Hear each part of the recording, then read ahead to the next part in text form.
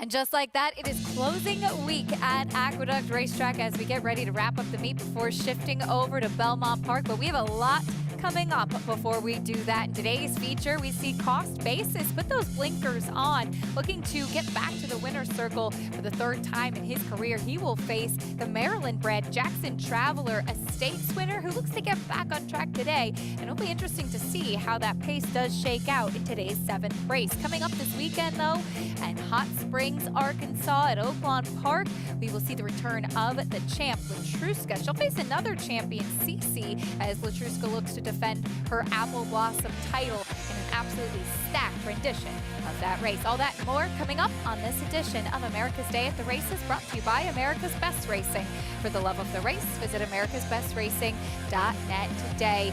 Thanks for tuning in, as it is a breezy day in South Ozone Park, but we have a fast main track, a good turf course, and a lot of terrific racing coming up today and throughout this weekend. I'm your host, Acacia Courtney Clement, pleased to be joined by New York Racing Association analyst Andy Serling. Andy, I know you have a soft spot in your heart for the Big A as we get ready to wrap up the meet this week. I agree. I love Aqueduct. It's the first track in New York outside of Saratoga I actually went to back in 1974, and love being at Aqueduct, but I love being at Belmont Park as well. So it's not a bad thing when you leave a place you like to spend your days to go to another place you like to spend your days. We are lucky to call this work, that's for sure, and to be here in the best racing in the country. Taking a look at what's coming up today, though. Today's races, as always, presented by Claiborne Farm. We have races 1 through 8. 8 races on the card today at the Big A. Start of the late pick 5 in the 4th.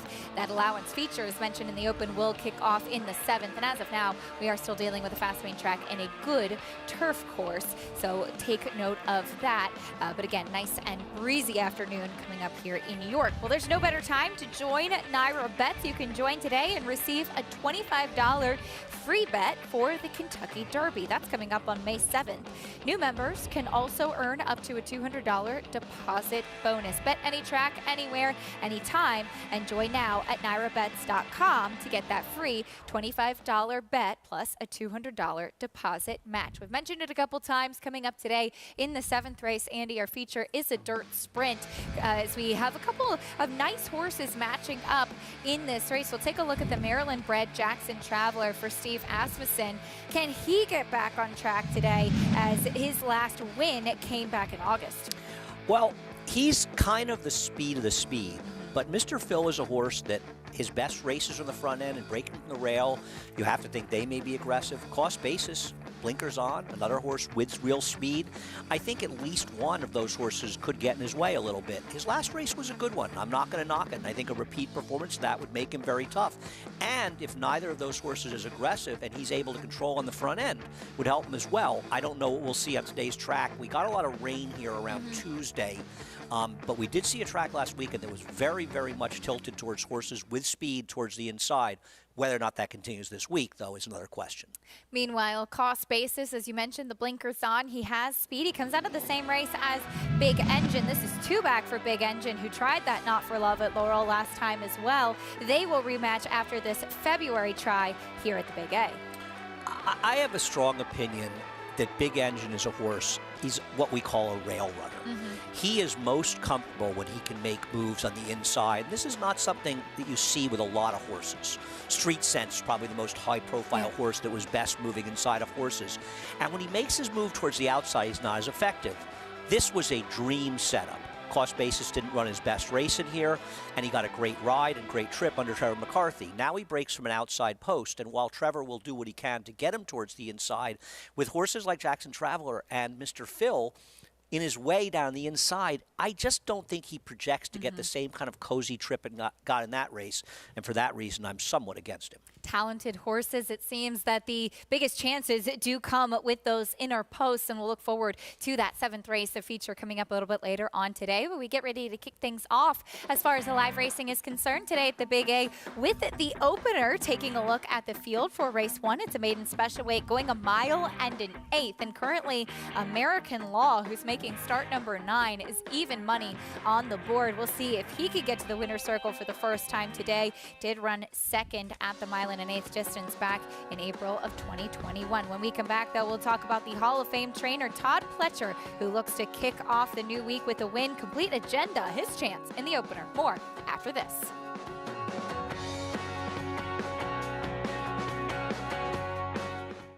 Eclipse champion Blaine ranks among the nation's top sires at a fraction of the price. His recent top runners include Aga Khan stud Saidabad, a top performer overseas, plus these recent standout performers.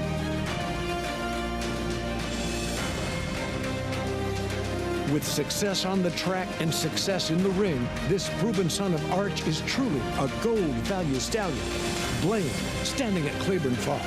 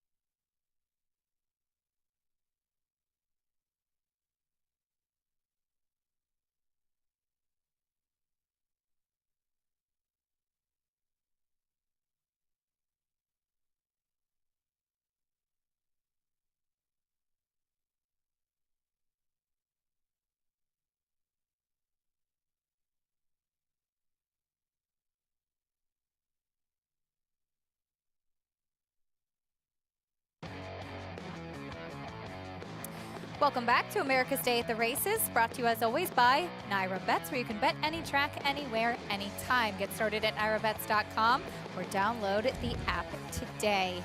Taking a look at the field for the opener, we see trainer Todd Pletcher has the number 6 to the outside, Complete Agenda for Rapoli Stable and St. Elias Stable. But coming up tomorrow, Andy, we will see the return of a super talented Todd Pletcher runner, and that is Malathot at Keeneland in the Double Dog Dare. Don't you just love saying Double Dog Dare? Oh, it's so fun. It's such a great name of a race. And, you know, Malathot, and we'll see her here winning the Alabama back at Saratoga, a very deserving winner of the 3-year-old championship. And it's kind of cool that you're seeing 3-year-old champion filly making their debut Friday. Yeah. And you're seeing the older filly and mare against the sprint older filly and mare on Saturday at Oaklawn. So great to see his horse back on track, and any and all of them could show up in our FIPS at Saratoga. And Malathot using this race as a prep for the FIPS. You need to see them come back, more so with the fillies and mares, and see if they still have as competitive a spirit as they've had in the past. But Malathot, a very, very talented runner, and has every right to be as good as any horse in that division as the year progresses. She was absolutely terrific, undefeated as a 2-year-old. She came back as a 3-year-old in 2021. She won the Kentucky Oaks in a hard-fought victory. Her defeat in the Coaching Club American Oaks, arguably one of her better performances that we saw from her, and her first time facing older in the Breeders' Cup Distaff, third by just half a length. Well, you find out a lot with horses when they're stretched to their limit, just how well they can run. And while she lost that race, I think it was a tremendous performance by her, no disgrace. And what's interesting about her is she's not a horse that dominates field. She never has. She's a horse that wins by narrow margins, but she's been in so many dogfights and won all but one of them. It's a real credit to her. Looking forward to seeing her back tomorrow at Keeneland, but Todd Pletcher's chance here in the opener at Aqueduct is the 6th Complete Agenda, as we welcome in the 3rd member of our team, former champion jockey Richard Migliori, with us in the paddock. Richie, what are you seeing from these horses in the opener? Yeah, thanks, Acacia. You know, it's an interesting group, 3 and up, maidens going a mile and an eighth. Your favorite, American Law, is a 4-year-old. He looks terrific. When I look at favorites, I'm trying to look for some sort of a weakness or something that leads me to believe that maybe they're not going to run their best. He looks tremendous. A little bit keyed up. Maybe he could settle in a little bit more. I'm going to watch him in the warm-up, but from a physical perspective, I can't fault him whatsoever. The 4 predicted getting back to the dirt for trainer Tony Dutro. He's got a little bit more of that old-timey thoroughbred look, and that longer, leaner, lighter framed son of Tappet. Certainly mile and an eighth should suit him well, and I think he's going to really appreciate getting back on the dirt from a physical perspective. He just appears to be more of a dirt type runner to me, and at least he has that run under his belt in the comeback on the turf. And then the horse that absolutely, gets the check mark is the 6 Complete Agenda. Coming out of South Florida, he's sporting that Florida tan, if you will. His coat's resplendent, really making a nice impression. And I always look at this time of year, and as we get further into the year, when 3-year-olds are facing elders at maidens, I start leaning more on the 3-year-olds. It feels like the older horses have had a bit more opportunity, and if they haven't broken their maiden by now, I think there's more upside with 3-year-olds. Plus, they're getting an 8-pound break in the weights, which I think is significant going a mile and an eighth, Acacia. Richie, thank you, and a great point made about the weights as you look what American Law will carry as a 4-year-old versus some of these 3-year-olds. Speaking of Complete Agenda, though, as I had mentioned to you, Andy, he had underwhelmed me down in Florida and maybe finds the right group today, but he seems to be one of those grinding types. I agree, and I think if you like him, you're supposed to be happy he drew an outside post, because he did run better with a clear outside trip 2 back, and his 75 buyer makes him a player in this race. Maybe he wasn't really comfortable inside of horses taking dirt last time, so keeping him out of the clear may help. The problem is, and Richie and I agree on this, and I don't think you disagree either, it's not just Todd Pletcher. It's when you're dealing with the higher echelon trainers, Todd Pletcher, Chad Brown, out west with Bob Baffert, when they have maidens that are bet in their first start. This horse was 9-5 first time out, and they don't win. It's a knock against them. And when a Todd Pletcher or any of these, and it's not just Todd, have had a boatload of chances and they just keep failing, it just feels like each race is worse in a way. I think he could win because American Law, the horse to beat in here and heavy favorite, has also had 8 chances with 4 seconds and 2/3. So you've got a little bit of that in the field, and that's one of the reasons I like the 4 predicted. He's just less exposed than the other horses, and he's a better price.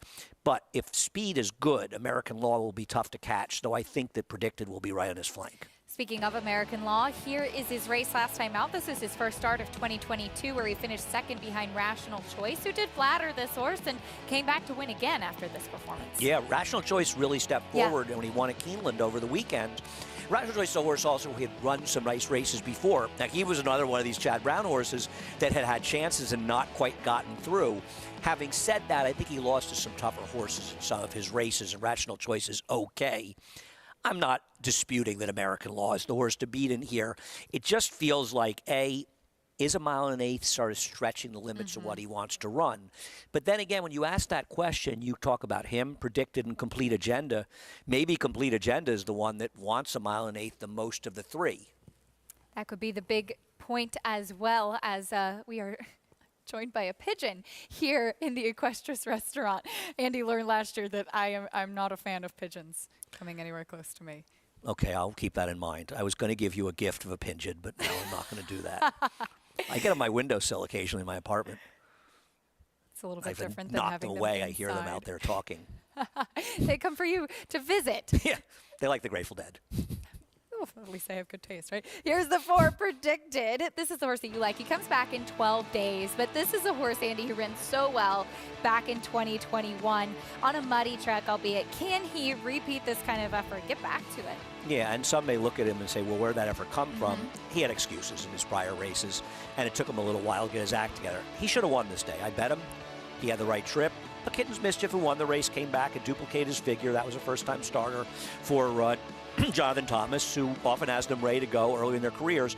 As a Tappet, you'd think he'd want more distance, but was he really finishing in that race? That's a big question for me. We'll see, but he does have that race last time out on the turf, and it was a failed experiment, but he was also dealing with the layoff. He comes back now in just 12 days, has a little bit more of a bottom underneath of him, and I would guess that he is a kind of horse, too, that has a little bit of blue sky. Here's the post-parade, though, starting off with the one Zuzudini. Zuzudini's had 13 chances as well as run okay, and some of them, including the last start. Mile and eighth may be a bit of a question. Here's the 2, American Law. His speed makes him dangerous. He's the speed. He's the one who's run the fastest race of anybody, but does he have any real upside? He's even money right now. Here's the 3, Cheeky Tico. I'd love to know the name story for the name of this horse. He's getting Lasix for the first time, but another that would have to improve. He's a big price on the board. Here's Andy's choice, Predicted. Yeah, I'm hoping that he stalks the 2 and American Law does what he's most comfortable, finishes second. And at another price, here's the 5, Nobody Rides for Free, 3rd at the distance, 2 back. I wouldn't be completely dismissive of this horse at a price. His race to mile and eighth was good 2 back. That pace, it doesn't look fast on paper, was actually highly contested. And in reality, he ran pretty well in there because the 2 horses ahead of him are okay horses. And here is the number 6, Complete Agenda to the outside. I think if you like him, once again, you're hoping that clean outside trip will help him out. His race 2 back is fast enough to give him a chance.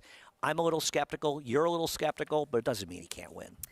Well, you can follow along and get all of the stats on the horses, trainers, and jockeys in today's races with free Equibase past performances. Visit naira.com/TV schedule to download your free past performances on all of the races on today's show.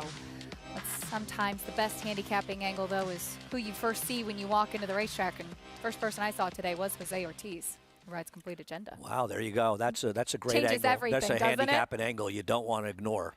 For more on these horses warming up on the track, let's go back down again to Richie.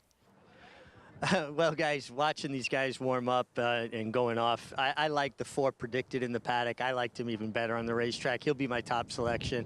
I really think he's just going to appreciate getting back to the dirt. The mile and eighth should suit him well. And he really kind of got much more animated. His blood got up, not in a bad way, just kind of understanding it was game time. I think he makes a lot of sense. Anthony Dutra does a great job, just a terrific horseman. And I really think this horse is primed for an A effort today. Just quickly about the 6 Complete Agenda. Wow, when he came on the track, handoff to the pony, he went straight in the air. He reared about as high as a horse could rear and kept his balance. I don't know how. And honestly, Jose Ortiz, what a job staying in the middle of him. I thought for sure he was either going to lose his balance, the horse, or Jose was going to be unseated. But they wound up able to gallop off away from the pony, and he's minded his manners since. But wow, you don't see a horse get higher in the air than that. It was really good horsemanship on Jose's part to stay in the middle of him. A true horseman, that's for sure, Richie. Thank you. Complete Agenda. And maybe it's a good thing, as that's certainly the most life that he has shown as far as perking up on the racetrack in his career as of yet. But he's 2-1 right now. Complete Agenda, minding his P's and Q's out there on the track at the moment. Jose Ortiz will climb aboard for the first time. And I want to go back to what you had mentioned, Andy, with the benefit of having an outside post. Why do you think that's such a big deal for this horse? Because he seems to be a horse that I thought his effort last time was not hugely worse than his race before it, but worse. And I'm not saying I'm sure that's the case, but he never maybe got comfortable down the inside. Some horses don't want the kickback in there. They're just sort of uncomfortable behind horses. And we talked about at the top of the show, a horse like Big Engine likes being inside and running, but a lot of horses don't. And some horses just get discouraged down the inside, whereas when they're outside, out in the clear, maybe a little less kickback for him. I don't think kickback's a huge, huge factor for most horses, especially ones with experience, but that doesn't mean it isn't a factor for some of them. And out in the clear, he may just respond better. My problem with him is I just don't know how good he really is overall, and I think he's overbet at 2-1 right now, but I can understand why some people think being outside an unencumbered trip may help him. Big pedigree on this one, son of Curlin, out of the Grade 1 winning mare Constellation. Remember her, how cool she was with her markings? Yeah, she was called Constellation. She was an Ellen J. Foxwood's horse. People don't know because she had all those white dots. In fact, she ran a race here, a 4-horse field that she was 1-9. I think Jose Ortiz rode her, and she was getting out very badly. And I remember watched the race with Travis Stone was here at the time, and he saw it. Maggie was there, and Maggie said this horse was really getting out badly, and she ended up running last in that race. They said her at the farm afterwards. There was an issue, but she came back, and I want to say, did she win the La Brea? La Brea. Yeah, she won the La Brea, the Grade 1 at Santa Anita, sort of the female counterpart of the Malibu. She was a terrific racehorse. But it's funny, she was better going shorter. Yeah. But this one's a curling, but she didn't want to go that far. You see that influence on the top side. American Law, meanwhile, still your favorite. The number 4 predicted 7-2 right now. What kind of trip would you like to see for this son of Tappet predicted as he'll go the mile in an eighth for the first time? I'd like to see Javier in a sort of comfortable spot stalking the number 2. And well, I mean, I'm betting him, so I'd like to see American Law and Complete Agenda get left and him be clear in front. But that probably won't happen. But I'd like to see him in a stalking position outside the 2. And hopefully, if he gets in a battle in the stretch, he can outgame him. American Law 7-5. Kendra Carmouche, who's continued having a strong meet throughout the spring here. The distance is a bit of a question. He did run second at Keeneland, going a mile in an eighth back in April of 2021. Do you feel like, and for a distance that sometimes can really be stretching horses to their limits, as you've mentioned, horses that maybe have had some experience or have one race that kind of sticks out at the distance, they tend to take more attention as a result? Oh, that's an interesting point. I think people do get very concerned with distance. I don't worry about cutting back in distance. I worry about stretching out much more. Some horses just have a limit to how far they're going to go and be most comfortable. Most horses that can go a mile, they'll be effective if they cut back to 6 furlongs in the right spot. Obviously, you got to be in a logical spot, but distance can be a real equalizer. There's some horses that just can't get the distance effectively. American Law 6-5 now as they get ready to head to the starting gate. We kick off the early pick 5 today, 211,000 plus in that pool so far. American Law looking to take them every step of the way. Some big races coming up today, competitive fields as well, and plenty of stakes action to look forward to this weekend to wrap up the meet. I agree, and the return of Pizza Bianca, the Breeders' Cup Juvenile Fillies Turf winner on Sunday. Looking forward to seeing her in action, and it just bodes well as we head closer to Belmont Park in the spring, and so many big races to look forward to both there and at Saratoga. The shape of things to come. The spring's such an exciting time, and the return of a lot of big horses, as we've been seeing, and the theme for many of these stakes races. We kick off the opener, though, with the maiden special weight. Everybody looking for the first win of their career. Here's the voice of New York racing, John and Brielle, with the call. Waiting for predicted. Nobody rides for free. And Complete Agenda.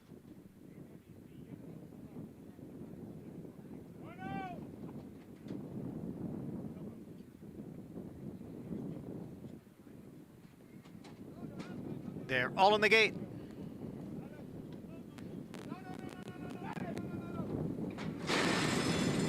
And they're off.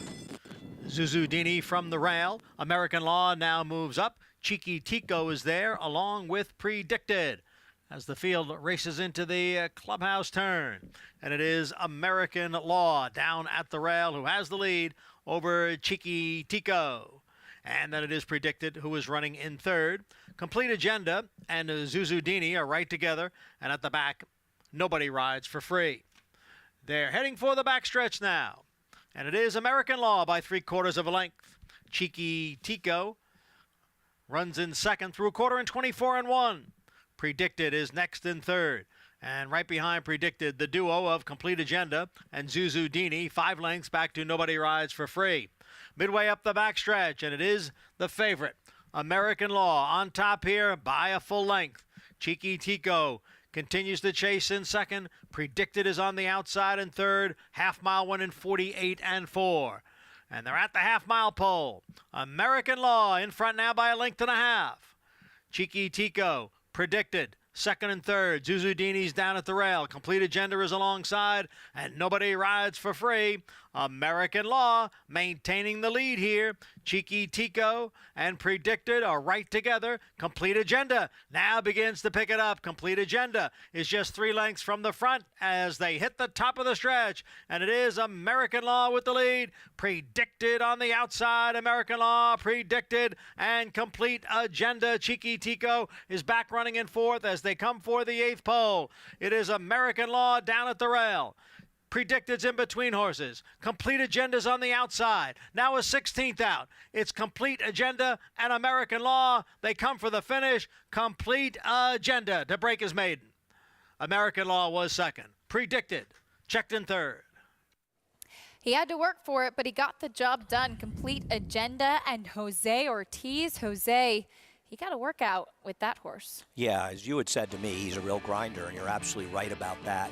But he probably wanted the distance a little more than the others. The two American Law didn't break cleanly, and that may have affected him, but he finished where he's most comfortable. He likes being second. He's now second 5 times in 9 starts. Predicted has a little hang in him, and probably doesn't want the mile and 1/8. He'd probably be better off 7 furlongs to a mile, that horse, because he didn't finish. He looked like he was going to get the 2, but the one who finished the best was the one who got the outside clear trip, a much different trip than he got in his last start. Richie mentioned Jose Ortiz's horsemanship in the warm-up. I think you saw it throughout the race as well. This is a horse that likes to drift a little bit. He had his head turned. He doesn't seem to be the easiest horse to ride. And Jose able to keep him in a straight path and run down that pace setter. American Law Predicted hanging on the inside lead, showing some weariness given that added distance. But it will be 6-2, 4-3 in the opener at the Big A. Could be a big week for Todd Pletcher coming up. Could also be a big week, though, for the return of some champions. Yes, Todd Pletcher has Malathot, but at Oaklawn this weekend, we'll see Latruska and Cece go head-to-head in an absolute throwdown in the Apple Blossom. More on that race after this. Stay with us on America's Day at the Races.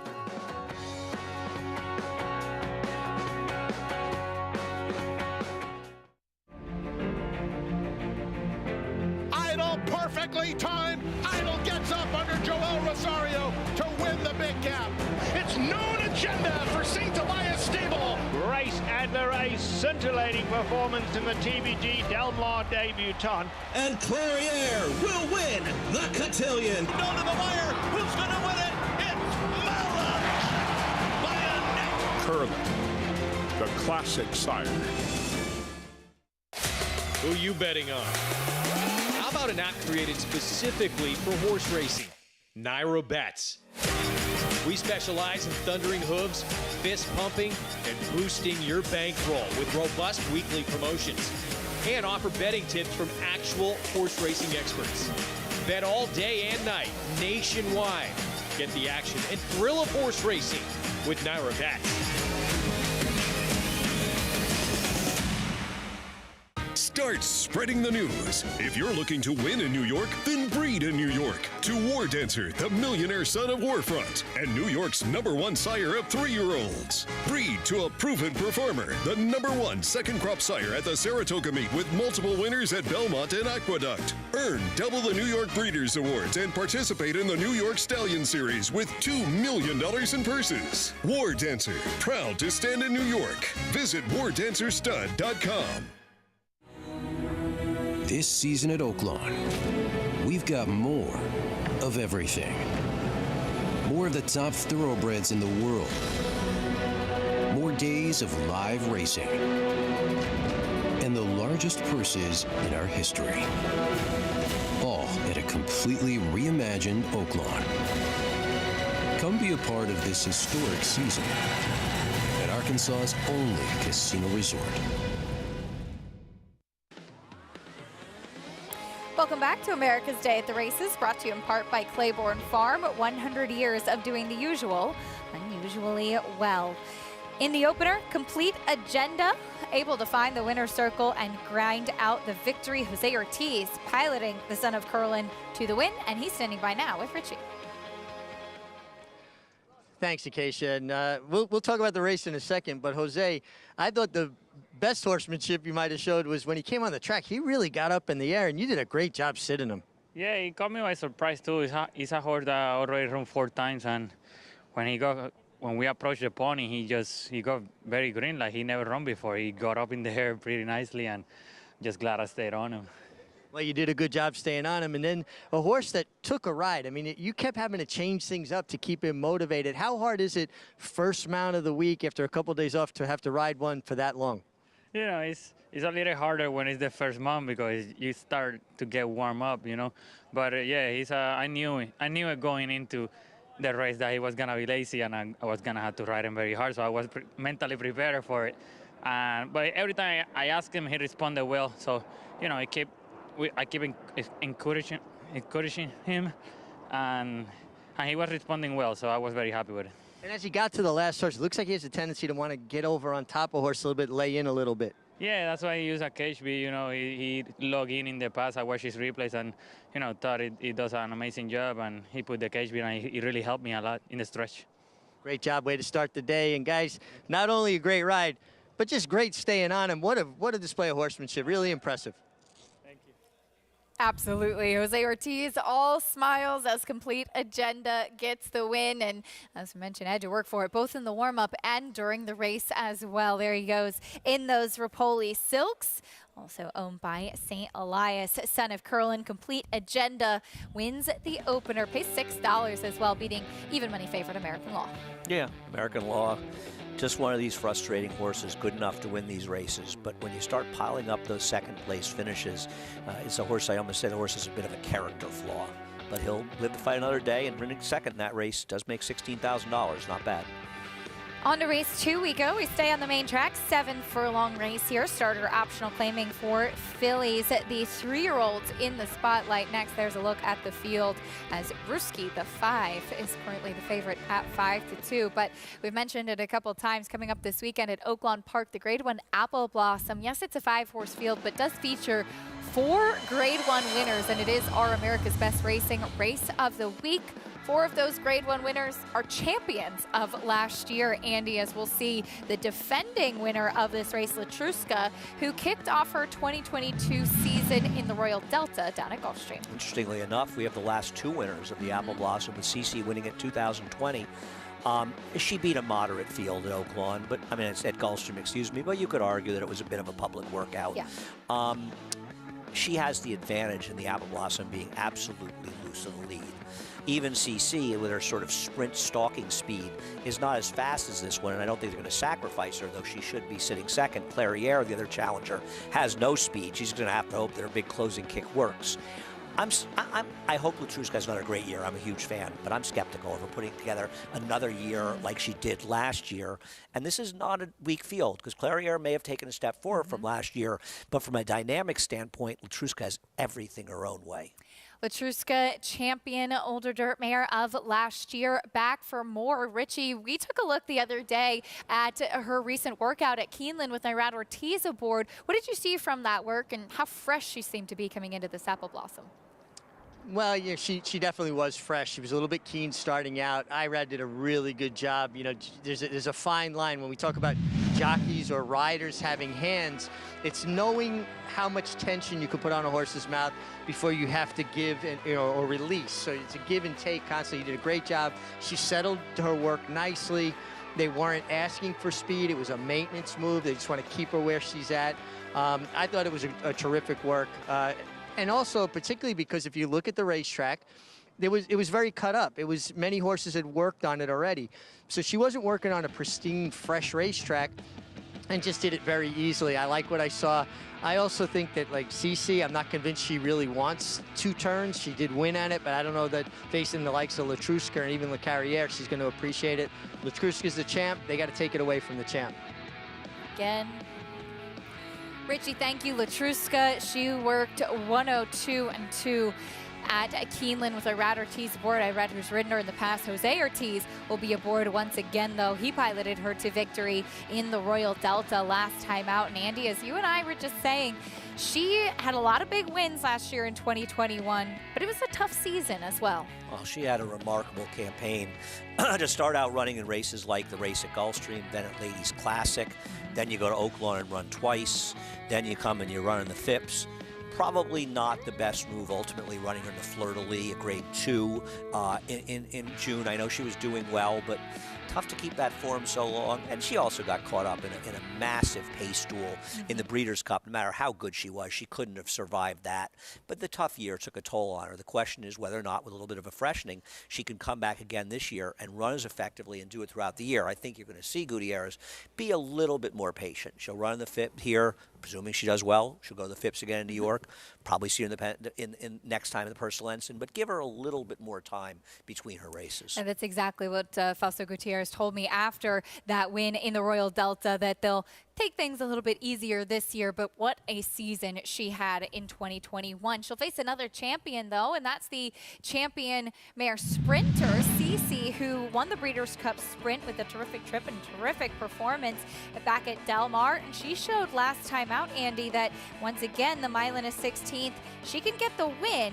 Can she step that up and repeat the effort in the Apple Blossom? And this was a race where she got a little lazy here with the lead. She was kind of pulling herself up, letting the others back in the race. But once she sort of realized that, she got back to business and got it done. She Dares the Devil didn't run her best race. I wonder if she's as good this year. I'm going to be interested to see what she does in the La Troyenne, I assume, Derby weekend. The thing is, Pauline's Pearls ran a better race because Pauline's Pearls didn't break that sharply in here, and she probably ran the best race. Now, Pauline's Pearls may be a horse that's really improved as a 4-year-old, and that may well be the case. You often see that in the Asmussen barn. But still, that concerns me a bit. And she's won it going long at Oaklawn twice, so she can do it. She's not as good a router as the others. I'm against her in here. I know the race doesn't set up for Clairiere, but I have a feeling Clairiere is going to run very, very well in the Apple Blossom. Cece from Michael McCarthy, who is 2 for 2 at Oaklawn so far. She will race against Latruska, and what a matchup it will be. 2 6-year-old mares, which is also terrific, and amazing that we get to see them both back running this year. And I think in particular Latruska, with the season she had last year and all the fans she picked up along the way. Yeah, and including the two of us sitting up here. Wow, I mean, I think it's impossible not to have been a fan of hers last year. Her Personal Ensign was an incredible performance on a day of incredible performances, and she did what so few horses are able to do. She won an intense speed battle up front and then was able to hold off a bevy of closers. She didn't run as fast or as impressively as Rachel Alexandra did in the Woodward or Holy Bull did when he won our Travers, but those are the kind of performances by great horses that were able to survive massive paces and still hold off very talented closers. Holy Bull beat the eventual Breeders' Cup champion. The horses against Rachel Alexandra were pretty solid horses, and she battled everybody the whole way in one of the most brilliant performances I've ever seen. Latruska, a true champion, and we'll get to see her back in Grade 1 company this weekend. But another Grade 1 winner that she will face is Clairiere. And as you mentioned, Andy, she's the one that could really be improving as a 4-year-old. She's still the younger filly versus the 2 older mares we just discussed.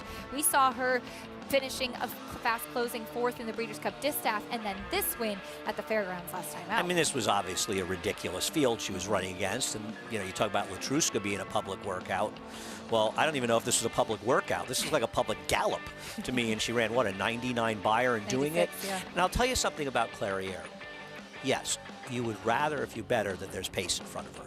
But she seems to be one of these good horses that finishes in paceless races. You think of her Mother Goose. If she hadn't blown the start in the Mother Goose, she would have won. There was no pace at all in that race. Are these better horses than Mother Goose? Yeah. But Clairiere may have stepped her game up since then as well. And I'm looking forward to seeing what Clairiere does in this division this year, because I think there's a chance that Clairiere has taken another step forward, and maybe she's not going to let horses like Malathot get the better of her all year long.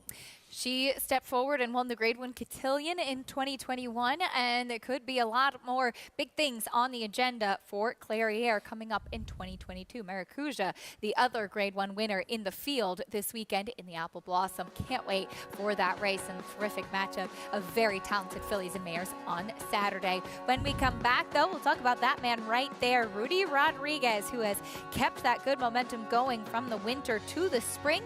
His closing deals coming up next.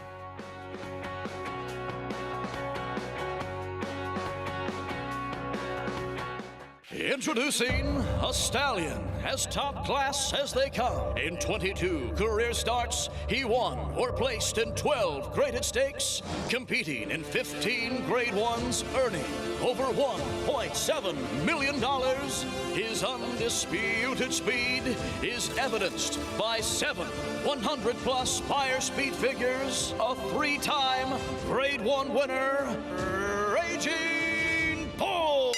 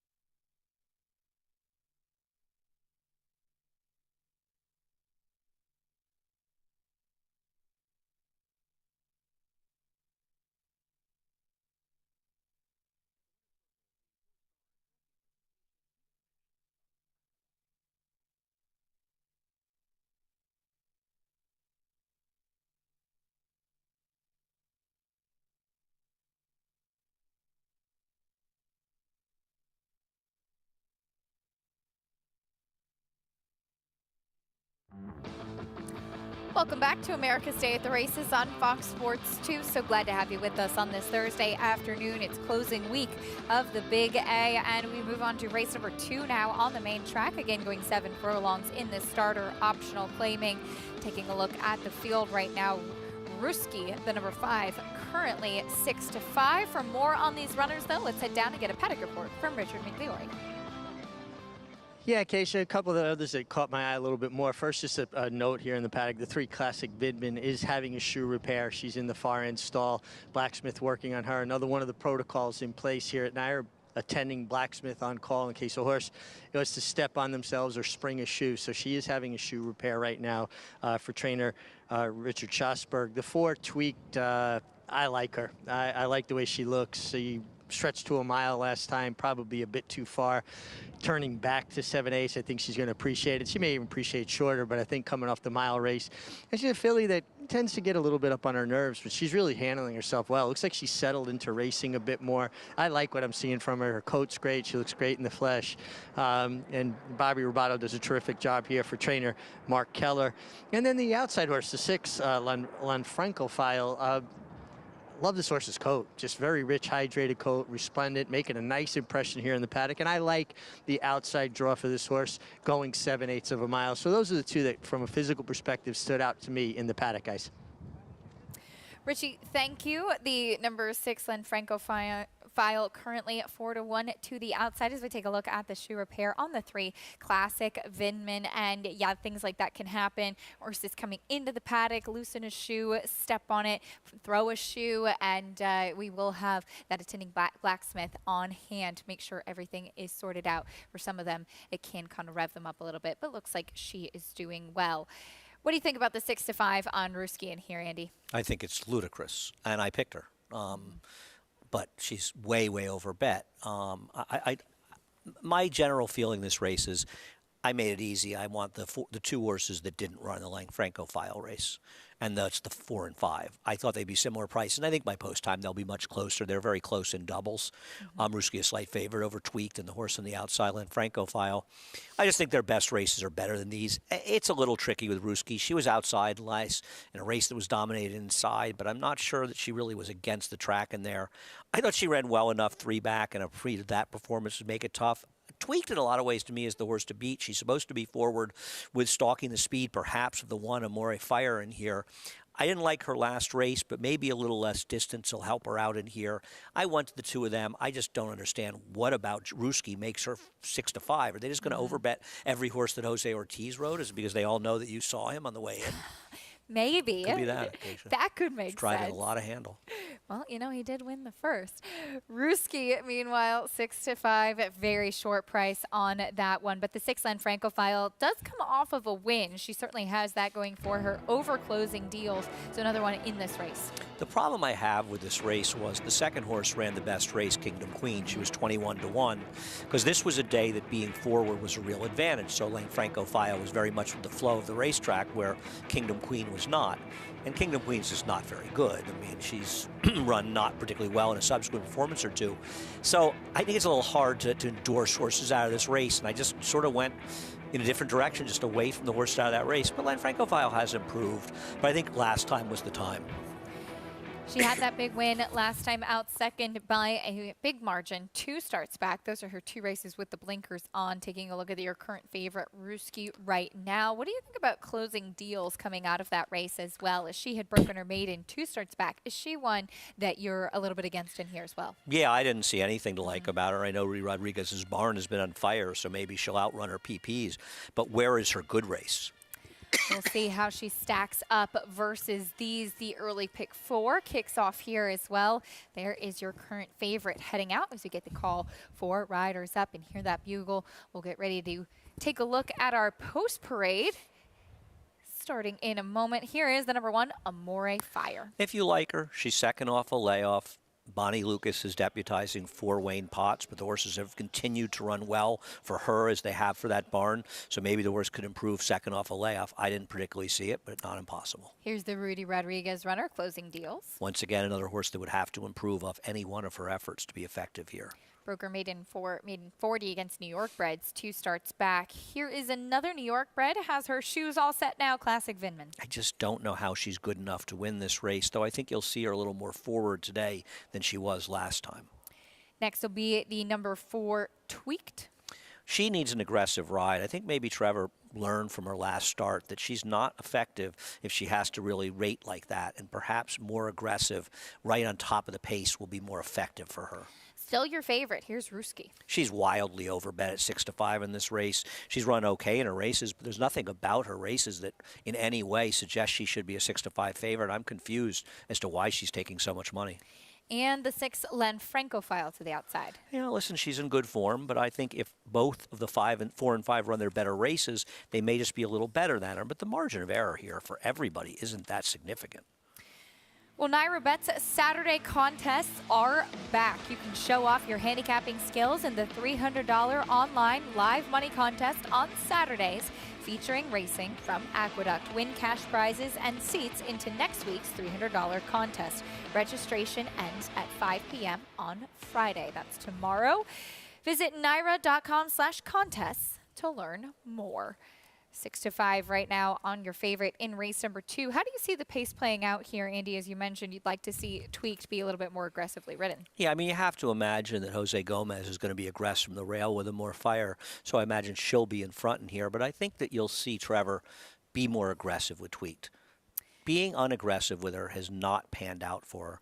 And so perhaps sitting on top of the 4 or more fire, which I think she has the speed to do, will give her best chance in here. So I think you'll see them up there, and Ruski probably sitting 3rd behind them with Jose Ortiz. Tweaked currently 5-1 now. For more on this field warming up on track, let's go back to Richie. Yeah, guys, I'm going to stick with what I saw in the paddock. I like Tweak in the paddock. I liked her on the track. I like the fact that she's really kind of holding her nerves together. A filly that seems to me can get a little bit worked up. And I think sometimes when horses are doing well, they just feel better. They're a little more confident. I like what I'm seeing from her. I like the turn back. Trevor keeping it with the pony again, because you don't want to get one like her too revved up. But she looked good in the paddock, looked better on the racetrack. She's my top selection. The 5, Ruski, was, looked fine in the paddock, was a little bit more nondescript. Elevated on the racetrack. It really got a nice gallop over to the backstretch with the pony as well, and just made a nice impression. And then the 6 horse, the other one that caught my eye in the paddock, continued to impress on the racetrack as well. The 6, Lanfranco file, good outside draw, should get the run of the race from the outside. But for me, it's about the 4 Tweaked on the turn back. 4-1 on Tweaked. Richie, thank you as we get ready for race number 2 today. Again, early pick 4 does kick off here. As mentioned before the first race, Andy, we have a lot of exciting races coming up this weekend, including races at Oaklawn Park on our show. Anything in particular you're really looking forward to? I thought Saturday's card, and we're drawing Sunday's card, it's actually already been drawn today, but I thought Saturday's card is just a very fun, competitive card. We've got 6 turf races on the card, and it's closing weekend here. We can use the turf course an awful lot, and so I thought there were some opportunities throughout the day, and just want to make the most of the weekend. Looking forward to seeing the 3-year-old colts in the Woodhaven, the fillies, including Pizza Bianca, coming back in the Memories of Silver on Sunday, but just to be a fun weekend of racing, and the weather's supposed to be nice. Always looking forward to that. There's a good look at where the starting gate is positioned for race number 2, Fast Main Track. We have coming up here, as Andy mentioned, plenty of stakes action coming up, including that New York Stallion Series on Saturday as well. Always a nice opportunity to see some of those horses get their day in the sun. Back to this race here. Race 2 is our next order of business. Once again, Richie alluded to an outside post for Lanfranco file. Do you think that that could be a benefit for this filly by Practical Joke, whose offspring have been real runners on the racetrack as she looks to go 2 in a row? Well, with a little bit of tactical speed, though she's not that quick, she should get a good trip out in the clear. So I don't see, I mean, you have to make your own trips when you're down on the inside, whereas when you're on, the inside, you have to sort of, your post may decide the way you're ridden a little bit more than when you're on the outside. The outside, you break and survey the field. But with her sort of, at best, stalking speed, it's a good post for her. I don't think anybody in here was dramatically compromised. I mean, I'm not as scared of the rail as some people. You know, if you like a Lori Fire, you're assuming she's going to wire the field. So why do you care if she drew the rail? People say, well, they get left. Well, if you get left from post 5 and you have speed, it's not a good thing either. Well, we saw those flags and a little bit breezy out there today, so we'll bring in Richie once again, our former champion jockey with us. Richie, with the wind and with the weather that we are seeing here in South Ozone Park, is that anything that riders would need to be mindful of throughout the running of the race? You know, if it was a headwind down the backstretch, yeah, they would have to be more mindful of it. Acacia definitely trying to get some cover. Let someone else do the hard work, cutting the wind. Certainly as a rider, staying a bit lower on your horse, creating less wind drag. But we've got a tailwind coming off of Jamaica Bay, so pushing them down the backstretch. And it is pretty much a steady enough wind where I wonder if it won't affect a little bit of the early fractions of these races, that they'll just be a little bit faster with that wind at their back down the backstretch. It'll be interesting to see. I agree with Andy. I think maybe we make too much of posts. The only thing is in these elongated one-turn races, I like the outside draw because horses get to get into the race the right way. The rider doesn't have, he's not forced. He doesn't have to, you know, ask them as much away from the gate. You kind of let them break into your hands, get in a good rhythm. I think it helps their breathing. I think it helps regulate their stride a little bit. But in a 6-horse field, I do think we probably make a bit too much of it. From someone who has ridden and won a lot of races here in the state of New York, Richie, thank you. And Richie talked about how potentially that win could be something to look out for as far as the early running of the race. Into the gate they go for race number 2. The favorite still is the 5, Ruski, as we kick off today's early pick 4. Here's John and Brielle with the rest of the load and call.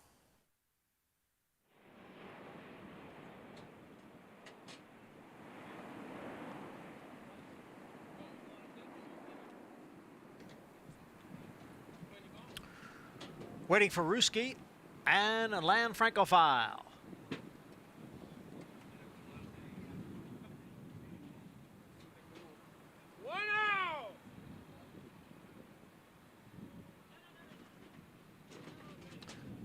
Set for race 2.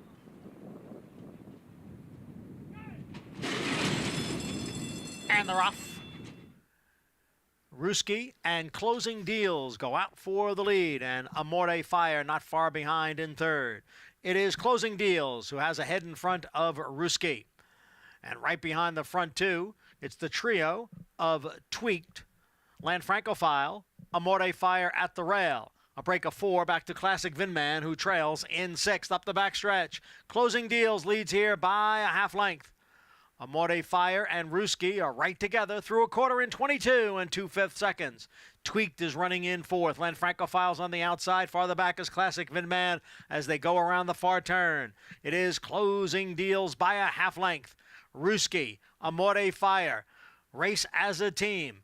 And now Ruski is gaining ground on Closing Deals. Amore Fire is in between horses and in third. Tweaked is next in 4th, and they're at the quarter pole. It is Closing Deals, and on the outside, Ruski, the half in 45 and 2, and they are in the stretch. Closing Deals, Ruski on the outside. Ruski and Closing Deals, they are heads apart with a furlong to the finish. Closing Deals continues to battle on down at the rail. Ruski on the outside. The two of them in a prolonged stretch duel here. Closing Deals with a head in front. Ruski on the outside. They come for the finish. Closing Deals got the deal done. Ruski was second. Amore Fire finished third. They made an exciting stretch for sure. Closing Deals inside Ruski and Closing Deals under Manny Franco guts out the victory. Yeah, I mean, one of the recurrent themes over the last month here have been Rudy Rodriguez horses significantly outrunning their past performances. And that's another case with Closing Deals, because I don't think the money was wrong with Ruski. They crushed the rest of the field. And Ruski ran easily a winning race, especially based on any of the performances that we've seen from these horses in the past. Now, maybe 7 furlongs got a little long for her. Closing Deals won at 7 furlongs, but with a 53 buyer that day was not effective here. Closing Deals ran significantly better than she's ever run before. An aggressive ride as well by Manny Franco, who put her on the engine early, and she came back inside 2-5-1-3. The number 4 Tweaked was in contention for a while, and then unfortunately just ended up fading. Your favorite will have to settle for second. Manny Franco with the win. We'll bring you prices in a little while from race 2 here at the Big A. We'll also take a look at what is coming up in some of those big weekend stakes. Trainer Chad Brown Final weekend of Aqueduct, and he has a big chance for a big score. More on that after this on America's Day at the Races.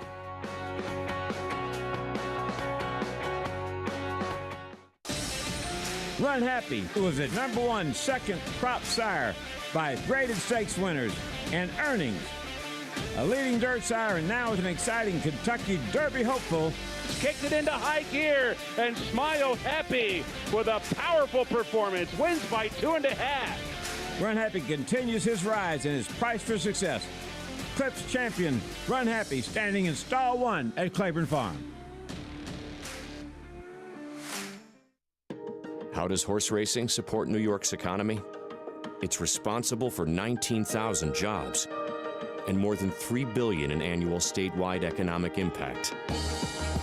These good-paying jobs support working families across the state and sustain thousands of small businesses both on and off the track. Horse racing in New York means jobs and opportunities now and in the future. We are New York horse racing.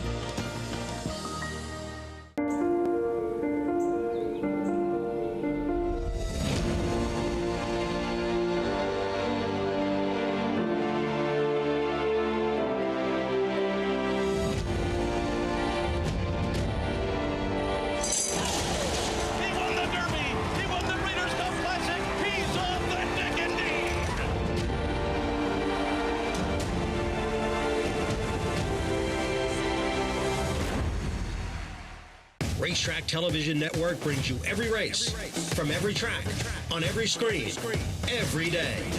With monthly packages starting as low as $5, RTN gives you great value and access to more live HD streaming and race replays than anyone. Visit RTN.tv today to sign up and watch on almost any device, including Roku and Amazon Fire.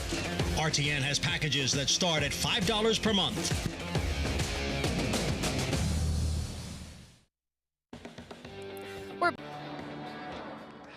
Thanks, Acacia. And Manny, to me, what stood out is just how strong you finished on closing deals. That's one of your attributes. You're physically a very strong rider. How much fun is it to get hooked up in a stretch tool like that, and obviously when you come out on top? Man, it's fun. It's fun, and it's more fun when you get it done and you win.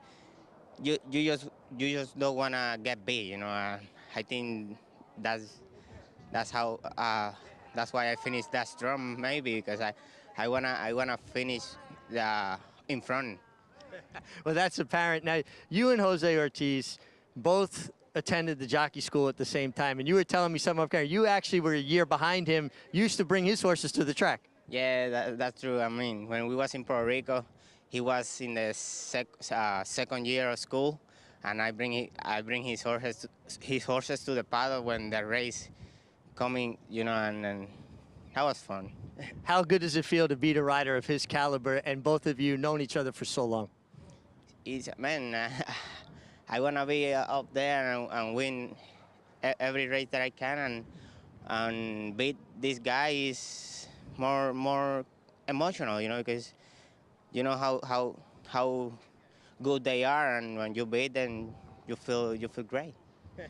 Well, Manny, you're doing a great job, and that's the hunger he rides with is what gets these horses home and why he finishes so strong. And it's just fun for me to watch so many talented young riders. The deepest jockey colony here in New York, and Manny Franco has continued to ride at the top level. And I loved hearing that story about how he and Jose Ortiz go far back together. But Manny bringing home a $14.80 winner. Terrific guy to speak to as well, and a terrific rider. Oh, yeah, no, I'm a big fan of Manny's. But I think the difference we've seen in Manny's riding, because he's been on a very, very good run. He really had kind of not been doing as well as he could have in the early part of the Aqueduct meet, but he really picked it up over the last month to 6 weeks or so. He's gotten more aggressive. This is a horse that did not figure to be forward, but Manny put her forward, and that made the difference.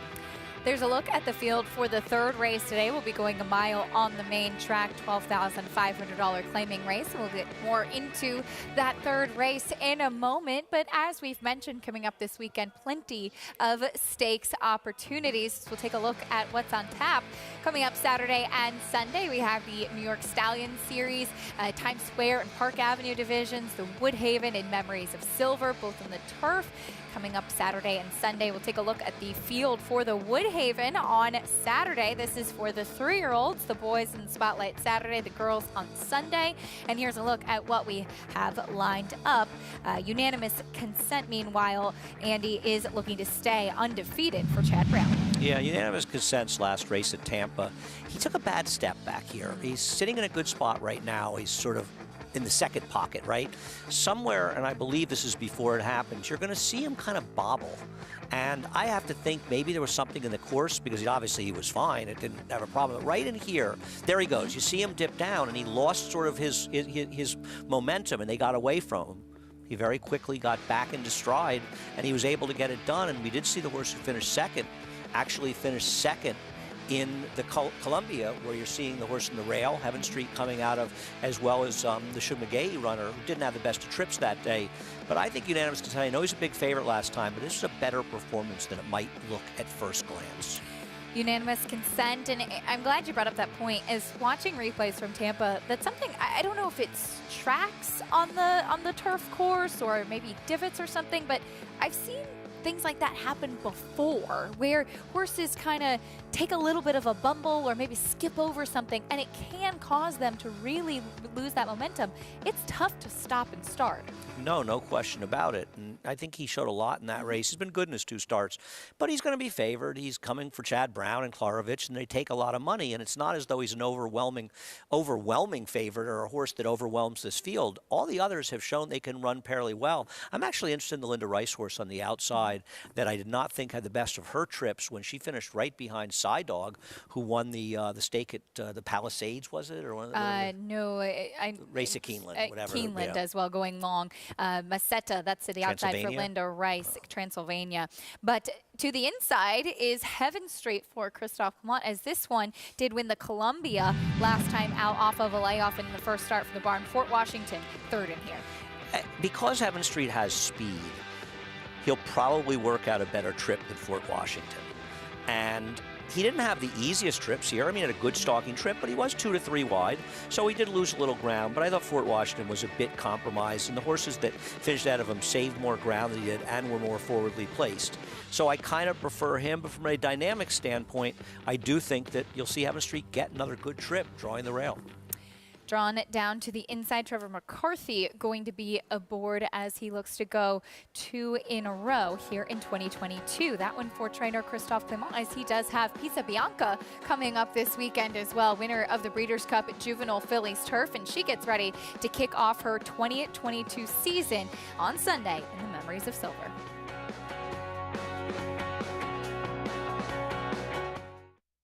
The breeding industry is governed by one principle.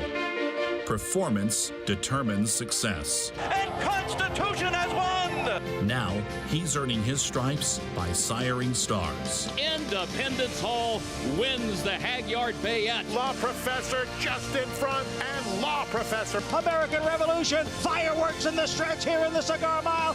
Constitution, a natural-born leader.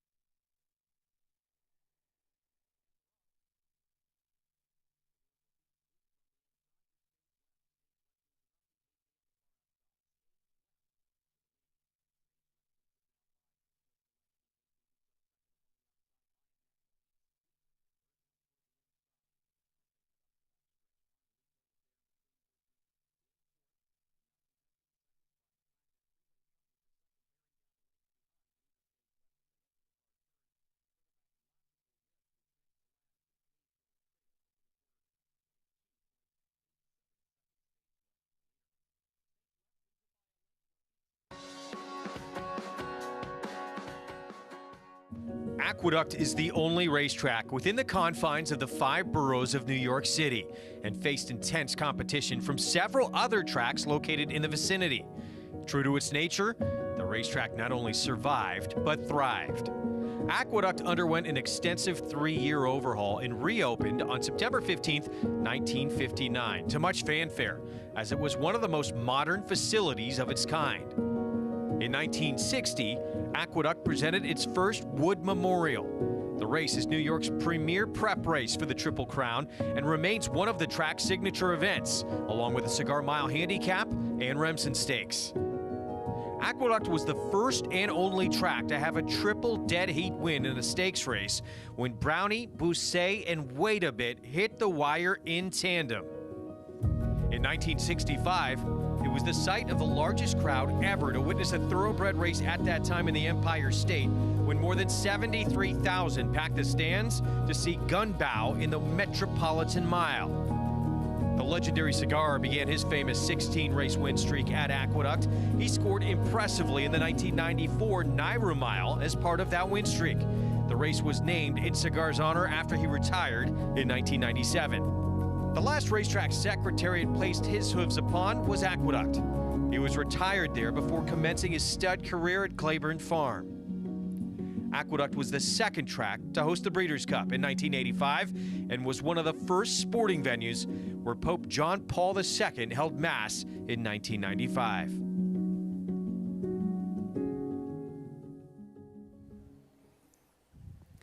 So much history here at Aqueduct as we take a look at the Aqueduct Grandstand and Paddock now, as you get a chance to see some of the big horses in recent years that have won the marquee races here at the Big A, Andy. But I know that both of us up here on this set love this place and love the history as well. And I so enjoy seeing that piece and some of the terrific events that have happened here and, of course, the terrific horses. No, I agree. The second Breeders' Cup was here. Some great races. One of the greatest races of all time took place here when the great Buck Passer, Dr. Fager, and Damascus all met in the, I want to say, the Woodward here back in 1967, an incredible race. The Rabbit did in the mighty Dr. Fager, and Damascus, I believe, won that race fairly comfortably, but a great field. Seattle Slew made his last career start here after that dramatic loss and incredible performance, the Jockey Gold Cup. They sort of showcased him for the fans, and I want to say maybe it was the Stuyvesant, and they ran a 1.8 miles here, and he won in a hand ride by 10 lengths, but there have been many, many great races run at the Big A. I love it, and I could listen to Andy talk about some of the terrific horses that have run here all day, but within this past year, we've seen some big runners. In fact, this past season in 2021, 2022, some of the big winners and again, those marquee races. A race that I know stood out to you, Andy, in the Remsen. What a showdown we saw as you really got to see some of those 3-year-olds take that proverbial step forward. Right. One of the most idiotic notions you hear in racing is when there's people that say, this prep or this race is a bad race. Races are as good as the horses that compete in them. And the Remsen is a race with a very storied history that's seen some very good performers, some that have won, some that have lost. But you think what's happening heading into the Derby, that 2 of the first 4 or 5 choices, maybe even the favorite, compete in this Remsen. Zandin showed what he was made of when coming from a 6-furlong race after missing the Nashua.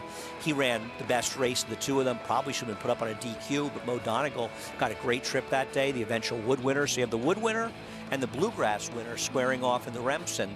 And I just am very happy to see the Remsen this year get more respect. I think it's a very foolish notion to think races are better because of their name or where they're necessarily run. If the right horse runs in your race, you're a good prep going forward. People have always knocked races down in Louisiana. Well, the Risen Star has been the most prolific prep this year, a race Zandin finished 3rd in, and Epicenter, maybe the Derby favorite coming out of there. But this Remsen was a terrific performance, and those are 2 of the absolute top players going into this Kentucky Derby. Big performances in the Remsen and big performances moving forward as well. As mentioned, We saw Zandin in the Bluegrass and Mo Donegal in the Wood Memorial. And Andy, I like the point that you brought up too, because these are 3-year-olds. They're still young horses. They're still improving. You still want to see who's going to improve and who maybe wants that distance. And these preps are where we figure some of those answers out. Yeah, no question about it. Those horses running effectively at 1.8 miles in the Remsen. That's one of the reasons the Remsen has been a popular race over time, getting that 1.8 miles race late in their 2-year-old season. And you see it certainly helped these two horses, and they're both horses that don't figure to have any problem whatsoever with the 1.25 miles in Kentucky. Well, speaking of Mo Donegal, as we bring in Richard Migliore to this conversation, Richie, Mo Donegal in the Wood Memorial, we saw him get back on track in a big way with that performance. Well, a big way, and just what Andy's saying, the Remsen was a window into the future. You're talking about young colts going 1.8 miles end of their 2-year-old season. Now they've grown up, they've matured, and I've seen that maturation more from a mental standpoint with Mo Donegal, a horse that as a 2-year-old always seemed to run in stops and starts. Not a lot of continuity to his run. Rider kind of had to keep on pedaling on him, a bicycle kind of horse. I like to liken it to running with the emergency brake on. Not in his Wood Memorial. He put it all together. He was always traveling in the bridle. That's what helped Joel Rosario work out such an absolutely perfect trip, because a horse traveling in the bridle, carrying you where you need to be, kind of helps a rider create those trips. And I just saw a great deal of mental maturity from Mo Donegal in the Wood Memorial, and then what Zandin did in the Bluegrass really complements the Remsen, and they're, to me, 2 of the top 3 that I have for the Kentucky Derby, the other one being Epicenter. So I think these the Remsen certainly a useful, valuable prep as a 2-year-olds, and then the Wood Memorial showing that mental maturation that we look for, Acacia.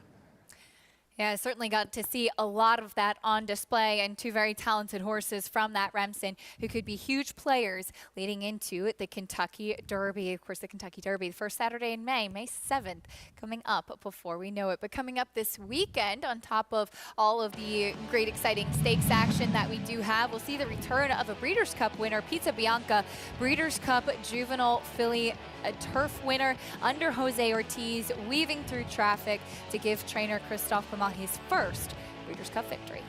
Yeah, and that was a nice moment for Christophe, who was a little unlucky earlier in the day. In fact, with Derrynane, he could have won 2 Breeders' Cup days if he had a little luck. But this filly was a little lucky to be able to get through. And, I mean, a lot of it was because of the great ride that Jose Ortiz gave her, and a lot of it's because she's a nice horse. And Christophe, did a good job training her. We'll see. I'm looking forward to seeing her come back. We'll see who's in the field, but it's nice to have a Breeders' Cup winner starting her year at the Big A. Kicking off her 2022 season here in New York for a New York-based barn, and Pizza Bianca, the sweetest filly in the barn as well. Obviously, she holds a soft spot for me. Yeah, I mean, listen, you see so many good horses here over the year. It's tricky. A horse who was one of the top fillies of her generation. She unfortunately was the same crop as Royal Delta, but a very, very good horse. She began her career running here in the winter. Cloud Computing, who won the Preakness. He began his career with 3 starts in the winter. We've seen many horses over the years go on to great success that began their careers in the Big A in the winter. Exciting to see that Breeders' Cup winner back here on closing weekend. We move on now to race number 3, a mile on the main track. It's a $12,500 claiming race for the 3-year-olds and upward. Taking a look at the field right now, the number 5, Maddie's Express, currently 9-5 for trainer Peter Walder. The horses that he has shipped up to New York here, the limited number, Andy, do seem to be well meant, as he has hit the board with all 3. The biggest change I've seen recently in the racing here is success that both Peter Walder and Jamie Ness have had. These are trainers that have won at higher percentages out of town. But overall, they had no success in New York. Ness with 1 win over 6 or 7 years. Same thing for Walder. And then suddenly, Ness's horses have been winning. He's won with 2 or 3 horses to meet so far. And Peter Walder shipped up 2 horses the other day. One off the bad form, much like this one in Florida, that reverted to the good form and got the job done. And another one that could have been 20-1 on paper, took a lot of money at 6-1 and lost by a nose to a Chad Brown-Klarovich runner who may be a stakes horse in electability. So he's shipping the right horses up. Now, obviously, the form of Mag Express not good. You see with that stat that Walder is good with these drop downs. And I just want the new faces in here, and they are the 2 for one for Peter Walder and 1 for Jamie Ness. Frosted India on the outside. I prefer the new faces. Blinkers going on with Maddie's Express as he cut back to 7 furlongs last time out in South Florida at Gulfstream Park in a 35 claiming race. It was a big price that day, just never really involved. As he goes back to a mile today, and yes, facing a little bit lesser competition than what he tried, Do you think he'll be aggressive with those blinkers on? What happened to his speed? Well, that's the question, right? And that's something you always worry about when horses' form is tailing off a little bit. They might lose their speed as well, and you have to think that in the outside, the number 9 is going to be aggressive. But you'd like to think Maddie Express not be sitting worse than 3rd and 4th behind Flowers for Lisa and Frosted Indian. Favoritism has now shifted over to that Jamie Ness runner, Frosted Indian, to the outside. We start the post parade, though, with the number 2, Flowers for Lisa. Flowers Lisa may be the speed, and you know Gomez will be aggressive. The problem is his will to be competitive seems to have left him. He's been in a lot of good barns, and he just can't seal the deal, even under very positive circumstances. Last win was January of 2021. Here's the 4, O'Shea, Can You See? You kind of missed the boat if you didn't play this horse last time out when he was almost 4-1 and should have been about 8-5. This is a tougher spot, presuming any of the new faces or drop-downs show up. Here's the 5, Maddie's Express, dropping class. We've already talked about this one, and Walter's shipped up horses that have meant business.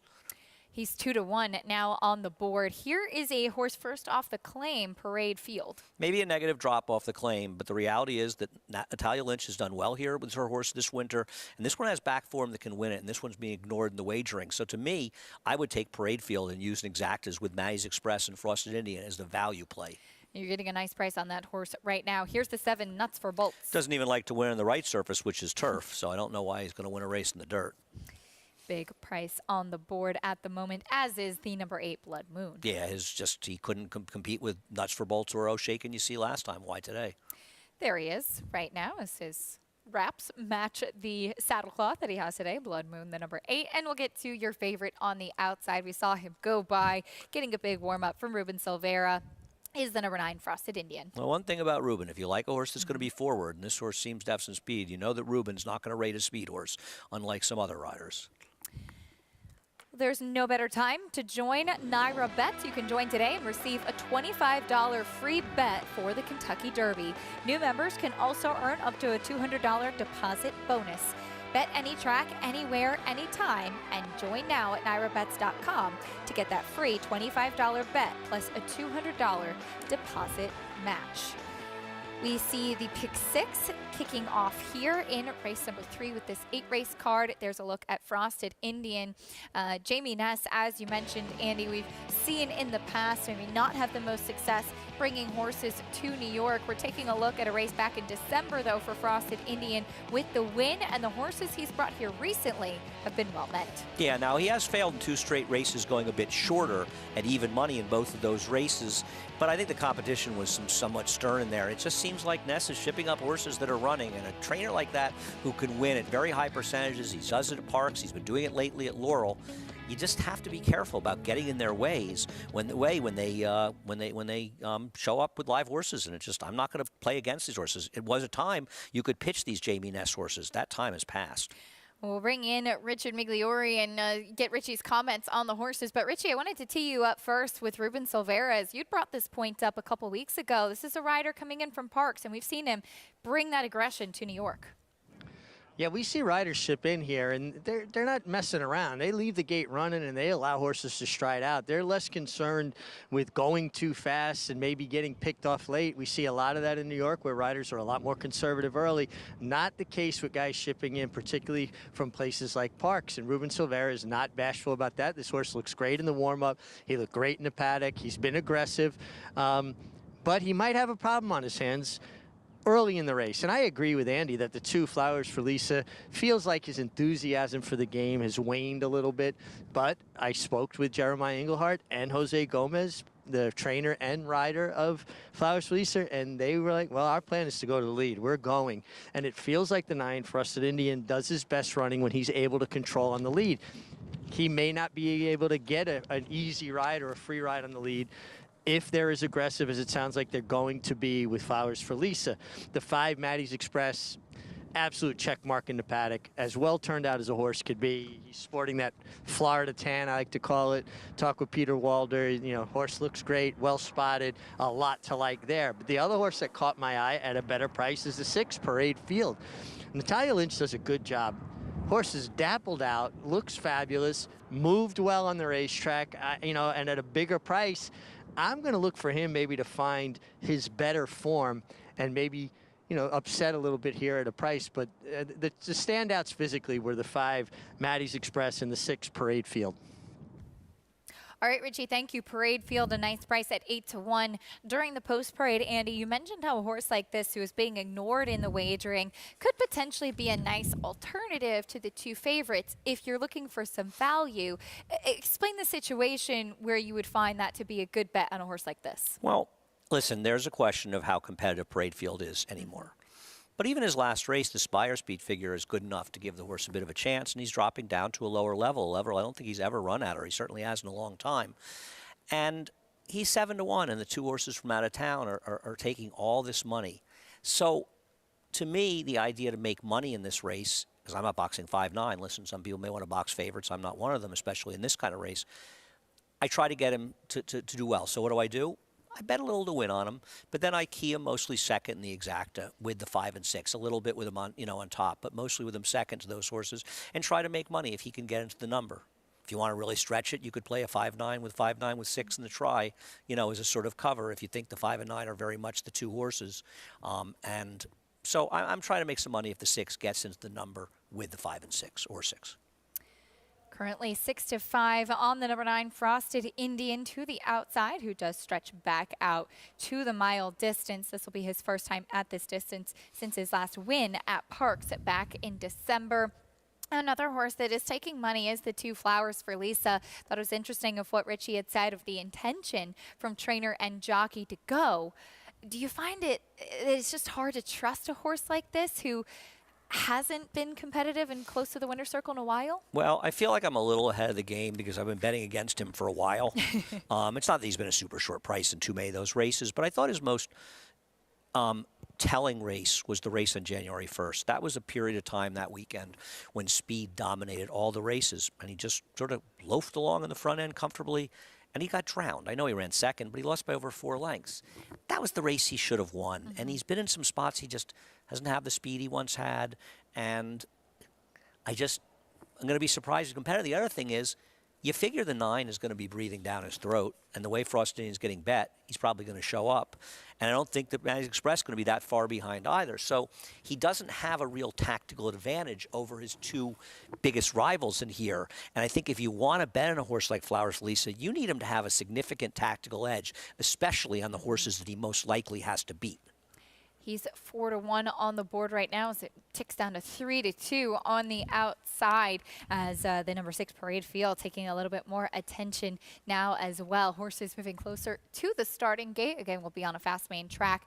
Pick 6 kicks off here. If you're playing the sequence, you know we're dealing with a good turf course today. As you mentioned, Andy, we did see some rain a little bit earlier in the week, but taking a look at that turf course looks absolutely terrific for the final week of racing here at Aqueduct. Yeah, I'm sorry we're not staying here for another week. And I'm glad to get to Belmont, but it's nice being here as well. Taking a look at the field for the stake on Sunday, Pizza Bianco, well, she drew post 6, but post 5 because there's an MTO in there, and it'll be a field of 6, and included in the race the winner of our Miss Grillo sale by Consumer Spending, who'd finished reasonably close behind Pizza Bianco without the best of trips, is maybe your biggest rival in that race for Chad Brown. Looking forward to that for sure, coming up on Sunday. Meanwhile, race number 3 about to go off. Into the starting gate they go. We're going a mile on the main track, 3-2 on the outside for the number 9 Frosted Indian. We send it up to John and Brielle for the call.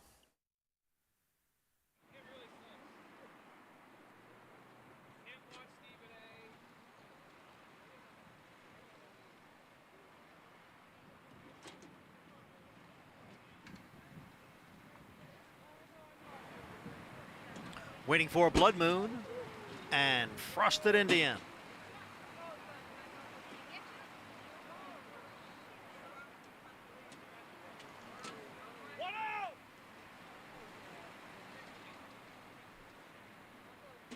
There in the gate.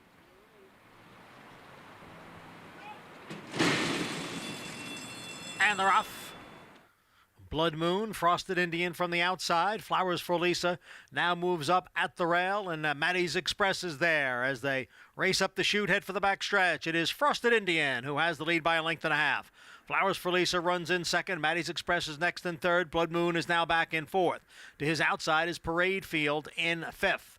It's 4 lengths back to O'Shea, Can You See? And Nuts for Bolts in seventh. The quarter 23-1. Frosted Indian is the leader here by a length, with Maddie's Express taking second. Flowers for Lisa down at the rail in third. Blood Moon and Parade Field are right together.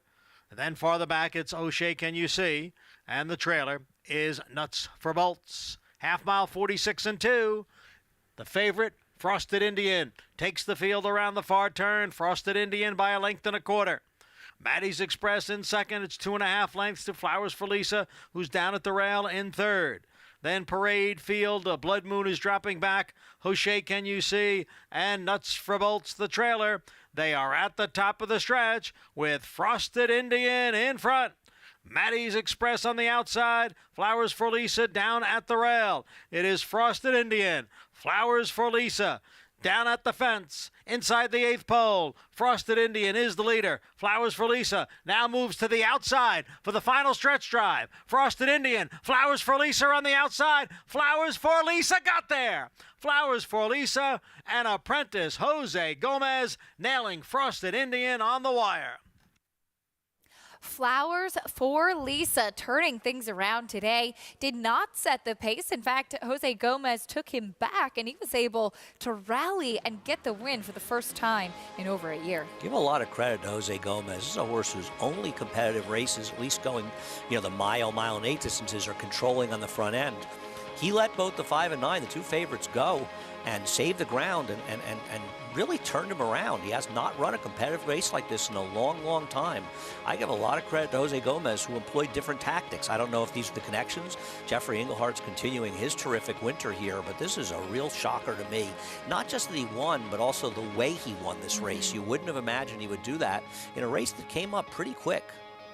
Flowers for Lisa, a change of tactics and really turning things around, as we had all wondered if he had lost that spark, that enthusiasm for racing. Showed today that he certainly has not. The patience his connections showed in him paying off today. 2-9-5-4. Ruben Silveira aggressive with Frosted Indian as expected, and we'll have to settle for second. When we come back, we will talk about another contender of the Grade 1 Apple Blossom, Maracuja, looking for more Grade 1 magic. She won the Coaching Club American Oaks last summer at Saratoga for Rob and Brittany Atras, and look to add another to her resume this weekend.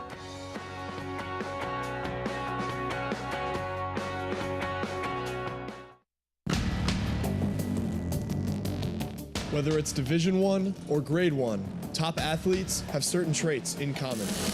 Speed, strength, class, versatility, and most of all, willpower. Claiborne Farm Stallion, War of Will, was a Grade 1 winner on both dirt and turf. Now, his first foals are taking the field. Who you betting on? How about an app created specifically for horse racing? Naira Bets. We specialize in thundering hooves, fist pumping, and boosting your bankroll with robust weekly promotions. And offer betting tips from actual horse racing experts. Bet all day and night, nationwide. Get the action and thrill of horse racing with Naira Bets.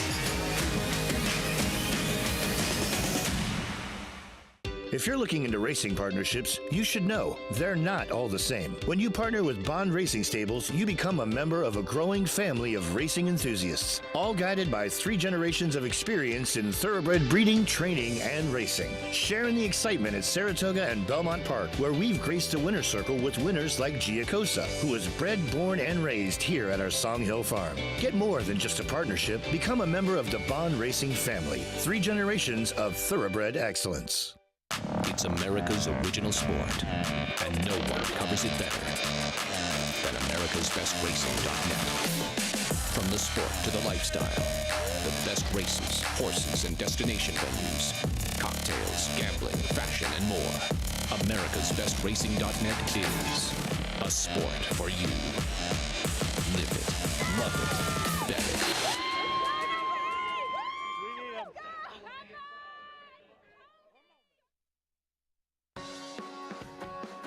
Welcome back to America's Day at the Races on Fox Sports 2.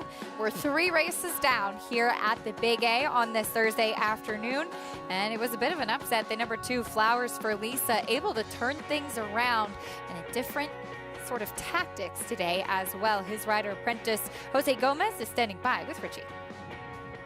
Thanks, Acacia. Jose Gomez gave such a terrific ride here, and I think an older horse maybe fed on a younger rider's enthusiasm. It looked like you came out trying to make the lead, but then you had to go to plan B. No, yes, sir. The original plan was trying to, keep her up front, but when the outside horse, he showed more speed. He got in front, so I just kind of let him go, try to sit behind them, and just waited until the perfect time to make my move.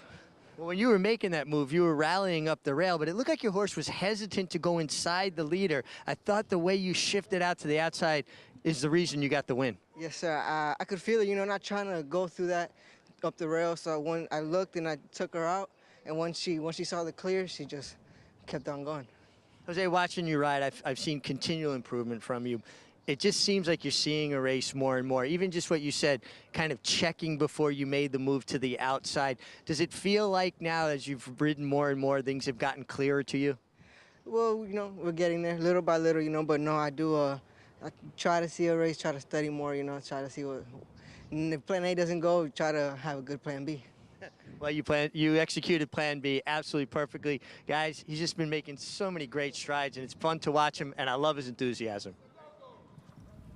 Couldn't agree more. Richie apprentice Jose Gomez, who has been holding his own against this very tough jockey colony here too. We saw him spend the winter here in New York, Andy, and has continued racking up the victories. No, I mean, you only have good things to say about Jose. It feels like we have good things to say about him on every show that we do. He's a very, very promising young rider and a good kid as well. Nice to see him do well. I'm wondering if the rail's kind of an advantage. Now, you look at the first race, the horse who won was out in the middle of the track the whole way. The rest of the card would argue you got to be inside, and maybe Flowers Felice a little energized moving up the rail, but it's a little tricky to be sure. Yeah, $11 winner there, Flowers for Lisa. Well, as we mentioned, coming up this weekend in the Grade 1 Apple Blossom, we have 4 Grade 1 winners that will go postward. One of those is Maracuja, and we've seen a lot of success here in this past year for the Atras barn, but anyone that's been around horses knows that it's very much a team effort. Rob Atras and his wife Brittany are seeing their dedication pay off on the racetrack. Yeah, I found it. Okay, perfect. Growing up, really, it's all I ever wanted to do was be at the racetrack. Kind of like a sponge. I wanted to learn as much as I could all the time. I didn't know if I'd be able to get the opportunity to be a trainer. I wanted to learn as much as I could all the time. I actually was working for his vet. I met him on my very first day on the job. He had zero interest in talking to me. So of course I was interested. We've been together ever since. She does everything. She helps me out with, the training to, payroll, books, all that kind of stuff. So she definitely couldn't do without her. I really like spending all day with him, which is pretty great. Yeah. These two He's very intellectual, but also very hands-on. He tries to tailor each horse's training to the individuals very much, especially since we have everything from bottom claimers to like Maracuja. She is a monster, I'm telling you. In her stall, she's like a quiet little lamb. She's so sweet. She comes out of the stall and she's like, I'm big and I am in charge and I'm going to run you over. And they're off in the 105th running of the Coaching Club American Oaks. And Maracuja is out going for the lead. So many things have to go right to even make a race, never mind win a race. So every week she just, she was showing us that she was going to give us a good effort. And it is Malathot in front here by a half length. Maracuja right there in second. We gave her a little vacation in between the Kentucky Oaks and the CCA Oaks. She had like a minor setback, and that's why we missed the Mother Goose, and it actually worked perfect for her. She came back from the farm. She was 2 weeks on the farm. She came back ready. And Maracuja is now making her move on the outside, so it's 3 of them across. We're coming down the stretch, and I'm like, okay, we're gonna be third. All right, that's great. And I'm like, okay, maybe we're gonna be second. And then it was like, oh my God. Maracuja on the outside, now a furlong to the finish in the Coaching Club American Oaks. It is Malathot. Here's a new challenge from Maracuja on the outside. Malathot and Maracuja, they will battle on to the finish in a terrific rendition here, and it looked like Maracuja got it. She needed every ounce of the ground to get there, It was just amazing to see what we thought she was. realize. You know, just to have everything come together, it doesn't happen all the time. To happen in such a big race and to win that race just means a lot. It definitely gives you, confidence going forward.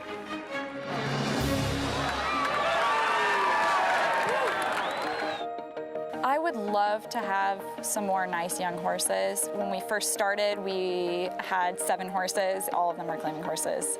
And we've been lucky enough to, with our success, we've received some good horses too. When we started out, we were just happy to win races and just to be here and survive. And we've grown in stable size, but we've tried to do more quality over quantity. Try to lead over a contender every time is basically our goal. From the rail in the Grade 1, Apple Blossom, one of 4 Grade 1 winners in that field. She's coming off of a win at Oaklawn Park last time out in Allowance Company, and will step back into those deep waters this weekend. Yeah, she's going to have to take a gigantic step forward to be competitive in this race, and it's really almost impossible to see her being effective in here. She got it done in a return race, but against dramatically inferior rivals, and her 83 buyer is just not promising. She ran well to win that coaching club. She got a great trip, but ran well. Subsequent to that, she hasn't shown that she belongs to these horses. It'll be interesting to see how she runs, and if it doesn't pan out, what do they do going forward? Because so far, she's not necessarily showing that she can still run with the best in this division, but perhaps she'll turn it around. This Allowance win was her first time facing older competition, as she is now making the second start of her 4-year-old season. She faced exclusively 3-year-olds last year, winning that Grade 1 coaching club, American Oaks, beautiful gray filly by Honor Code. We'll see if she can step forward and hang with the likes of Latruska and Cece. The Grade 1 Apple Blossom is our America's Best Racing race of the week. Taking a look at the field once again, 4 out of the 5 are Grade 1 winners, 2 champions in Latruska and Cece, and potentially an improving and up-and-coming 4-year-old in Clairiere. Yeah, I'm looking forward to this race. I mean, you want to see these kind of top horses face off in here, a small field, but you've got the returning champions, the 2 older filly and mare divisions, the sprinter and the routers as well, coming in there. And Clairiere, a horse who's not far from the top as well. And I think we'll see a good performance from her. But Latruska, not only has she run the best race of anyone in the past, she has a significant tactical edge. We'll see if she can take them gate to wire in the Grade 1 Apple Blossom and defend her title, just like she won back in 2021. Looking forward to that coming up on Saturday. Back here today, though, we turn our attention to race 4. It'll be our first turf race of the day. 6 furlongs on the grass in this New York bred allowance optional claiming, and taking a look at the number 10 Bustin' Shout to the outside, who is currently 8-5 on the board, gets back on the grass. Does this son of Bustin' Stones for trainer Bruce Levine. Jose Ortiz going to be in the saddle as we get ready to kick off the late pick 5 after this.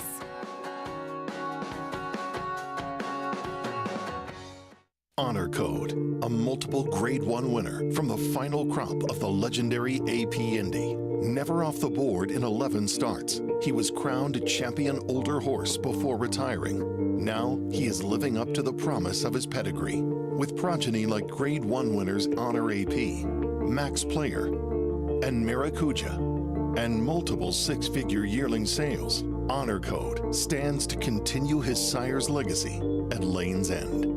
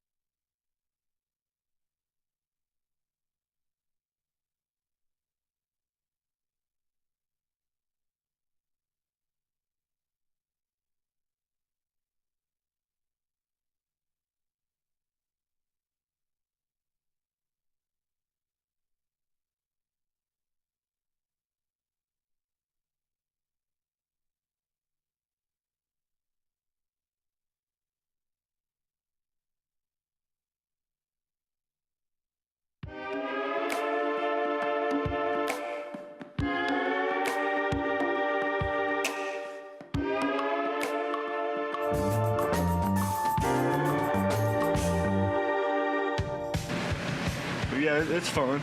You know, obviously he tries to do that stuff right there, you know, every now and then, but he's not overly aggressive about it. He don't try to chew your arm off or anything like that. I like more than ready. I like the fact that he was versatile, dirt and turf. I mean, to be able to win the Belmont Derby and then come back and win the Travers. I mean, you know, the Travers is a midsummer derby. It's a big deal. Catholic boy rolls in the run. Happy Travers! Breeders really like that versatility and that stallions offer, like Catholic Boy, where you have multiple graded stakes winners on turf and dirt, short distance, long distance. You add the looks and the pedigree that he has out of more than ready out of a Bernardini mare, and you have two really good sires on top and bottom. His looks back him up as well as his race record. So we love what we've seen from the foals. Quite a compliment that my dad gave the foals the other day. He told me that he thought the Catholic Boy foals were the best foals we've had here at the farm since Warfront's foals for freshman crop sires. So, you know, that says a lot. He's been around and seen a lot of good stallions in his years that he's been around the farm. So that's quite an endorsement for Catholic Boy. And you're watching America's Day at the Races, brought to you in part by Claiborne Farm. 100 years of doing the usual, unusually well. Can't wait to see the progeny of Catholic Boy at the sales and on the racetrack. We get ready for race number 4 today at Aqueduct, going 6 furlongs on the turf. There's a look at your current favorite, Bust and Shout, who gets back to the turf today. Yeah, I mean, I like Bust and Shout in here. I like Bust and Shout in Valmont before. Valmont's a little bit underbet at 5-1. I know Christophe Clement has 2 coming off layoffs, but both of them are compromised by the lack of pace in this race, though. Probably prefer Swashbuckle, but it's close. There's a look at Valmont as this horse comes off of a win. Yes, it was back in November. He looks to come back off of the layoff and repeat that type of effort, as this is a horse who really mentally improved a lot in 2021. He did, and he had very consistent form throughout the year, and he got it done in this race. He's going to be forward with a scratch of St. Selby. Bust and Shout might be able to outrun him, but I have to imagine Trevor McCarthy will look to at least be sitting second, if not in front in this race. Just don't know how fast they're going to be really going in here, and you probably need some speed for either Panster or Swashbuckle to win this race. Maybe Swashbuckle, though, will appreciate being gelded. Or maybe he'll run better being gelded. I don't know if he appreciated it. I know it didn't work for me. Let's change the topic here. For more on Valmont and the rest of this field, let's go to Richie. Wow, okay. Valmont, I think, makes a lot of sense. He's a horse that should be forwardly placed in a full agreement with Andy that a race that doesn't appear to be a tremendous amount of speed. But I will say this, I do think Valmont will be a lot better for a race. He is carrying a little bit extra weight. He's a thicker built kind of horse. And I just wonder if he's 100% fit. He's just a very stocky individual, son of midshipman, and I think the race is going to move him forward. The other horse that caught my eye from a physical perspective is Panzer. He does look fit coming off the layoff. Horse that's a little bit of a lighter framed horse, but does not get any help as far as the pace scenario here. But from a physical perspective, he really, to me, is a standout here in the paddock. So again, depending on what kind of pace shows up, he would be the appearance pick at least, and I'll certainly watch them as they get closer and they warm up on the racetrack. Richie, thank you. We will check back with him trackside as well. Panster, last seen in December. He has had some stops and starts in his races, but he's been rather consistent overall. He does tend to come from pretty far off of it, though, Andy. Well, that's the problem. But I think it's important to see the early part of his race last time out, because you see him right there in the 3, and that's a tough spot right there. And you see the 3 sort of back up in his face. And he did get shuffled back 1.5 lengths to 2 lengths. But it was a race that also fell apart, so I think that worked for him very well. And the reality is the horses he beat are dramatically inferior to the talents we've seen so far from the 2 horses to beat here, Valmont and Bust and Shout. I think both he and Swashbuckle will have to improve off their races. At least Swashbuckle's last race, the other Clement runner, he kind of ran against the grain of the race. It was dominated forward, but he did also get a great ride saving ground. I just prefer in this race the way the race sets up the horses that will be forwardly placed, which is why I like Bust and Shout and Valmont. Bust and Shout taking attention to the outside. He is one that has speed. We last saw him sprinting on the turf in November at Aqueduct. That was against Open Company as well, and he certainly made a good account of himself that day. Yeah, it's hard with these turf sprints, you know. I mean, turf sprints are good turf sprinters can win closing even if they don't get the setups. But in general, you want horses that are if you have horses and they're of equal type talents, having that speed is going to be helpful. And I just think that's probably the way this race is going to be run. I think the forward horse do well. I mean, we're ignoring the Peter Walder horse, though his horse didn't run well in the last race. But I don't know how New York's Finest is going to be competitive here, but maybe he gets involved in the pace. He is a big question as he steps up in class. He is a New York bred, as was Maddie's Express, who we saw earlier, so it does make sense for Peter Walder to ship those up here to New York now that turf racing is back, as you do have the option to run against New York bred company. But this is a horse that's tried running in New York before and hasn't been successful. He's never been fast enough to beat these horses. The only thing he potentially could do is add some speed into the race. And with Gomez, maybe he will. And if he injects some speed in the race, that'll be counterproductive for horses like the 10 and the 4 and perhaps helpful to the 3 and 9. I have no idea why Panster is the 3-2 favorite in this race. He just took a lot of money just at that moment. We just saw Swashbuckle go by. He is the other one for the Clement Barn who has been gelded, as he was one who was very precocious going long. It turns out he's more effective going shorter. We have seen him be a little bit closer in the past, and you think that could be a big benefit for him here. Well, anyone that can get that position, but I don't know, man. He doesn't really have any speed whatsoever. I think if you like him, you are hoping that a horse like the 8 somehow gets involved in the pace, but I don't think this pace is going to be that strong. And boy, I don't get the money the number 3 is taking in this race. I think he is wildly overbet. Panster, who had a big win back in December, making his first start of 2022, a homebred for Oak Bluff Stables, currently 6-5 on the board. The number 10 Bust and Shout to the outside, still taking attention. We'll kick off the post parade, though, with the number 1 Mission Wrap It Up. Yeah, this is probably the rank outsider in this race. The turf races just aren't good enough to be even remotely competitive. Had a win 2 starts back. That was sprinting on the main track at Parks. Here is the 4 Valmont next in the post parade. Yeah, and I think Valmont right now might be the best value on the board at 5-1. I think he's got races that are good enough. We go next with a few scratches in the middle to the number 8 New York's Finest. It's hard to see him winning, but perhaps he could be forward, and that injects a little speed in the race. We'll see. Stepping up in class, coming off those Topeka races at Gulfstream Park. Next we go to the number 9 Swashbuckle. Maybe the gelding will help settle this horse down a little bit. And he got a good trip last time, but he did close against the lack of pace, and he may have to do it again, and he probably needs to step forward. Here's the 10 Bust and Shout, back to the turf today. I think he's the horse to beat in this race, and he's not the favorite in doubles, and he's not the favorite on the board, but I think he should be favored in here. He's got the best race of anybody, and from a tactical standpoint, he may be in a very good spot. And last in the post parade is he could be a handful sometimes. Here's the 3 Panster. Yeah, I'm absolutely mystified as to what makes this horse an overwhelming favorite. I don't think it's impossible he wins the race, and maybe the 8 heats the pace up a little bit, but I mean, he's run against mostly lesser horses. I don't see what's so good about him. Well, for some more insight on this runner, let's head down to Richie with a special guest. Thanks, Acacia. And I'm here with Christophe Clement, who has the 3 Panster, who is your favorite, as well as Swashbuckle. Panster, are you surprised that he's the favorite? I mean, he's taking all the money. Well, you know, that's not really my field. That's your field. My field is to try to bring them here to feel as good as possible and try to win some races. You know, I mean, he's a nice horse. He's been very honest. He trains forwardly, and I'm excited to see him run. And you like the way he's been training coming off the layoff, obviously. You know, very much so. And he's trained well. You know, whenever we run in April, sometimes you run them, you know, missing 1 or 2 works. On dirt, you can't get away with it, but on grass, usually you do get away with it. Now, Swashbuckle returns as a gelding. What was the thought process behind gelding him? Because I've always thought it was a little bit complicated mentally last year. He's a gelding. I was a little bit disappointed on the way he acted this afternoon. He was a bit anxious in the paddock. But he always seems to run better than what you expect him to, and he's got a good finish, so we'll see what happens.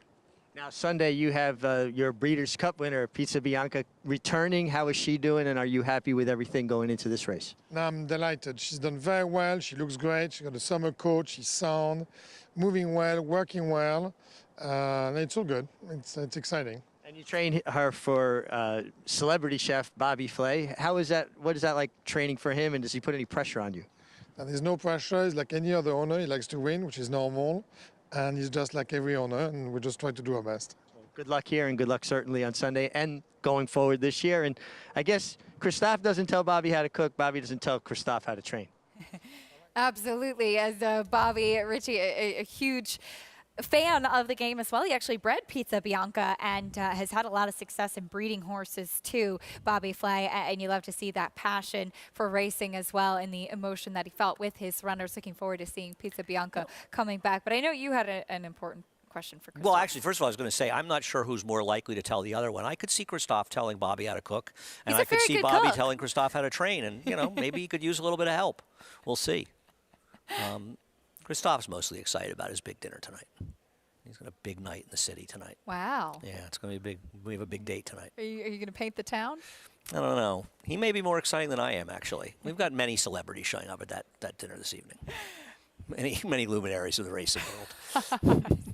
Can't wait to hear the recap tomorrow. There's a look at one of Christophe's runners, the number 3 Panster, who is 7-5 right now. As Christophe mentioned, oftentimes, a lot of times with these turf horses, April is really a starting point as well, getting them back on the track, a time to return to the racetrack. Oh, absolutely. And we'll see what Panster does. And the other thing about Panster, you have to realize, the competition gets significantly steeper from a non-winners of 1 to a non-winners of 2, especially with the New York breds, because 2 reasons. Obviously, you're running against horses that have had success already in the non-winners of 1, but the other thing is that the vast majority, if not all of them, are optional claiming races. So you're also going to have horses that have more proven form, like a Valmont, like a Bust and Shout, horses that have run better races, and they're running for the claiming tag, and they've already passed through this condition. So you're not only running against horses that have done more than you've done, but significantly more than you've done. And for him to be favored in here, I don't know. Maybe he's working great, or there's some sort of story on how he's doing coming in here. But I am extremely surprised. I don't know what the morning line is, that he's this big a favorite. He's 5-2 on the line. Yeah. Well, I mean, to be fair, David Argo did have him the favorite in this race, and St. Shelby did scratch, so maybe he's not that surprised he's short. I didn't expect it. But once again, that's why I'm not a morning line maker. I'm shocked that he's that short. I don't know what is so appealing about him. Horses finishing up their warm-ups on track. Let's go back to Richie. Yeah, I agree with what Andy's saying. I'm a little surprised he's that short a price as well. But let's first talk about the 4 Valmont, who I really, on paper, was leaning towards picking. But I got to be honest, he just looks like he's carrying a little too much weight for me in the paddock. Now, Christophe talked about when you miss a work or two coming into races, or a horse comes off a layoff a little bit short on the grass, it's a little more forgiving. So maybe it won't play a factor. But if he wins, he's going to beat me, because I just think he's carrying a little more weight than I like to see. But I do think he could be a pace player here. As to the 8, New York's Finest, this horse has shown good speed at times.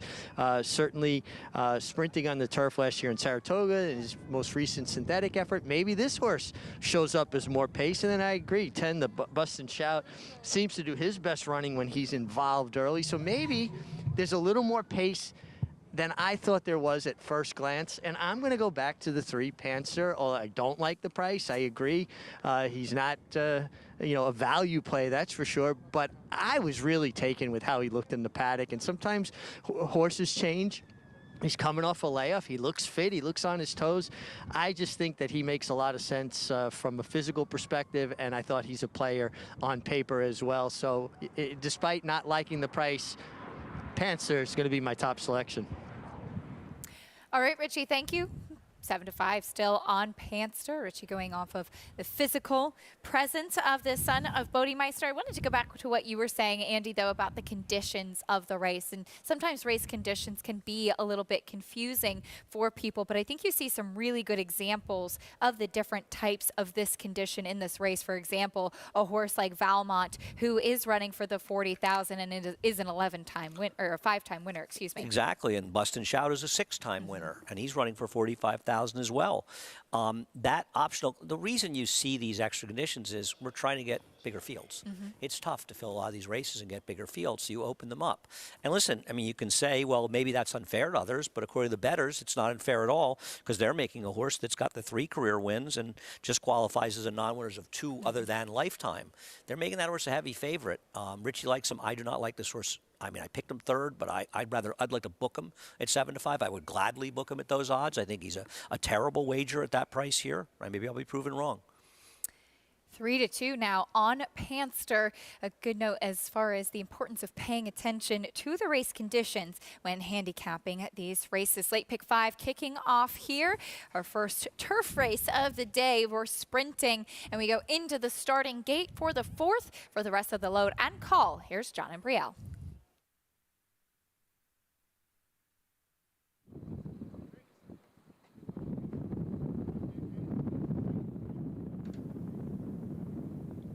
Waiting for a swashbuckle and bust and shout.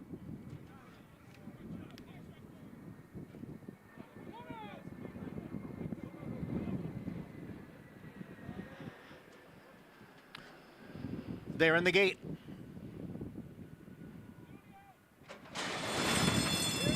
And the rough. Bust and shout, swashbuckle. Valmont now moves up. New York's finest in between horses. Then it's a break of 2 lengths back to Mission Wrap It Up and Panster, the early trailer, in 6th. It is Swashbuckle who has the lead here. Bust and Shout on the outside takes 2nd. New York's Finest is running in 3rd. Then Mission Wrap It Up, followed by Valmont, who's down at the rail. And then it is Panster. So the favorite is 6th and last, about 7 lengths from the front. And the front runner is Swashbuckle. Ran the quarter in 23-1. Bust and Shout in pursuit in 2nd. A gap of 2. New York's Finest down at the rail. Mission Wrap It Up is on the outside. At the back are Panster and Valmont. They're coming for the head of the stretch with Swashbuckle the leader. Bust and Shout on the outside in 2nd. Panster has now gained ground and is continuing to gain ground on the far outside. There's an 1/8 of a mile to the finish. It is Bust and Shout, and on the outside, Panster and Swashbuckle down towards the rail. Bust and Shout is the leader as they come on for the finish. It will be Bust and Shout to take it. Photo for 2nd between Swashbuckle and Panster. Bust and Shout back on the turf and back to the winner's circle today as Panster, closing late, will settle for 2nd. Yeah, it was a funny race.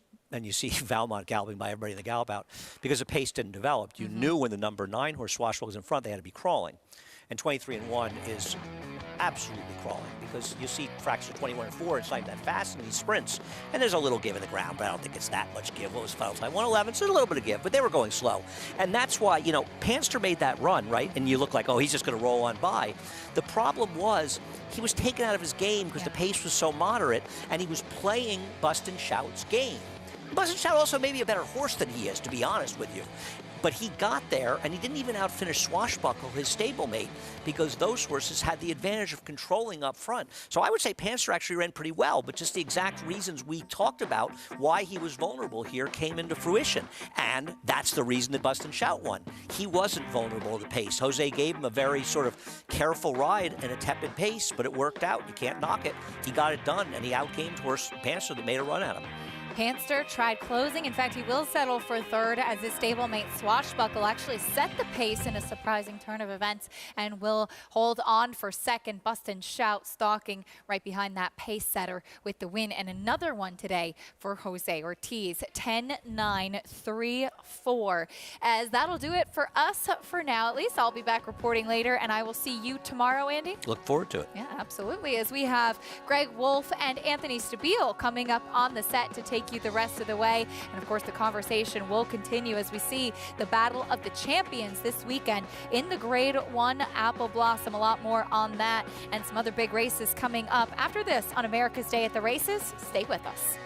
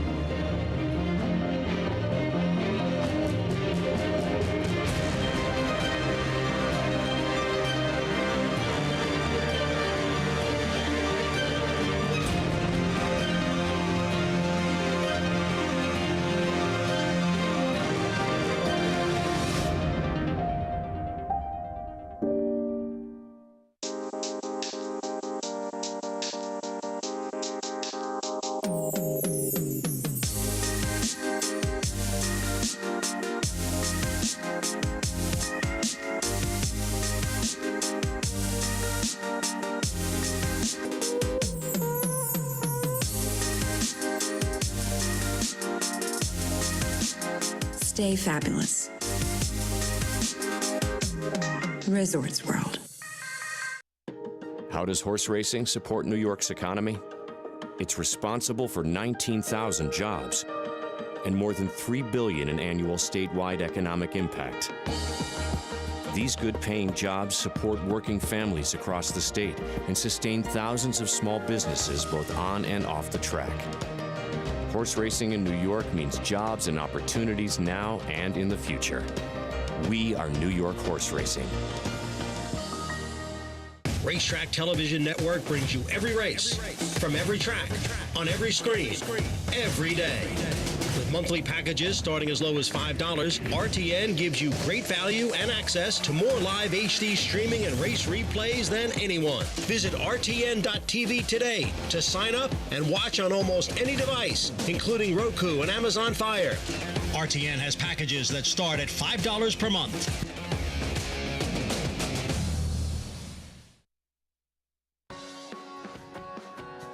Welcome back to America's Day at the Races. Here we are in the Aqueduct Paddock, and I'm with trainer Bruce Savine, training the winner of race 4 at Aqueduct, the 10 Bustin Shout.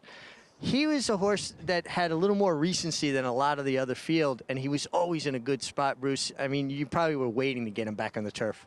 Yeah, I think he's a little bit better on the grass. He does run both ways, but I think he's a tick better on the grass, but he just got a good trip today. He was outside. He was able to stalk. And when Jose said go, he went. You know, it was a really good ride, too. Well, he got his position going forward, but he said that the horse was pretty enthusiastic. He probably appreciated getting back on the grass. Yeah, I think so. Sometimes they just like that footing, and they just don't try as hard on the dirt. Bruce, you've been training horses for a while, well over 2,000 wins as a trainer, but also you've trained a long time for Roddy Valente. How satisfying is it to win for a guy that you've trained for so many years? It really is. It's a homebred. We had the stallion. You know, we raised him. He won the Carter here. So, you know, training the whole family is really fun. You talk about Bustin' Stones, grade 1 winner, undefeated. Did you know early on that Bustin' Stones was the goods? You know, he trained good on the farm. I brought him up, and he trained really, really fast. And then he got hurt as a 2-year-old. Didn't start until he's 3. Didn't train like a super horse like that, but big-hearted horse. Big-hearted horse that certainly passes that on to his offspring.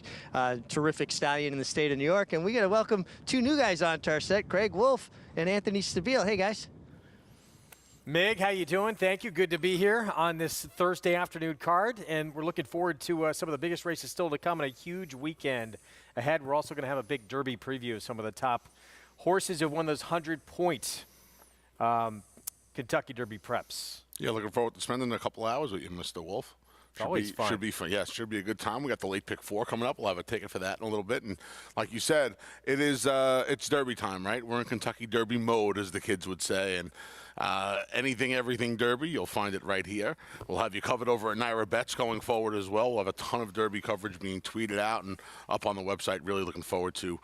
Amazingly, just now 16 days away from the Kentucky Derby. Yeah, pretty remarkable. Going to be a fun time. We got a big one in the Distaff division as well this weekend. Grade 1 Apple Blossom, compact field, but 4 of the 5 runners in that group, Grade 1 winners, including, not very often you get to see 2 champions, reigning champions, go head-to-head in a race this early on, especially in a year. That's going to be fun. So here's the Derby list as it stands right now, and I think a lot of people believe the horse who, and it doesn't usually work out this way, the horse with the most points right now is the leader for a lot of people in Epicenter. You would think, you know, I don't want to speak for other people, but 1-2 right now, I would imagine, are the horses that are going to be favored in either order come the first Saturday in May. And here's Epicenter. Showed a new dimension. This was big. And that's exactly what you took the words right out of my mouth, Greg. The fact that Joel Rosario was able to get this horse to turn off for the first 3/4 of a mile of this 1 3/16, and I think that's important to mention as well. He's been a 1/16 of a mile longer than most of his rivals will have been come Kentucky Derby Day. The fact that he was able to shut him down for the first 5/8, 6 furlongs, and then for him to respond the way he did. They don't run a 1 3/16 that often at Fairgrounds, but it was a new track record for the distance. It's only been run about 4 times at that track. Zandin had that trouble in the Risen Star. In the Bluegrass, he was much the best. From the 3/8 pole home, this is remarkable how Flavien Prat was able to keep his momentum going forward. This horse never lost any momentum. He just kept moving forward. So important. Now look, he is going to find the water much deeper in Louisville than he did in Lexington. And it's going to be a field of around 20 as opposed to a field of around a dozen. But if he gets a little pace up front, which he's likely to get, and he can come with a run like this, I think they're going to drape the roses over that horse's shoulders in a couple of weeks. White Abarrio, he actually came into the Holy Bull, a very short horse, surprised his trainer Safi Joseph that he was able to win that one, and then he comes back and he wins the Grade 1 Florida Derby despite having spiked a temperature about 10 days earlier. Yeah, you know, he's a little bit of a wild card, this horse. I don't know what we got down in South Florida this winter. I'm not overly impressed with that crop down there. I think the horse making the run at White Abarrio, Charge It, maybe the one you want, lightly raced, just his third start this day, lugging in, still trying to figure things out. But you can't take anything away from White Abarrio. Right, like you said, he did not have a clean path to that Keeneland Florida Derby, but he still got the job done. Mo Donegal had every excuse to not win the Wood Memorial. Early voting, alone in front on the lead. Brilliant ride from Joel Rosario. Yeah, he just saved ground. The shortest way around there is on the inside, and Mo Donegal, who returned to the scene of his biggest win, he gutted out the Remsen over Zandin. This is a nice effort, nice ride from Joel, who immediately went back to Epicenter for Kentucky Derby, and Rad Ortiz Jr. going to ride Mo Donegal here. You see him collaring and getting by early voting late in the game. Big effort. You would think the 1.25 miles is going to be his friend with his running style. Tis the Bomb. I think a lot of people believe he's still got to prove he's a dirt horse. I'm one of them. Yeah, you know, I mean, you can see his action, and, you know, Maggie and Richie would probably talk more of this. His action's like a turf horse. His action's going to like the all-weather. I don't know what he's beating down at Turfway Park. Yeah, of the 100-point prep winners, I think he would probably be the one that I was looking to sell the most, if you will. Cyberknife wins the Arkansas Derby, and a horse who's done very little wrong in his career outside of that Lecomte. Yeah, he's done very, like you said, and that was with the blinkers, and second time he had wore the blinkers. Look, again, much like South Florida, I don't know what he was defeating down in Hot Springs this winter and spring. With that said, he's doing it the right way here. He's finished up nicely in his last 2 races, you know, expanding his lead, coming down to the wire, running through the wire, if you will. We'll see what kind of a trip he can work out in the Derby. The way Japan is going right now, if there's an international horse that's going to win the Derby, I would think it might be coming from Japan. Crown Pride, his only defeat, he had an absolute excuse when he had a troubled start that kind of cost him the race. He gets the about 1 3/16 distance on his past performances. So like Epicenter, he's been a little longer than the rest of this bunch. I don't know what he's beating out there. Again, you know I keep saying that about a couple of these jurisdictions, if you will, a couple of these regions, if we're going to take it to college basketball. Yeah, I mean, Japan is on some run, though. He'd probably be the other 100-point prep winner that I would look to be selling at this point as opposed to buying. 2 starts and off a sprint debut win, stretching out to 1.1 miles and winning a Grade 1 to punch his Derby ticket. Taiba, the $1.7 million son of gun runner. This is the he's the joker in the deck, right? His first 2 races, he's as fast, if not faster, than everyone else. He's going to be asked to do something that you would imagine is impossible, but 5 years ago, it was impossible to not win the Kentucky Derby without winning as a 2-year-old or running as a 2-year-old. You know, 12 years ago, it was impossible to win off a 5-week layoff. 15 Still, it years, takes a rare, special horse to do what you talk about. Absolutely. Justify, I assume. No question about it. Yeah. No question about it. But this horse won on the lead sprinting. He went from 6 to 9 furlongs, and he did not beat the toughest bunch in the Run Happy Santa Anita Derby. But he was able to, again, turn off. And in just the second start of his career, stretching out 3/8 of a mile, different running style against 2 seasoned speed horses. 2 seasoned speed horses. He's able to sit off of them. Listen, for my money, if he's the third choice or he's this. See, I have a little bit of a demented mind sometimes when it comes to tote boards. I think there's an outside chance this horse could be the Kentucky Derby favorite. Because I think no chance. People love betting on way. love betting on California horses. They love betting on California horses. Of these 100-point preps, who impressed you the most? Who are you going with in the Derby? If they were loading into the gate in 20 minutes for the Kentucky Derby, I'd be picking and betting on Zandin. The most impressive prep was probably Epicenter for what he did, but this is, I mean, watch this again. He's dead last with 3/8 of a mile to go. And Keeneland historically is not a place you want to be coming from last to first to try to win.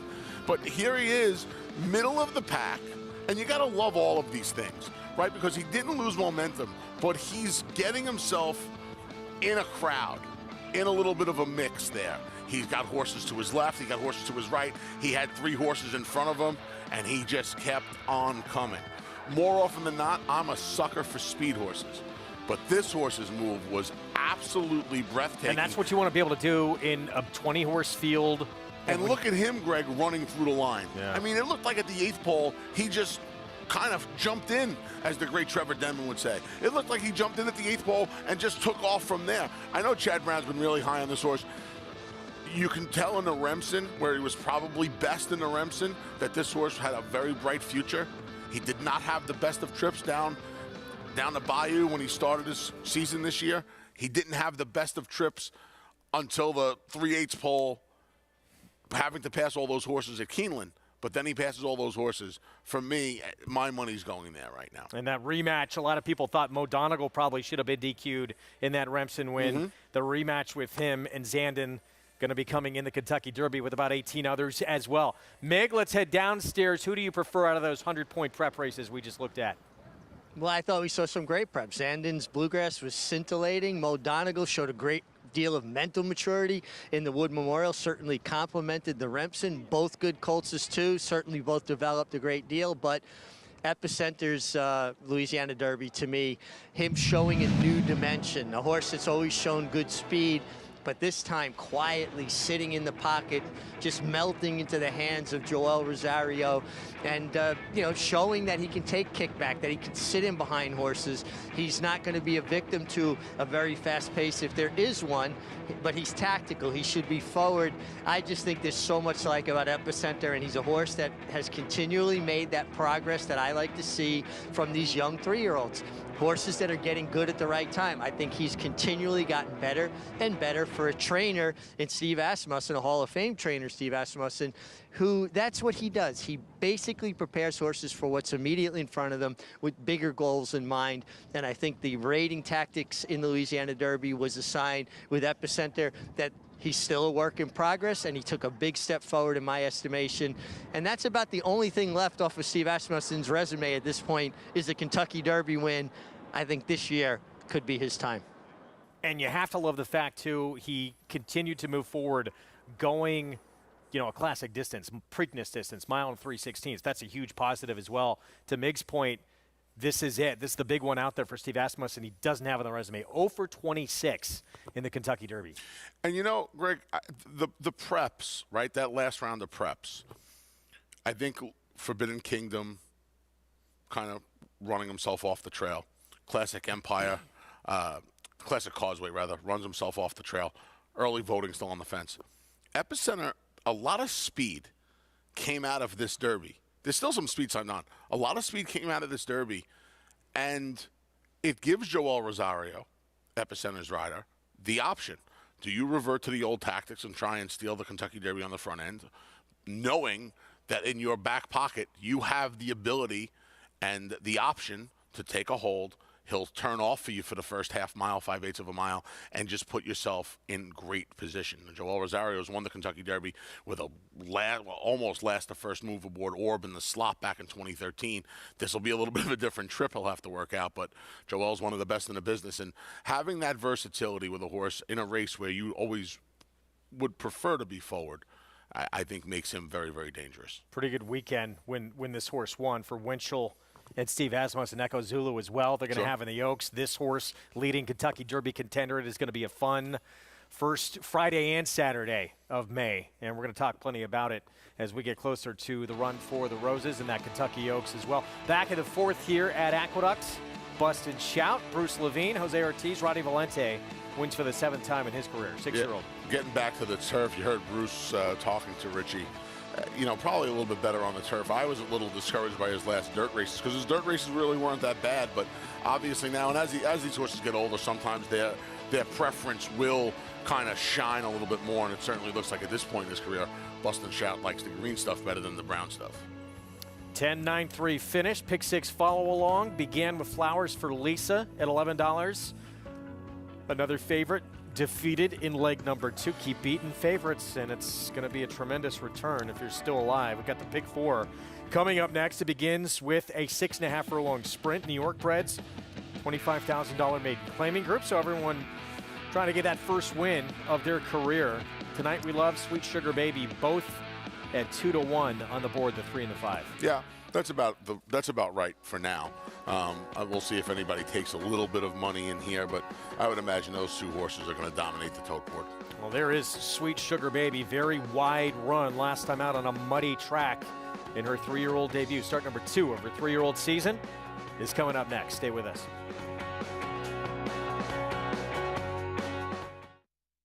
Spun to run. In the Breeders' Cup Dirt Mile, he defeated a loaded field that included multiple Grade 1 winners Omaha Beach and Improbable. His brilliant speed figures were among the fastest of any 3-year-old at a mile or more. And he hails from the legendary Danzig sire line. Multiple graded stakes winner, millionaire, Breeders' Cup champion, Spun to run, standing at Gainesway.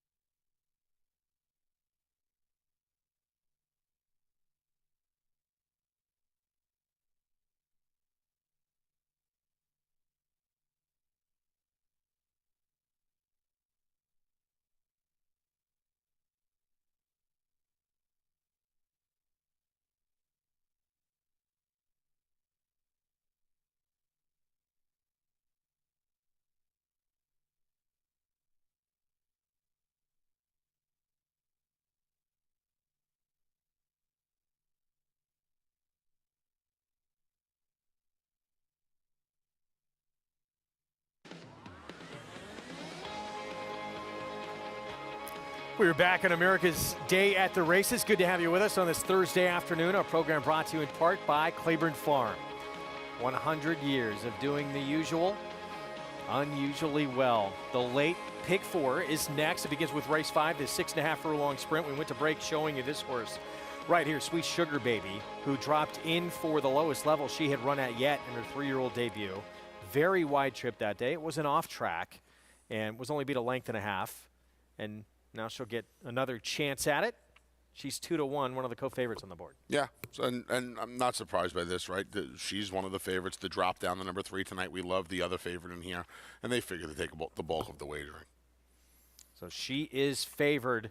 Dylan Davis will be aboard. How are you going to play this sequence? So I'm going to use both of these favorites and a little bit of price in here. The number 7, Really Psyched, who's had so many chances. 0 for 15. These are horses I ordinarily stay away from, but in this instance, I had to throw this horse in case the drop down and the favored filly right now just don't fire. I'm going to use Thunder Shook the 1. Hammer and Hammer is the top pick. I like him today in Pioneer Spirit in the second leg. Just too deep in our feature today. Cost Basis and Big Engine. They'll renew their rivalry from February 19th. And then the finale, a little bit of a spread. Colby's Legacy, the number 3 is the top pick. Mr. J. McKay, Pepito. And I was on the fence with Everesting, but my buddy Andy Serling made a little case for him this morning on Talking Horses, so decided to bump him into the ticket. All right, that's the 8 horse in the last. Yeah, that horse is going to be turning back in distance, but big figure as well. Deceptively better race than it looks last time out. Going a mile. 7 minutes to post in the 5th. Get signed up, started. Get a free $25 Derby bet sign-up bonus and a $200 deposit match with that code right there, Derby25. Go to NyraBets.com, download the NyraBets app, and bet any track, anywhere, anytime. Get signed up and started just in time for Triple Crown season. Pick 4 pool, 52,000. And growing as you see riders up. Approaching the 5-minute mark to post for race number 5. And there's Dylan Davis. He's leading the way right now. We were just talking off air in a moment. His mount scratched in this race, but deserved to give him a mention. Jose Gomez, apprentice rider in the mix for riding title here at the Big A. He got flowers for Lisa to win from off the pace and pass horses today. If that, he should get the title based on that feat alone. Yeah, anyone who follows this circuit closely knows flowers for Lisa simply cannot win if he does not have the lead. Somehow did it today. He figured out a way to do it today. Gracie O'Malley is going to kick things off in our post parade for Mark Hennig. Beating a combined 62 lengths in Gracie's first 2 starts. She's going to need a big form reversal to get a piece in here.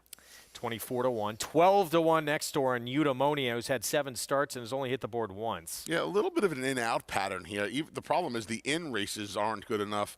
We'll see if she can improve a little bit more today and maybe grab a piece of the pie. Yeah, best race came when she was on the front end and had a lead in the stretch and still could not finish. Next door, tonight we love, and this is now the favorite, Kendrick Carmouche, first time in for a claiming tag. They say it's the biggest drop in racing, maiden special weight to maiden claimer. I'll They're give you wrong, one of the though. old adages, best hops that drop. She's the 2-1 favorite, and I think it's based solely on the fact that she's going to be close, if not on the lead. 2-1 as well on this one. This is against Sweet Sugar Baby. Had that very wide trip last start with a drop down. Couple of decent races last summer and fall, and then last time out, probably the best race of her career. I don't know what she faced last time, but if she can improve off that, she might find herself in the winner's circle today. Tasty Waves had 2 starts, dropped down to this level last start. A little bit of improvement, maybe. Tired late. Bruce Levine looking to go back-to-back on the Thursday card. You included this 7 horse on your ticket who was 0 for 15. Yeah, every now and then these 0 for 15, these quote-unquote professional maidens find the right bunch. If the drop down doesn't work, if Sweet Sugar Baby reacts a little from the layoff, maybe she's your winner at 7-1. There's always a horse you're scared of when you don't have one on the ticket. Is this that one for you? Yeah, and this horse was a little confusing. A couple of mile races now cut back, as Michelle Nevin just admitting she was wrong, and this horse is a sprinter. Michelle's sharp. I'm going to take my chances that that's a no. Yeah, horse who beat her last time out came around second in the stakes race at Laurel for Chad Brown. Mrs. Banks, trained by Jimmy Farrar, blinkers on. We'll see if those blinkers help. We'll see if Jackie Davis, this horse showed some speed 2 starts back. You'd imagine with the blinkers and Jackie, the plan is to be forward today. And on the outside, 14-1. Here's Keen Dancer gets Lasix. First time Lasix for Randy Persaud. Randy has decent recent numbers the last 15 months going from a route to a sprint. And this filly's tried a flat mile going the 1 turn. Her last 3 starts, she'll cut back to this 6.5 furlongs today. She's 15-1. You know what? You know what's funny, Greg? These races that are these maiden claimers, these murky bottom-level claiming races, these are the type of races Randy Persaud wins. Where, yes, sometimes chaos can come up and get you, although the 3 sprints from Keen Dancer do not inspire confidence. Here, Sweet Sugar Baby, let's show you that race last time out on that muddy track. It's back on April 3rd. 3-year-old debut, first start of the year for her. And was the widest everybody in this group, winds up 3rd. Yeah, there's nothing wrong with this effort. It was her first start of the year, right? She had missed 4.5 months. It was a fine effort. Are you running to the windows? Are you running to your NyraBets account to bet her at 2-1 based on this effort? Probably not. But she's obviously one of the ones, like we put the Pick 4 ticket up. We're not going to leave her out of the Pick 4 ticket. She's running on at the end. She's caught more wet tracks than fast tracks in her career. She kind of runs the same on all of them. So I don't know if the mud helped last time, if it was a hindrance, if she really wants a fast track. We'll see what second start off the layoff does. Well, that was Dylan Davis on the 5 Sweet Sugar Baby. He is leading the way in the jockey standings. This man is hot on his tail. Kendrick Carmouche, who's still looking for that first New York riding title of his career, dominated at Parks for so many years. He's one back, or was one back, entering this afternoon, and we'll see if he can get on the board today with Tonight We Love the 3. Contrary to my Zandin selection over Epicenter right now, I more often than not will side with the speedier runners early. And you would imagine off the drop, on the drop I should say, this horse is going to be forward, certainly more forward than Sweet Sugar Baby. So if you told me I had to take one of the two favorites in here, I would, I mean, I picked Tonight We Love, so I would side with her based on those two reasons. She's going to be closer to the early lead, if not on it, and she's dropping down. Well, we're going to check in with Mig. Mig, obviously huge for Dylan Davis to get that first riding title of his career, and even better to follow it up the way he has and be in the lead again here in this spring meet. Oh, absolutely. Just a great accomplishment. First time you're leading rider. And it was a process, a few years of hard work, building up, and to be rewarded with that leading rider title. And like you said, to follow it up and to get off to such a big start at the spring meet and riding so well. You could see his confidence level. Kendrick riding very well. And Jose Gomez. I just love watching this kid develop. He just continually improves, gets better every day, sees a race better and better, is better tactically, getting physically stronger. Just a fun process, and certainly Angel Cordero as his agent and a mentor, I think a huge benefit. But getting to horses in this race, I really like the 3. Tonight We Love. I just think that taking that huge drop in class from maiden allowance, where the horse has been competitive and shown life, to maiden 25, and just from a physical perspective couldn't look any better, warmed up nicely. I think there's a lot to like here. I understand why the 5 Sweet Sugar Baby's taking a lot of money, but this horse dropped to the maiden 25 level last time, albeit it was a muddy track. It ran well. I just think there's more upside with the 3. Tonight We Love. And the 7 horse is a horse that I really kind of liked a little bit on paper. Liked what she looked at Paddock. Would have liked to have seen just a little bit more of an energy level from her in the warm-up, but I think she certainly has the look of a horse that can round out your exotics, if you will. All right, Mig, thanks. Number 16 chance here for this 7 horse, this Gray by Freud for Bruce Brown, but at least 3 consecutive races have probably been the 3 best of her career coming in. Yeah. The last 3. Yeah, I mean, I was thinking about this earlier. To say she found her form kind of sounds ridiculous, but she really has. I mean, 3 and varying degrees of defeat, from a half length to 9 lengths in those races, from a 27 buyer to a 43 buyer speed figure. She's 6-1. So I don't deal in absolutes, Greg. You and I have talked about this. That's the price, though. I will not talk a friend off of betting a horse. 6-1 or higher.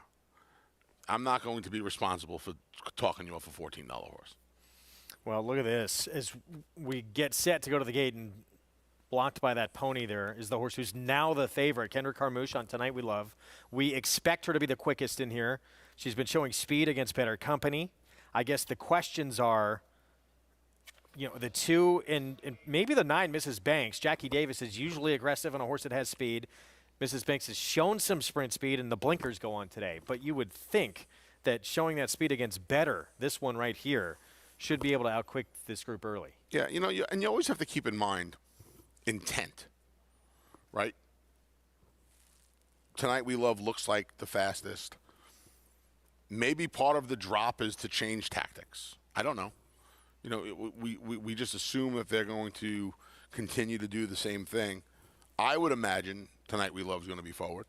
I would imagine Mrs. Banks, with the equipment change and the rider change, she's going to be forward as well. See how it plays out. Kendrick looking for his 14th of the meet. That would put him in a tie with Dylan Davis. Dylan coming off the first riding title of his career. Kendrick looking for his first riding title here in New York. And would love to get number 14 on the board here. Final week of action here at Aqueduct before we shift the scene to Belmont Park. There's Dylan Davis.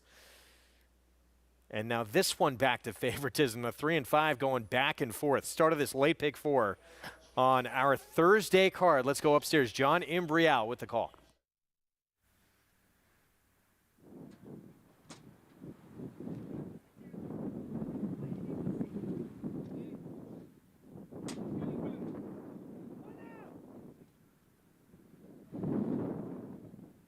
In the gate for race 5 at Aqueduct.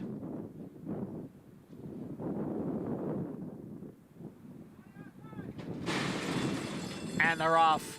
Number 1, Gracie O'Malley just walked out of the starting gate and trails the field. Tasty Wave has the early lead. Mrs. Banks on the outside, Eudaimonia down towards the rail. Then Sweet Sugar Baby, who is racing in 4th, followed by Really Psyched in 5th. Tonight We Love is 6th, half dozen lengths from the lead. Farther back is Roz, and then Keen Dancer, and the slow starting Gracie O'Malley, opening quarter 22 and 3. It is Tasty Wave in front by a little more than a length. Eudaimonia in second by a neck. Mrs. Banks is alongside in 3rd. Really Psyched on the far outside. Tonight We Love has made some progress, now 4 lengths from the lead. Then Sweet Sugar Baby. It is still Tasty Wave with the lead coming for the quarter pole. Eudaimonia running in 2nd. Tonight We Love is advancing now up into 3rd after a half and 46 seconds. It is Tasty Wave, Eudaimonia. Tonight We Love now in 3rd. Then Mrs. Banks on the outside. It is a Really Psyched. Roz is putting a late run, but now there's a 16th to the finish, and Tasty Wave has something left. Tasty Wave in front, Eudaimonia giving chase. It will be Tasty Wave with a front-running score here. Tasty Wave does it. Eudaimonia was 2nd, then Roz and Sweet Sugar Baby. That's what we expected to happen, except with the 3-horse Tonight We Love, who was nowhere near the front. Tasty Wave, Jorge Vargas Jr., Bruce Levine gets to the front early and keeps on going. Aggression. Jorge Vargas Jr. is one of the more aggressive riders in this room, and it got him the win with Tasty Wave, plain and simple. You know, you face maiden claimers, a lot of fillies who just have shown that they do not want to pass horses and that have not had great starts to their careers, and he does something a little different with his daughter, a Central Banker, today. He puts her on the front end in a race that had a little bit of a murky pace scenario. We thought the favorite would be on the lead. I thought maybe Mrs. Banks. Nobody goes except Tasty Wave. Eudaimonia leaves right behind. It's like a harness race, lineup number 6-2 to the wire. Nice prices, too. Difficult to see this outcome. 19-1 on Tasty Wave. Yet to have a favorite win in this pick 6, and now this huge upset in the sequence. Daughter of Central Banker, 3rd time out. Prior 2 starts, got bumped at the beginning. This time a clean break. We could be on our way to a carryover, Mr. Wolf, for certain. This is a $40. This is a $40 horse, and there are $40 horses, and then there are $40 horses. This filly's a little tough to find. She ran for the 40. They dropped her in for the quarter last time. She got to be double digits in both of her starts. She's tough. For me, she's very tough to find. 19-1 over 10-1 over 4-1 for that trifecta. 6-2-8-5. Big number to start off this late pick 4. We're going to take a timeout and talk to that Distaff showdown in the Apple Blossom, the reigning champ of the division, Latruska. Start number 2, trying to defend her title in this race, taking on another Breeders' Cup reigning champ at CC, Filly Mare Sprint champ, and Grade 1 winner Clairiere. Her 4-year-old debut. Looks like she has room to move forward.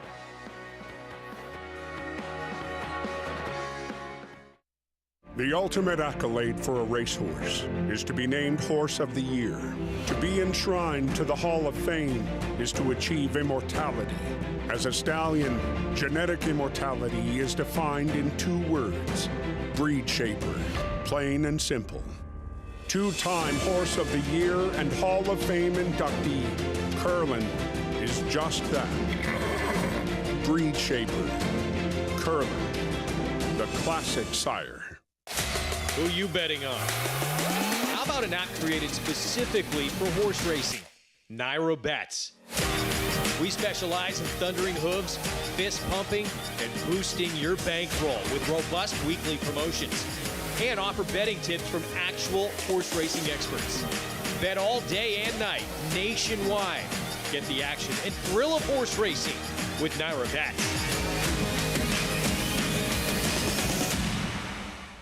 Irish Hill and Duchess View Stallions, proudly standing the ultra-fast, multiple stakes-winning son of Uncle Mo, King for a Day, the only horse to defeat 2019 three-year-old champion Maximum Security. Well, King for a Day was basically a clone of Uncle Mo. I mean, good speed, the ability to carry it over distance of ground, real professional horse and a really cool horse to train. Sire Maker Extraordinaire, Uncle Mo, represented in New York by King for a Day.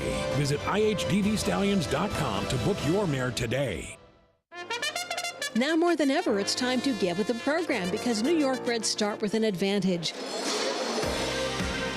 New York breds run for serious green. At Belmont and Saratoga, New York bred maidens run for up to $75,000 and allowance horses for up to $85,000. And serious New York bred owners can collect awards of up to $20,000 per horse per race in open company. So get back with the program. Seriously.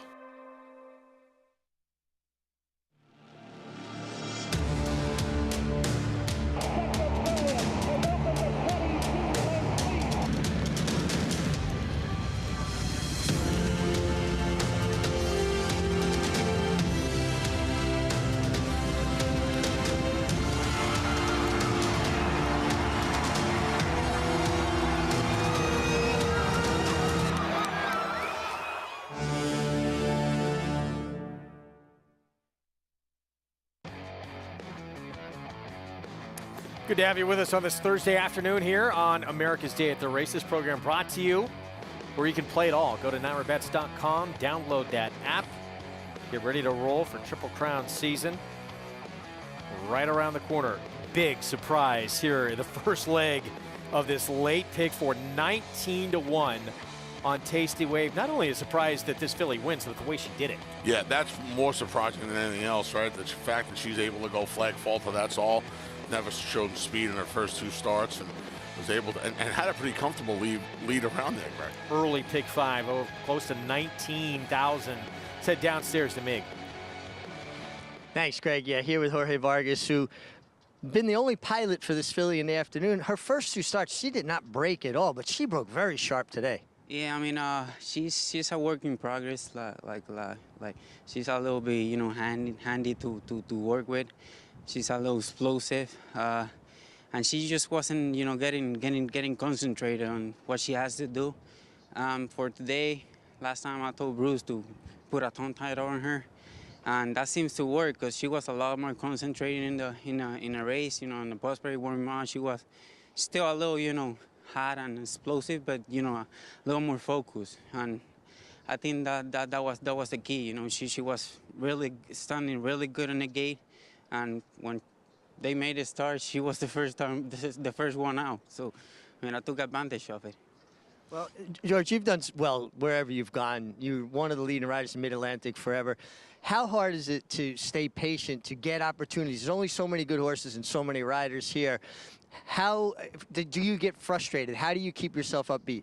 I mean, this is a major leagues. I mean, over here you have the best trainers. I mean, not knocking on the guys over there, but, you know, you got the class horses over here.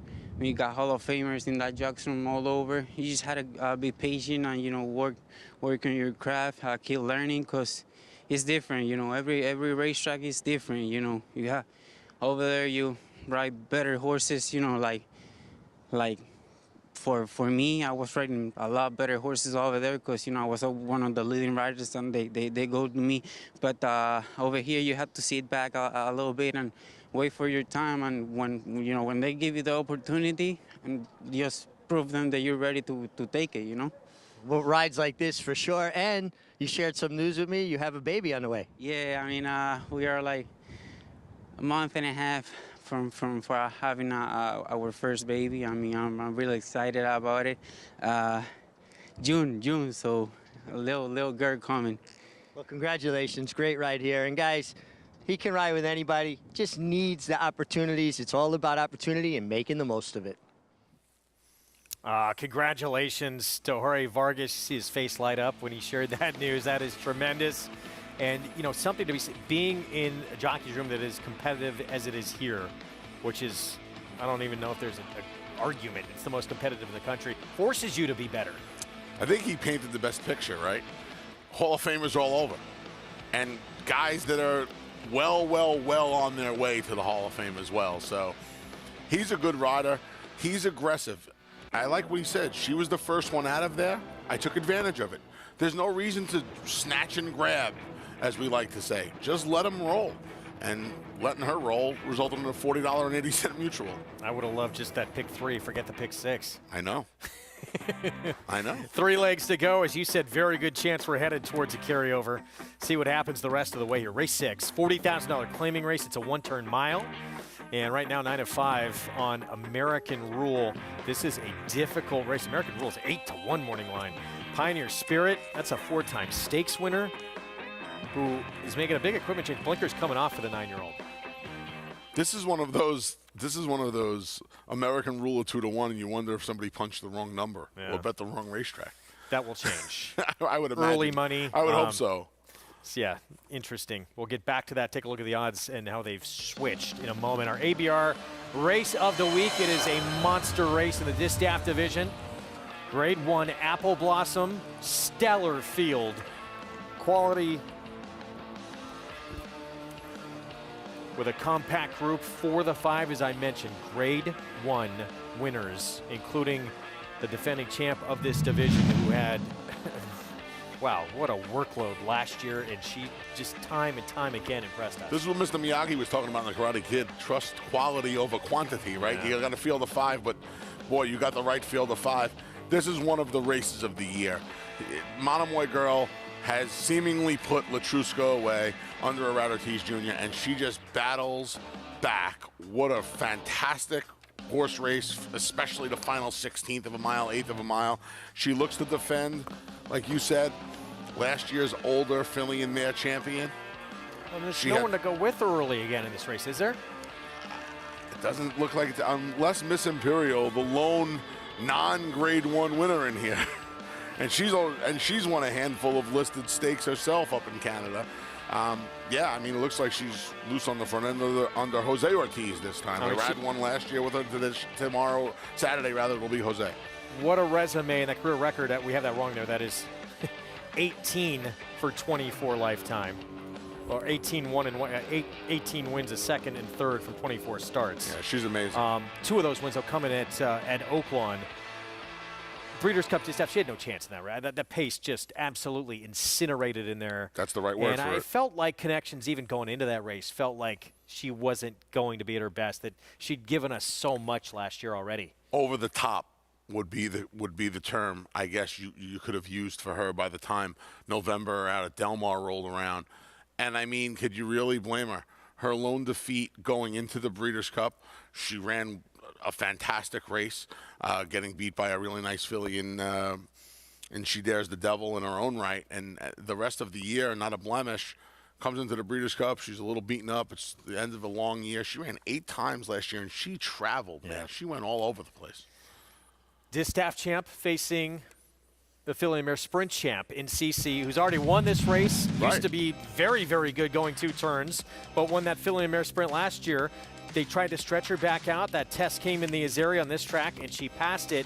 Even though she won this race, too, she lost her focus a little bit, still was able to win. So I would, you look at that 93 buyer, there's probably better than she has to deliver. What do you think? Well, I think Pauline's Pearl might have been best this day after a little bit of a poor start and conceding all of that ground to CC. I was a detractor last time, thinking that I thought that Michael McCarthy and the decision to keep her around 1 turn was the right move, and then I didn't like her on the stretch out. I thought Pauline's Pearl was going to get the money last time, and I think she ran the best race. I'm a detractor again, but again, like you said, female sprint champion. She won this race back in 2020, so not only we get a couple of Eclipse Award winners duking it out, but the last 2 winners of the event are going to slug it out as well. This is a fantastic race. Tremendous group assembled, and you also have now a 4-year-old filly, a couple of them, one being Clairiere, who came back with a very good 4-year-old debut for Steve Asmussen. She's a grade 1 winner of that Cotillion late last year. Where does she fit into this group? So at 1 to 20, 1 to 10, it's very hard to say, oh, I was impressed. I was impressed, Greg. This was some race. She got away from there. They kind of ran away from her early. They went really fast in this allowance race early on, and she was able to just gradually make up some ground and sit behind horses, and once Joel Rosario asked her to roll, she rolled. That's what you want to see horses do. This is a filly who I think last year knocked on the door a lot and then got her big win in the Cotillion. I think she has there are a lot of big races with her name on them this year, and this could very well be the first of many. Another 4-year-old filly who owns a victory in the biggest race of her career over Clairiere. That, of course, Maracuja. Her comeback race at Oaklawn, 83 Beyer. It was impressive looking at it the way that she did it. Yeah, listen, she's not the fastest of these fillies, right? She's the 4th choice on the morning line. She's clearly going to be the 4th choice, but that doesn't leave her without a chance to win. Miss Imperial 3rd in here, by the way. Yeah, this race doesn't get her anything in the Apple Blossom. It was a starting point, though. Absolutely. Her coaching club, American Oaks, does, though. And we know she has a race like that in her. It always makes horses like her dangerous. You know, we'll see if Miss Imperial puts any pressure on Latruska. I don't know how far back she needs to be. Because you'd imagine that Latruska, if she's able to sneak away and nobody presses her, she's probably going to go fairly easy on the front end. And maybe it pulls a filly like Maracuja into the race. I think it'll be interesting to see. I don't think they'll go anywhere near as fast as they went in the allowance win that she had that we just saw. You talk about, too. I would think that she gets pulled into the race maybe a little bit more. I got you. Don't worry about it. You talk too, about Clairiere. We didn't learn a whole lot. Her being 1-9. Latruska was 1-9. Her comeback race, I think, and you could say, you know, it was a paid workout. I think she worked harder in her workouts than she did in that grade 3 win in her comebacks. That was as easy as could be for her. Yeah, you know, I think the biggest question mark you have about Latruska is she comes back at 6, and they couldn't have handpicked an easier spot for her to come back in. Well, I like that move. You know. Why, you want to tax her early in the year? I don't want to tax her, but I want to give her a little bit of a blow. I want to see if when I go to that well, and now you run into a race like this where maybe I don't like CC, but CC certainly proven me wrong a half a dozen times in my life. Clairiere is very interesting, especially in those Stone Street stable silks, because when you see Stone Street silks, I think most people think of Rachel Alexandra, Curlin, Rachel Alexandra. Rachel Alexandra, a great example of a filly that from 3 to 4 did not take the step forward. I know it was a 3rd level allowance race last time down at the fairgrounds.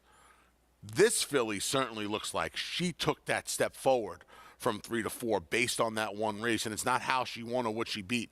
It's the way she looked.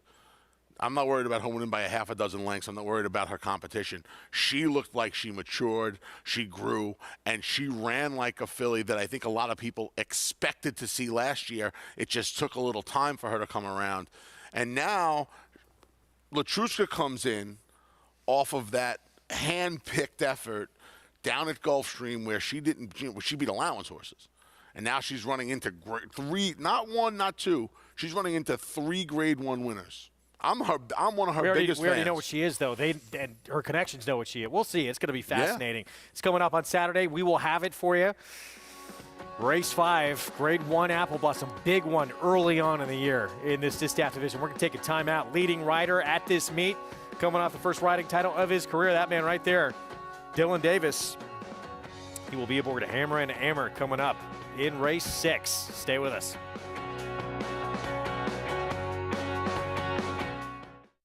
A Grade 1 winner of nearly $2 million, Silver State hails from the sire line of legendary Claiborne stallion Danzig. And his second dam is full sister to Kentucky Derby winner Monarchos.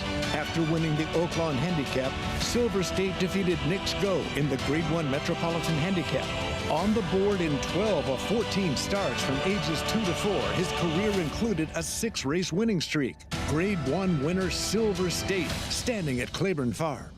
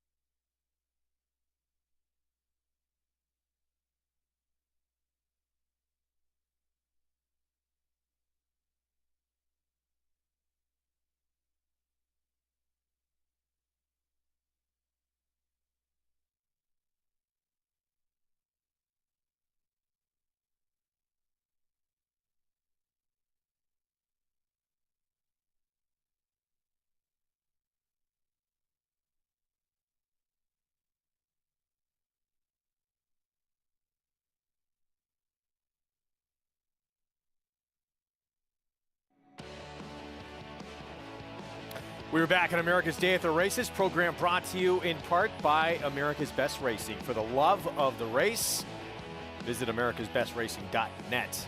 Today, race 6 up next, one-turn mile, $40,000 claiming race, and that horse right there, big chance in this 6th race. That is Hammer and Armor.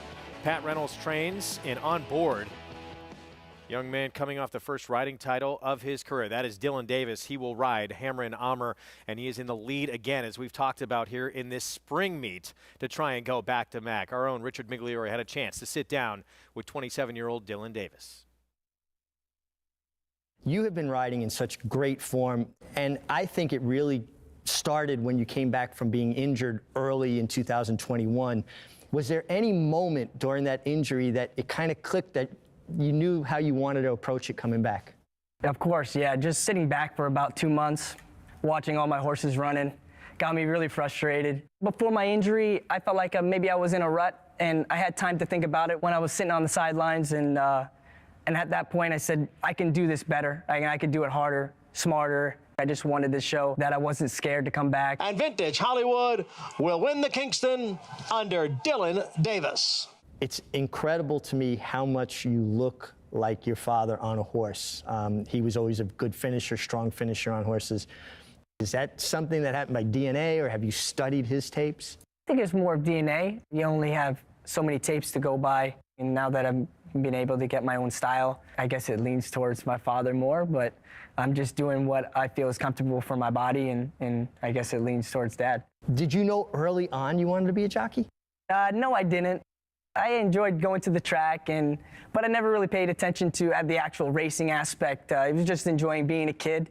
There was a point in my life when I was about 16 or 17 where I was into motocross and dirt biking, and I wanted to actually be professional in that, and I knew it was going to be difficult, but if I put the work into it, I thought I'd be okay. And my father refused that. He said it was too dangerous, there's too many jumps, and you could hurt yourself. And it's funny because I'm in another dangerous sport. The rider, Dylan Davis, his 4th win today. What is it like competing with a sibling out on the racetrack? I can't even imagine. I know you have to kind of block that out. Is it anything that ever enters your mind about it? It doesn't matter if it's my brother-in-law Trevor or Jackie or Katie maybe will make a comeback again. But if they got horse and I got horse, they better get to riding, because I'm going to give it everything I got, because they, just like any other rider, it's just I want to win as much as any of the other ones do, but I just want to beat them, and especially like Jackie or Katie. If I finish second, I want her to finish in third. I know if I can't win it, I want them winning it. Now, last fall, you rode your first Grade 1 winner, Mutamakina, up in Canada in the EP Taylor. You had ridden her in a prep for the race. I think you learned that it's a very long stretch at Woodbine, and maybe you went for home maybe a little early, and I think it really made the difference in winning the Grade 1. You won with both races, but I think a different trip the second time. Going into the EP Taylor, Christoph reminded me again, listen, I know it's a Grade 1 and you might be excited, but just try to wait on her as much as you can. And I'm looking at the wire and I see it coming, but it's still ways away. And I feel Joelle coming up on my outside, and I just kept her forward, throwing the crosses, and I was so excited that I got there first for a great trainer, and to put that away onto my resume. Well, Dylan Davis, good for him.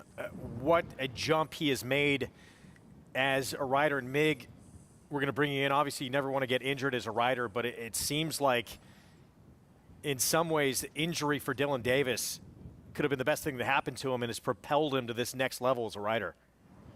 Absolutely has. Riders can go one of two directions when they have a bad injury.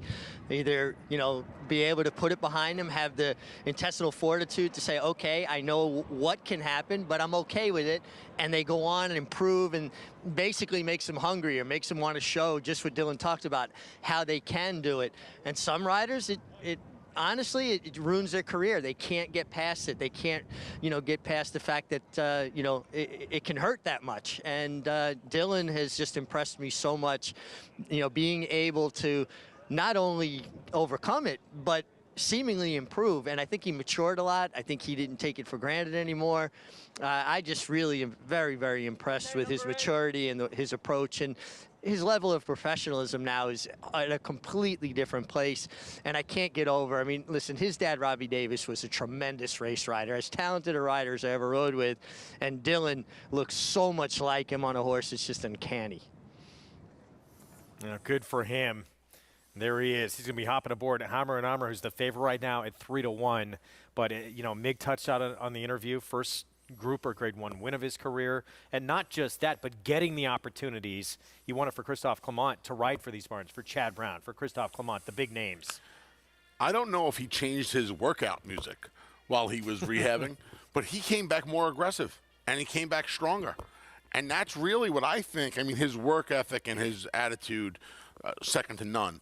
But I think the fact that he came back stronger and, more importantly, a little bit more aggressive than when he went to the bench have been the biggest keys to his newfound success. On top of this Aqueduct spring meet after taking the winter title, here's Thunder Shook. We start with Ruben Silvera riding for Jamie Ness here. Yeah, second start off a 3-month break, ships up from the Mid-Atlantic for a barn who has been doing well here on the circuit as of late. Now, the other half of the entry unfortunately scratched. I thought Mojo Ovation had a big chance in there. That one gone. Here's Dylan on Hammer and Armor. Yeah, he faced much tougher in his last two. Doubly Blessed Tiergan. Mystic Knight came back to win an allowance race down at Keeneland, and now I think he finds this a little bit more to his liking. He gets a little speed in front of him. Mexican Wonder Boy. He likes to be forward. There's one of the speeds. This horse kind of looks like a need-to-lead type, and it might be tough for him to shake away in here because of the presence of Warrior in Chief. And there he is. Yeah, Kendrick Carmouche for Tom Morley on this speedster. He's another one, Greg. It looks like he needs to be on the front end, and with a couple of aggressive riders and Trevor McCarthy on the 3 and Kendrick on Warrior in Chief, I would imagine we get a little action on the front end in here. 5-horse Pioneer Spirit. He's closing in on $1 million in earnings, over $930,000 in his career, and he could be forward. He can also sit off the pace. He's a 4-time stakes winner. Yeah, Rudy Rodriguez claimed this horse last time for 40, runs him for the same price, takes the blinkers off, so that's his little thumbprint on this horse. And like you said, he has the versatility to be on the front end or just off the pace. 7-2 on Pioneer Spirit. We jump to the 7 American Rule. This one who had opened up as the favorite. That's still a lot of money on this horse at 4-1. Yeah, went wire to wire last time out, found himself on the front end. Nobody could pass that day. He doubles up in claiming price, figures to find things a little tougher this afternoon. Someday Jones, 9-year-old, who is a 12-time winner. He has not won in many, many moons, sir. About 18 months at this point. Jorge Vargas is going to go back-to-back on today's card. And right next to him, there's that 6-horse. And that's his striking speed, Eduardo Jones, more pace. This horse is pretty fast, too. Yeah, I was going to say the same thing. I wonder what kind of an impact he has on the front end in here. You would imagine it's going to be important for him to break well and just see how fast he can go and what kind of damage he can do to both the 3 and the 4. 4 minutes to post coming up here in race 6. Good one that, on many days, this feels like it could have been a feature race. You can earn a $15 bonus today by playing with Naira Bets. Bet $50 each at Aqueduct and Turf Paradise, and you'll get that $15 bonus whether you win or lose. You do have to opt in. Do not forget to do that to take advantage of this promo. Go to nairabets.com to take advantage.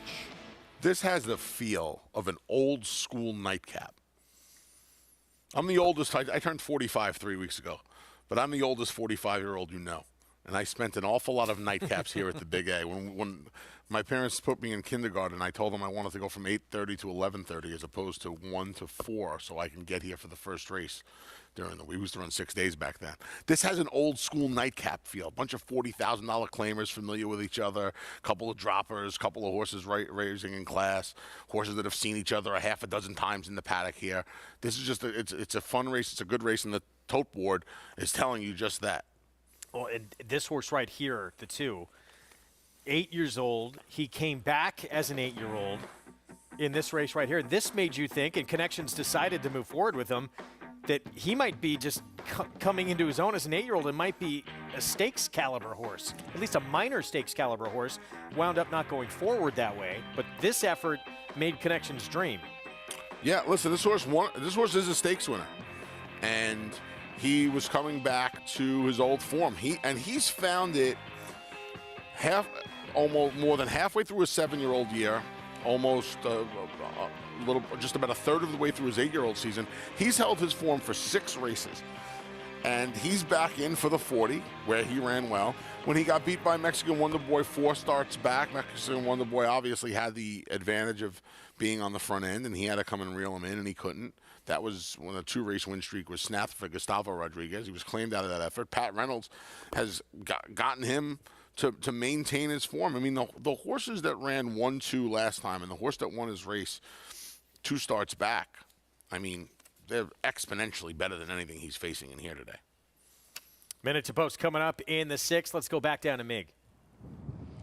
Yeah, I mean, I think the 2 Hammer and Hammer makes a lot of sense. I just think there's a lot of speed signed on in here, and he got a nice aggressive warm-up under Dylan Davis. He is a horse that has a condition called string halt. It's a neurological condition. It's an over-exaggeration when they walk hind leg with a hock action, but when they're going fast, it doesn't bother them. I think War of Will, a Preakness winner, a Grade 1 winner on turf and dirt, also has that condition. I just think the race really sets up well for him from a pace standpoint. The 3 Mexican Wonder Boy, he's not a very big horse, but boy, you want to talk about a well-balanced individual. He just looks like a little sports car. He's going to be a part of that pace, as is the 4 Warrior in Chief. Look at the fractions he was a part of last time, going 2 turns. I think he'll appreciate the 1-turn mile, but he looks like a horse that needs to be up involved and should be a part of what I believe is going to be a hot pace. The 5 Pioneer Spirit, he gets my check mark. The 9-year-old could not look any better. And the fact that they're taking the blinkers off, I think he's going to settle in just off of that pace and could get first run and could get the right trip. And from a physical perspective, he really is making a nice impression. And then the 8-horse, Someday Jones, deeper closer, is going to want to see some pace up front, but I think another one that could fall into the right trip in a race that appears laden with speed. Mig, thank you. Mig going with the 5. Look, the class of this field, he's shown pretty recently he's still got big races to run. 7-2 right now on the 5 with Manny Franco. But favoritism has remained with Hammer and Hammer, the 2. Yeah, I mean, a wide open tote board, a fun race. He'd be the one. Pioneer Spirit's probably the one. I like Hammer and Hammer in here. I used the 3 of them in the now defunct pick 4, Thunder Shook as well as Pioneer Spirit. Pioneer Spirit would probably be the least surprising of the upsetters. John Imbrial, the call race 6 here from Aqueduct.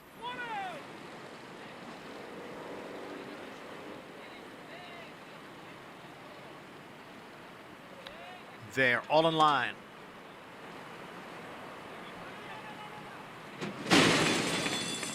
And they're off. American Rule, Pioneer Spirit, Warrior in Chief is there, and Mexican Wonder Boy now moves up. Mexican Wonder Boy, Warrior in Chief, American Rule, those 3 across the track for the lead. And they've opened up 4 lengths now on Pioneer Spirit, who is racing in 4th. On the outside is Striking Speed, next in 5th. Then comes Hammer and Hammer and Thunder Shook. And it is a huge break back to Someday Jones, who trails the field in 8th. The quarter, 22 3/5 seconds. Mexican Wonder Boy and Warrior in Chief, and they are heads apart for the lead, with American Rule just behind in 3rd, 2.5 lengths. Back to Striking Speed, who is on the outside of Pioneer Spirit. Then Hammer and Hammer, 3.5 lengths back to Thunder Shook. And way out of it is Someday Jones. Half mile in 45 seconds. Here comes American Rule. Now up to challenge Mexican Wonder Boy and Warrior in Chief. Once again, it's 3 of them across the track for the lead. Pioneer Spirit is now just in behind the front 3 in 4th. On the outside is Striking Speed. Down towards the rail is Hammer and Hammer. 3/4 went in 109 2. Hammer and Hammer is rallying down at the rail. On the outside is American Rule. American Rule, Hammer and Hammer. Pioneer Spirit now advances into 3rd with the 16th to the finish. It is American Rule, Pioneer Spirit, Hammer and Hammer. Hammer and Hammer takes over in deep stretch. Hammer and Hammer is the winner. Then American Rule and Pioneer Spirit. Dylan Davis, number 15 of the meet for him. Hammer and Ammer, the 8-year-old, picks up his 12th career victory. He got three horses to go across the track. American Rule was the unexpected third horse. It was not striking speed. American Rule ran a giant race in the air. Two shots at the leaders. Was able to hold on for second money here, but good job by Dylan. You could see right here, perfect hook in, guys. Right here, Dylan Davis doesn't know what to do, and Mexican Wonder Boy drifts just enough for him to have the confidence to put Hammer and Hammer down on the inside, to come up the inside. American Rule's been on that 3-4 wide trip the whole way, on top of that pace. Meanwhile, Hammer and Hammer was able to take advantage of that pace. Good race riding here by Dylan Davis. Good job saving the ground and good job getting the job done with the 2-1 favorite. 2-7-5-4. Hammer and Hammer, second win in his 4th start of his 8-year-old campaign. And that first win of the year is one of the best races he's ever run in his life. Plenty left in the tank for this son of Jumpstart. Pat Reynolds again, Dylan Davis, owned by Greg O'Donnell. And our first favorite of the pick 6. Yes, but in a wide open race, so you still had to go deep, I think, to find this horse today. We'll have prices for you when we come back. We're going to look ahead to this weekend's cross-country Pick 5 coming up. Aqueduct will be a big part of it, of course. New York Stallion Series. Barise back in action. And Chad Brown with an undefeated runner in that Woodhaven. Oaklawn will have 3 stakes part of it, including that Apple Blossom. Stay with us. We'll be back with more next.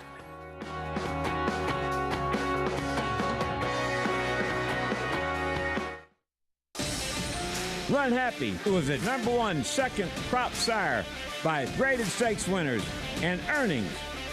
A leading dirt sire and now is an exciting Kentucky Derby hopeful. Kicked it into high gear and Smile Happy with a powerful performance. Wins by 2.5. Run Happy continues his rise and is priced for success.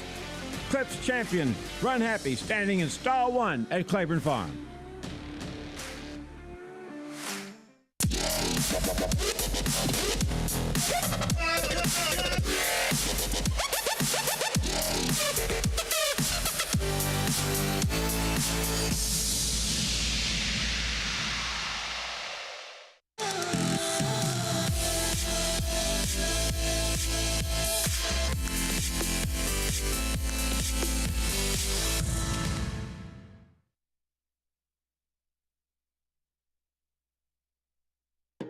How does horse racing support New York's economy?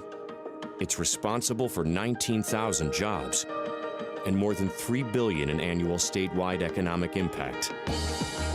These good-paying jobs support working families across the state and sustain thousands of small businesses both on and off the track.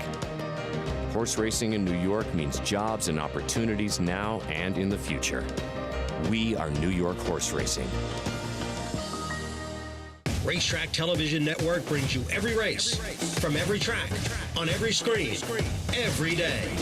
With monthly packages starting as low as $5, RTN gives you great value and access to more live HD streaming and race replays than anyone. Visit RTN.tv today to sign up and watch on almost any device, including Roku and Amazon Fire.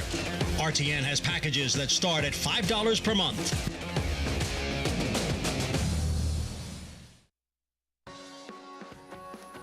Back on America's Day of the Races, brought to you in part by Naira Bets. Take a little stroll through Times Square. Roll on into Queens. And we'll see you at the Big A. See you at the Big A. New York City's racetrack, baby. Final week of action. And this man right here hoping he can go back-to-back with riding titles. Dylan Davis, number 15 of the meet for him. 2 up now on Kendrick Carmouche, as Hammer and Ammer returned $6.70 for the win. Let's go downstairs to Mig. Yeah, thanks, Greg. Here with Dylan Davis, who's just another terrific ride on Hammer and Hammer. I could see your wheels turning, leaving the 3/8 pole. A lot of horses in front of you, trying to figure out where you were going to go, but not overcommitting to any place. Kind of, for the fans out there, walk us through that process when you've got a wall of horse in front of you and you got a lot of horse underneath you. Sure, the main thing is you don't want to pull that trigger too soon. When you do, you want to make sure you have the room for it. So I was riding that turn into the 3/8 pole to the 1/4 pole, and like you said, you called it right. I had a lot of horse, and I didn't want to put him in a situation where he would have to check or stop or something. And it just kept opening up on the rail. He was focused on the rail all the way down the backside into the turn, and no reason to lose that focus, and I kept him on the rail. It opened up, and he took us all the way to the wire. I mean, Patty did a great job with him. He's an old pro, and he knows where the wire is. Well, Dylan, you're coming off being leading rider and just have been riding in great form for a long period of time now. Having that confidence, though, like coming off of being leading rider, it's got to help you in situations like this. Like you just kind of know it's going to work out. Yeah, of course. You know, it gives you a lot of confidence, and you know you can get the job done, and you're riding with the good competitors, good riders, and you're winning races. And when you win more races, you can you have more confidence to do what you want to do. They give you kind of a free rein out there, and when they do that, I ride a better race or ride a smarter race, and they give me the trust to get the job done.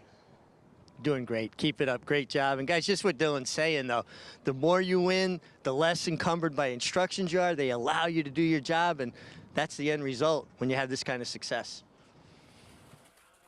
Success breeds success, and Dylan riding a great wave right now. 15th victory of this meet, leading the way again. He's got a lot of reasons to smile. Yeah, he absolutely does. Now I'm going to say something, okay? We've praised Dylan a lot. I will say this. Dylan Davis 1 year ago probably gets that horse beat. He probably doesn't show the patience. He probably tries to go around the horses in front of him, and he probably gets himself beat. But he showed his patience and the aggression by being willing to go inside. A lot of riders don't like going inside. You saw Dylan at around the 5/16 pole, 1/4 pole, have to make that decision. And like I said, I feel like a year ago, he probably would have went the long way around. Instead, today, he waited. The hole opened. He went inside. And there's nobody on the planet that's going to tell me that didn't make the 1 length difference today. 27 years old and in the form of his life right now, and the time you want to be, too, as you get to heading to Belmont and then, of course, to Saratoga, getting a lot of momentum for what could be a big summer for him. As the colony comes back together as well. Big cross-country Pick 5 coming up this weekend that will include all stakes action from Aqueduct and from Oaklawn. Real quick, let's set up the 7th before we get to it. It's a very good feature on our Thursday card in here. Mr. Phil, Jackson Traveler, both coming off some of the biggest figures they've run in their career. But now cost basis Chad Brown, he is the one to beat. He's even money. Manny Franco Award. Yeah, a pair of blinkers go on cost basis today. We'll see if that can get him a little bit more focused and maybe finish the job. I imagine a lot of people would feel he's been an underachiever so far in his career. We'll see if the Rogues badge, as they called it 100 years ago, my friend, can get the job done for him today. I didn't feel he was an even money lock in this race. I'm stunned, and the multi-race wagers do not that does not play out that way. This is $16.20 to double with him, $20.40 to double with Big Engine. There's 2 more in between those, so $4 cover 4 of the runners in here. Let's get to that cross-country Pick 5 coming up this weekend. Includes New York Stallion Series Times Square Division. Definitely want to be part of this because just one little upset. And you'd be looking at a lot of people knocked out in these cross-country Pick 5s. Nyra.com/cross-country, where you can find out more information. And the race that we're going to look at first in part of this sequence, Barise coming back. 2 to 5 morning line. This will be the actual 3rd leg of the sequence. Barise, of course, they tried briefly on the Triple Crown Trail. That Wood Memorial didn't work out, so now it's back to New York bred competition. He did not embarrass himself in the Wood Memorial. He ran really well. Yeah, he comes back to his sprint distances, and I think he's been most effective at the one turn. Let's look at his Rego Park victory. And this was his 3-year-old debut. And 2nd of 3 consecutive wins. He'd go on to win the Gander as well out of this. Yeah, he's been good. Like I said, even his Wood Memorial beaten just over 5 lengths. I think the biggest problem with him is the quick turnaround. Right, he's coming back now in 14 days. This is a horse that had a May to January layoff. He then had 5 weeks between races. He then had almost 2 months between races. And now he's going to be asked to do something, and you know, that a lot of horses aren't asked to do nowadays, period. But a horse who is, you certainly would think Mike Maker has made it his business to give this horse some time between races. Again, it's not like he got beat 30 lengths in the Wood Memorial. He got beat 5 lengths in the Wood Memorial to 2 horses who were going to a horse that's going to be 12-1 in the Kentucky Derby, 10-1 in the Derby, and now he's got to come back in 2 weeks, and he's got to face a fast horse in Unique Unions who, you know, maybe there's some improvement from earlier. It's over 3 months now, and he's got a big tactical advantage. He's breaking on the inside, and he's supposed to be pretty far in front of Barisi early on in this Times Square division of the Stallion Automatically, Barisi loses at 2-5. This cross-country pick 5 is going to be sensational. Woodhaven, part of the sequence as well. Chad Brown, Klarovich going to bring in the undefeated unanimous consent, who came back as a 3-year-old to keep his record perfect and win at Tampa. Yeah. 2-1 morning line favorite, trying Stakes Company for the first time. He's also trying the circuit for the first time. Broke his maiden at Monmouth, won this entry-level allowance optional claimer down at Tampa Bay Downs. And yeah, you could see Chad's been picking his spots with this horse as well. September, February. He gets about 10 weeks now. I know Chad Brown, Klarovich, Peter Brandt, they have a lot of horses for this division, and they're trying to keep them separate. I think we're the beneficiaries of a horse that has a real future. I've liked everything I've seen. Horses at two in their debut, and then in their second start at 3, just don't pass horses like this. He's passed a lot of horses so far in his career, and he's done it the right way. Sky's the limit. We say it a lot, but sky could be the limit here. I like what I've seen from this horse so far. Well, we'll see if he can keep it perfect and go 3 for 3. Manny Franco will be aboard. Meanwhile, Heaven Street, Fort Washington, they were 1st and 3rd in that Columbia at Tampa. And Heaven Street, a horse that used to be with Steve Asmussen, pretty nice debut for the Clement barn. Yeah, 3 of 5 on the turf now. He's won on the lead. You see here, he comes from just off the pace under a Rat Ortiz Jr. Trevor McCarthy going to pick up the mount for Clement and making his second start, like you said. Yeah, I think the thing that bugged me the most about him was he kind of ran the same races as a 3-year-old that he did 6 months ago as a 2-year-old. I'd like to see a little bit more improvement there. 02, 03, 05 for George Weaver. He's going to be looking to pick up just the 2nd win of his career. Broke his maiden on the turf at Belmont against Restricted Company. Yeah, he did, and he's going out for a barn that has really heated up. Started heating up down at Gulfstream Park at the end of the Gulfstream Park winter meet, and really picked up here, or when the calendar turned to spring in the Big Apple. He's going out for a hot barn. You mentioned that restricted race. He really didn't beat much when he broke his maiden. We'll see how he handles a little bit of a step up in class. Woodhaven's a good race. That's race 9 on the card on the Saturday program. 3 stakes from Oaklawn are part of this cross-country sequence as well. The last of those being that Grade 2 Oaklawn handicap. And 9-5 morning line favorite for Todd Pletcher. Outside is Fearless. Jose Ortiz will ride. He's had a nice winter and spring down at Gulfstream Park. He had a couple of 2-turn wins, the Harlan's Holiday and the Ghost Zapper, and here he is taking the Ghost Zapper at 1-5. Not a man alive pays the mortgage, Greg, at 1-5, but Fearless got the job done here. Sandwich in between those 2-turn wins were a couple of 1-turn mile defeats to a horse named Speaker's Corner, who can... Sky is the limit for him. I can tell you that right now. One of the best milers in the country. Don't give me that look. You know how I think of Speaker's Corner. I love him. No, I love him too. Yeah, me too. How could you not? Me too. Yeah, one of the best 1-turn horses in the land right now. And this horse is going to ship in. He finished 2nd in this race to Silver State last year. And he's your 9-5 favorite on the morning line. You mistook my look. I did. Rated R superstar. He's 9 years old. And as he proved in the Essex, he's still pretty darn good. Age is just a number, my friend. He has been really good this winter. Took the 5th season, took this Essex. He didn't have the greatest trip in the Razorback when he was defeated by Plainsman. They're going to go at it for the 3rd consecutive time. I think it's 5 times overall they're going to meet. Fearless is going to try and come in and upset the local apple cart with those two, but it's a fun renewal of the Oaklawn handicap. Great card on Saturday. It's going to be a lot of fun. We hope you join us. You can play that cross-country Pick 5 Saturday, featuring those races from Aqueduct and Oaklawn. Play both tracks, 1 50-cent wager. Look for XCP5. That's what it looks like there in your wagering menu. Free past performances and more info, go to NYRA.com/cross country. Saturday contests, $300 buy-in. Get involved. Register by 5 Eastern tomorrow to be part of the action. Have a cross-country pick 5 ticket up at NYRA Bets on Saturday as well. We'll tweet it out also. You have a single? I'm not telling you. All right, we'll see. Coming up next, we got a good race here in the 7-6 furlong sprint. This horse, the 6-5 favorite, Chad Brown, Klarovich, cost basis, equipment change, blinkers going on for the first time in his career as a 5-year-old making the second start of the season.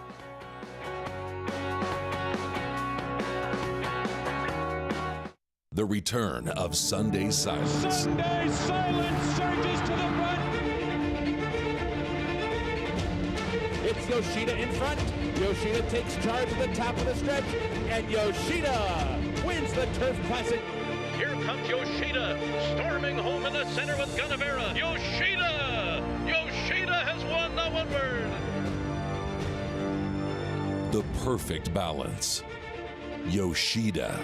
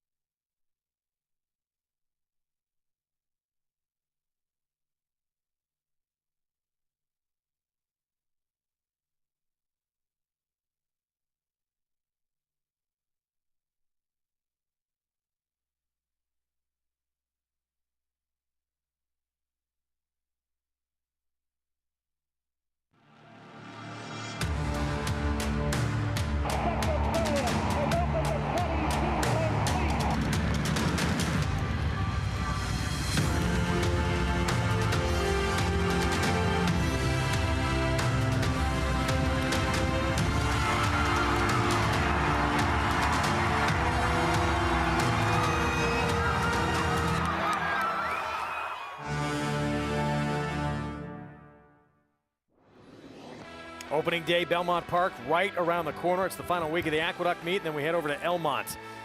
Get your tickets for that third and final leg of the Triple Crown, the Belmont Stakes.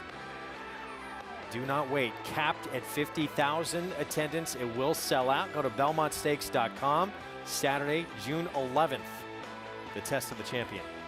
Can't wait. My favorite race of the year, the Belmont Stakes. Absolutely adore the Belmont Stakes. 50 days. 51 days away. You can make the argument last year it may have been the greatest race of the year. Central Quality, Hot Rod Charlie, and that throwdown in that incredible stretch duel. Certainly up there. It's going to be fun. Right now, we got this 7th next here at Aqueduct. 6 furlong sprint. An allowance optional claiming field. Jackson Traveler tried to do it on the front end last time out, and he wound up a 3/4 of a length behind in second in that restricted stakes race. Let's take a look at it. This was back on March the 19th. Forward horse who does, possess speed, but he's not usually on the front end. Right. Yeah, he's forward in here. You would imagine he's going to be forward again today. Curious to see how aggressive Manny Franklin cost bases are today with the blinkers going on. He's a pretty fast horse in his own right. He's another one. It's weird, Greg. They kind of have the same running style. They're fast, but they're rarely on the front end. They're rarely on the lead, I should say. They're close to the front end. Rarely on the lead, rarely leading the pack. I'd be curious to see which one is more aggressive. And you have a couple of aggressive guys. Manny Franco's really riding well. And the blinkers going on cost basis. He's outside of Jackson Traveler. We'll see if Jose Lezcano and Jackson Traveler try to hold their position a little bit. And I'll tell you what. Again, we talked about this earlier. Intent, right? Mr. Phil does his best running on the front end. He's not fast. On paper, he's not fast enough to keep up with Jackson Traveler and cost basis, but maybe intent. Back with us. Let's welcome in again Acacia Courtney Clement with more. And Greg will just go from the inside out, starting with the number 2, Jackson Traveler, as he is a small, compact type of individual. He didn't really grow and fill out much from 2 to 3 and then from 3 to 4, but he is one that looks very quick. The shorter, the better for this guy. He's compact, short back, rounded out in those hindquarters. He looks terrific coming in here from Laurel. I haven't seen him in a while, but his coat looks fantastic. He's beautifully turned out. And while he is minding his manners here in the paddock, he's forward. As Anthony mentioned, that intent. He's a horse that looks like he's ready to kind of attack his training and move forward and demonstrate that out on the racetrack. So I'll be really curious to see what kind of warm-ups we get from the players as far as the pace does go. But this one looks like he is ready with run on his mind today. The number 3, cost basis. The blinkers go on a very short cup, a cheater cup today. And sometimes that will add a little bit more speed. Sometimes it's for more focus, adding those blinkers on so that horses have their peripheral vision limited, because they really can get to looking around quite a bit. This is a horse in the past that my complaint has been that he doesn't really carry much weight from race to race. Sometimes he can be a little bit, especially behind and across his flank, and that's what your power is for sprint. Today his weight looks very good. I think that freshening since February has done him well. Last time out it looked like he was kind of in the right spot, and he really never seemed comfortable in fading in between horses. I thought his win 2 starts back was pretty solid. So we should see, I think, an improved performance from him today. Whether or not that will be on the lead, I do think remains to be seen. When I first walked into the paddock, though, the horse that immediately caught my eye was the number 5, Our Last Buck. I know that he's run a variety of different distances, but I really like the turn back. Yes, he's big and solid and a big, robust type of individual, but he has that big, powerful hind end, which really does bode well for sprinters. He's also a rather energetic type, and while he is one that tends to come from off of it, could actually set up quite well for him today. And in the past, I've seen him be really wound up. He's dropped his rider on the track before. Mentally, he has improved a lot over the winter, coming back now too. I'm sure something that Michelle Nevin has worked on quite a lot with him, and that horsemanship showing as he's been the consummate professional here in the paddock as of yet. Greg? All right, Acacia, thank you. Get to our post parade here in a moment. 8 minutes away from this 7th and feature here on this Thursday card. 3-2 favorite, cost basis. You can play it all with Naira bets and get a little free Derby money in your account as well, plus that deposit match. As you look at the favorite, here's cost basis. Manny Franco, Chad Brown. As you said, it's probably been a little disappointing because there's talent there. He's run some big numbers. Just 3 for 12 lifetime, though. Yeah, this horse has a big race in him. You could, I think that's how a lot of people feel. It's certainly how I feel. And you know, most of last year was spent chasing some nice horses. Chateau when he was in career form. Aloha West, the Breeders' Cup winner. Bo Liam. He doesn't find any of those here, my friend. That I could tell you. Here is Mr. Phil. He's coming off a career best effort, and he was pretty much on the front end the entire way. Yeah, first off, the Rob Actress claim last time. He had a pretty easy lead that day. He figures to face some competition on the front end this afternoon. Jackson Traveler, we showed you that stakes race he's coming out of at Laurel Park. And he's one of those front runners in here. You would imagine Jose Lezcano is going to keep him close, if not put him on the front end today. Favorite. He was even money. He's 8-5 now, cost basis. Yeah, Tote Board's starting to even itself out. The blinkers go on. We'll see how aggressive Manny is. He could be the fastest horse in here early. Sagamore Mischief, 3-time winner. He's got 7 seconds as well in 23 starts. Yeah, he likes to hit. He hit the board in 13 of his 23 tries. This is a little bit of a step up in class for him. Named after some wild nights in the Lake George Hotel, I guess. I would imagine. Our Last Buck, 4-1, the 5. Yeah, the cut back in here, getting back into allowance competition after trying stakes foes, both state bred and open, in the last 5 starts. And Big Engine, another one with some big races in his past. 9-time winner, just shy of $400,000 in earnings. Yeah, I don't think he likes Laurel. I don't think he ran that well last time. I'm going to dismiss his last race. If he can get back to that race 2 back where he beat, among others, cost basis, I think he could be tough in here today. And he's a square price at 5 to 1. Yeah, I mean, 2 back, he beat Answer In, who probably not the same horse, and the horse had an excuse when he got beat, but Answer In had beat Aloha West, your Breeders' Cup Sprint winner. Yeah, he did that last year. Here's the 3. Here's the 8 to 5 favorite. Cost basis, Familiar Silks, Klarovich, Chad Brown. And let's take a look at him in action back on February the 19th. His only start of the year to this point. Big Engine would win this race. He was the 3 to 5 favorite, and he wound up 4th. Drafted came back to win one of our winter sprints here at the Big A. And it was this day, I think a lot of people thought maybe he would springboard now. Well, this is the Big Engine day. I apologize. This is Big Engine saving all the ground. Our colleague Andy Serling brought up a great point about him. He's a rail runner. This horse likes to be inside. He didn't have to worry about that with cost basis last time, who was taking the long way around there. Curious to see today if Trevor McCarthy from that outside draw is able to get Big Engine into a good spot. And again, I'd be very curious to see just how aggressive they are with cost basis in here. If I was Chad Brown, if I was Manny Franco, I would be the aggressor in here. With the blinkers on, I think he's the fastest horse early. I would put him on the front end. Well, here's the one who beat him in the race we just showed you. Big Engine, 7-year-old, who you're hoping he didn't like the Laurel track last time, because there's got to be some excuse. He did not run a very good race. Prior to that, here at Aqueduct, monster number. He got a 96 Spire speed figure and a win. Yeah, and he had races that had come close to that 96, so it's not like he didn't have those races in him. It's funny. He got his rail draw at Laurel. But Laurel historically is a place where you don't want to be inside. So, yes, he got his draw, but maybe that's not the right place for him. He's getting back to a place that is the right place for him. 4 wins from 9 starts with 3 seconds and a third. He loves it here at the Big A. He loves it in South Ozone Park. Right? He makes a nice appearance. You can tell he knows he is back. Let's head back down to Acacia for more. And as far as the rail draw does go, I agree that he does seem to be a horse that tends to favor being inside. But I noticed 2 starts back that he really kind of threw his head up from the inside post and gave them a very tough time when breaking from the inside there. And I do wonder, as he has some natural ability to get into the race, he doesn't need to be too far off of it. He got a good warm-up out there on track under Trevor McCarthy, and I must say that he is the type of horse that I was very underwhelmed by him back in the paddock. He perked up a lot out on the racetrack and I thought improved. I still do wonder if we are going to see the best Big Engine today and just physically preferred some others. The 3 cost basis, as I mentioned with those blinkers on, was rather subdued back in the paddock. He was sharp out there on track. Manny Franco, for the most part, kept him with the pony, keeping him a little bit more relaxed as he started tossing his head.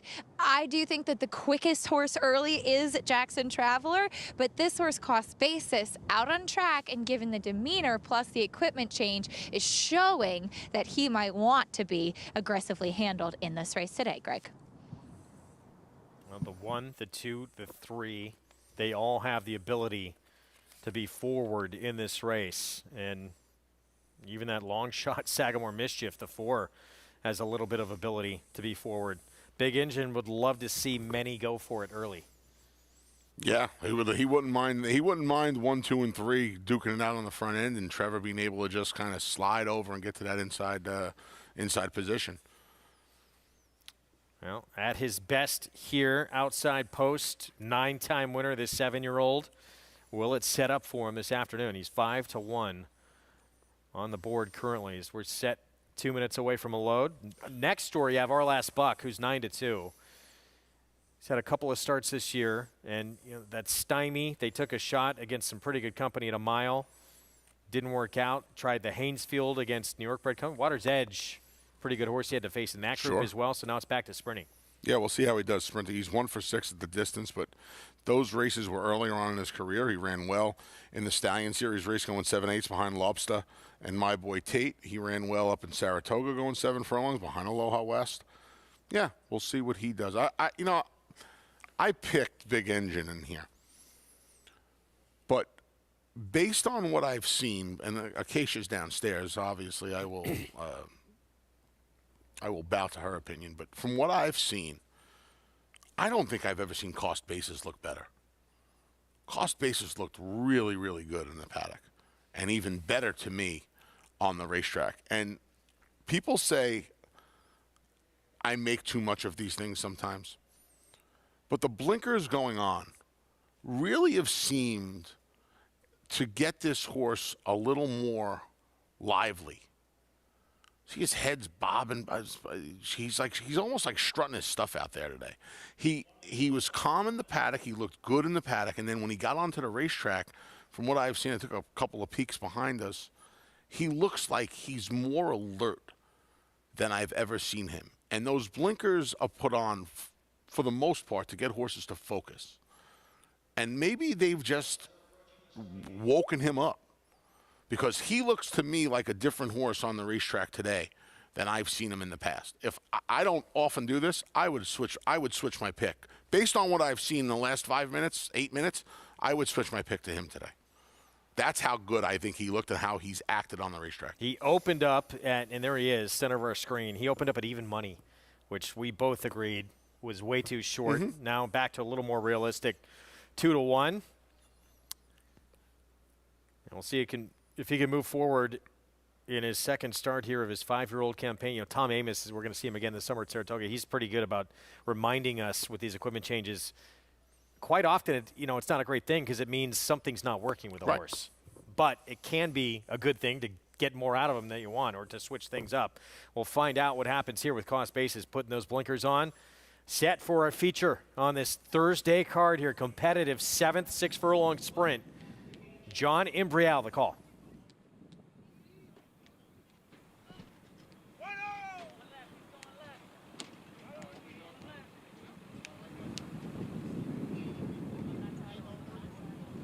Set for the start.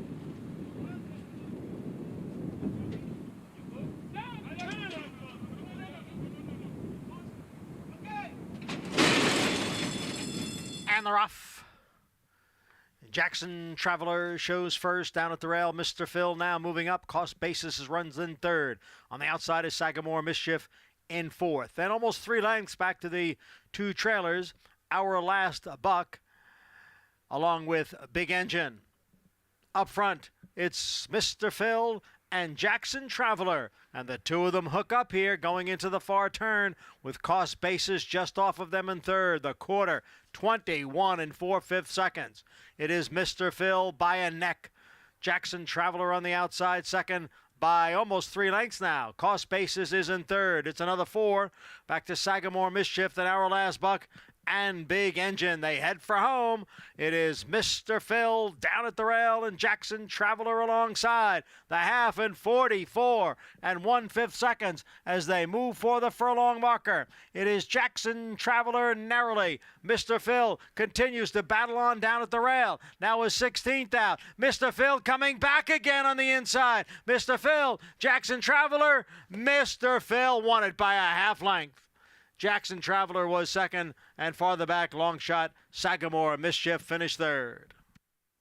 Mr. Phil coming off a career best performance, backs it up with another huge one. Back-to-back victories. He had to work hard early to get to the front. Intent. Kendrick Carmouche was hustling from the time the man said go. Jose Lascano and Jackson Traveler content to kind of sit off of him just a little bit. Manny Franco was throwing reins at Cost Basis as well. He just couldn't keep up with the top 2. And right here again, this is the second time today, Greg, in a sprint. It looks like the horse outside in a little bit of the duel is going to edge away, and the rail runner re-rallies to get the job done. Jackson Traveler is by Mr. Phil here. He's got him by about a head, maybe a neck, and you see Mr. Phil just battle back along the inside. Now a perfect 2 for 2 for Rob Atras. This horse in career form right now is a 5-year-old. Back-to-back victories, both coming here at Aqueduct. Wins here at 7-2.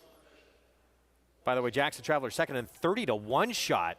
Sagamore Mischief completes the trifecta. Yeah, 1, 2, 4.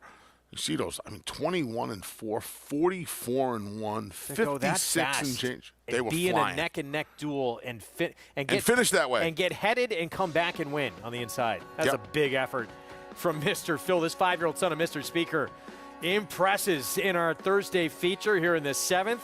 Prices, and we'll set up the nightcap when we come back.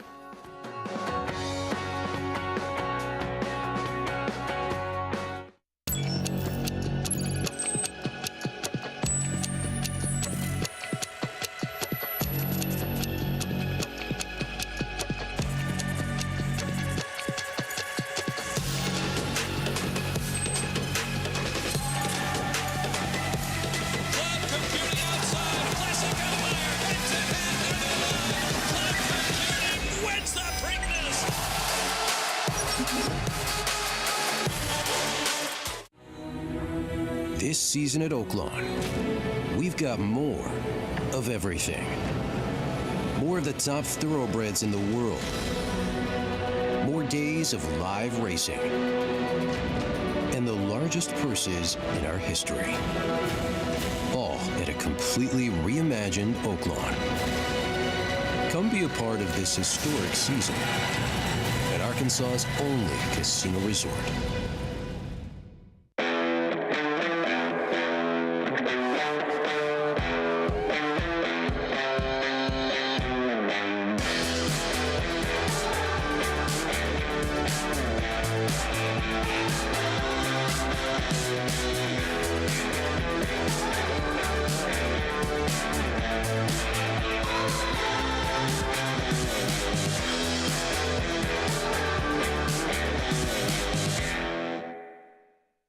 The Thoroughbred Owner Conference is back in person for the first time in 3 years and is being held in the new 1863 Club at Saratoga Racecourse, July 25th and 26th. Attendees enjoy 9 ownership topics with an impressive list of speakers, along with social events to meet other owners and network, an opening reception at the National Museum of Racing and Hall of Fame, a conference dinner, and an afternoon of racing at Saratoga. It's the 2022 Thoroughbred Owner Conference, July 25th and 26th. See you in Saratoga.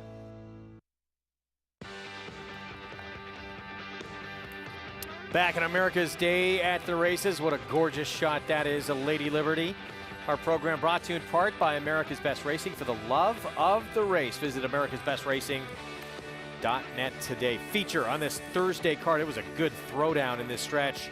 Became a duel between Jackson Traveler and Mr. Phil, and Mr. Phil wins the battle. Yes, he does. Mr. Phil virtually gate to wire at 7-2. Getting the job done.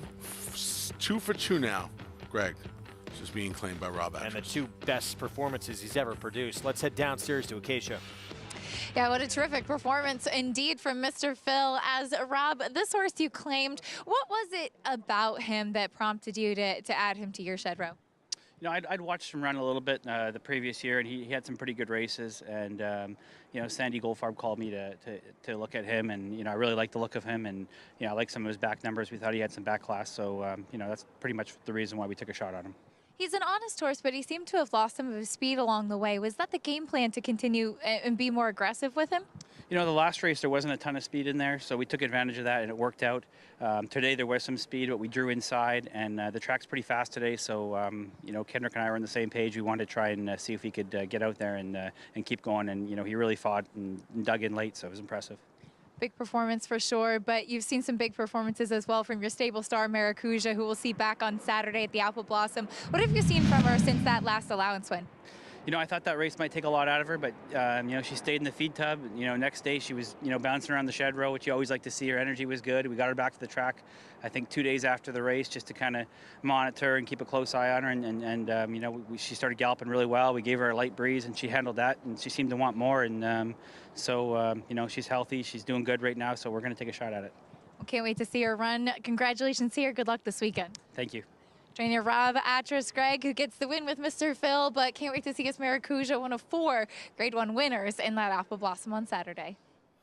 Acacia, thanks. That was one of the great upsets of all of last year, probably the greatest upset we saw at Saratoga, and that filly really changed his career. That man wearing that Yankees cap, first Grade 1 win of Rob Atras's life. Yeah. You had to mention the Yankee cap, huh? Sorry. Sorry, a Mets guy here is a little touchy. Exactly. Yeah, I mean, that was a heck of an effort from Maracuja, and she'll tackle 3 pretty tough fillies and mares come Saturday. The 4th Grade 1, right? It's amazing. The 4th Grade 1 winner in a 5-horse field, and she'll be the clear-cut 4th choice, but she is not without chance for upset. It's going to be a tremendous race. Big one year in and year out. That Grade 1 Apple Blossom in that Distaff division.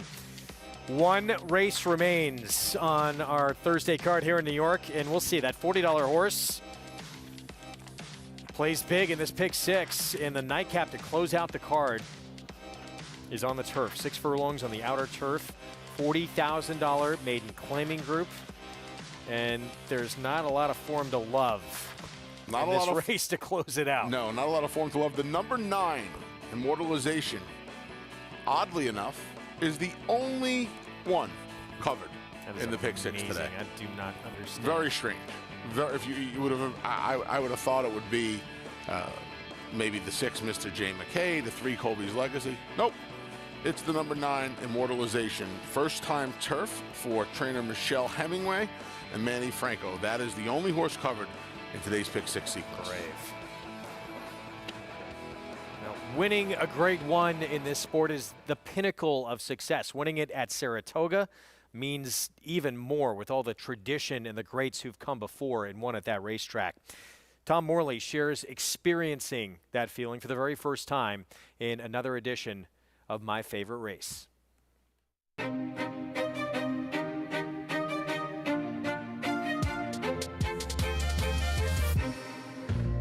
The 2016 Ballerina Grade 1 at Saratoga is my favorite race for a number of reasons. One is the fact that we won it with Have You Gone Away that year, just made it extra special. It's a race with an enormous amount of prestige, and it was our first Grade 1.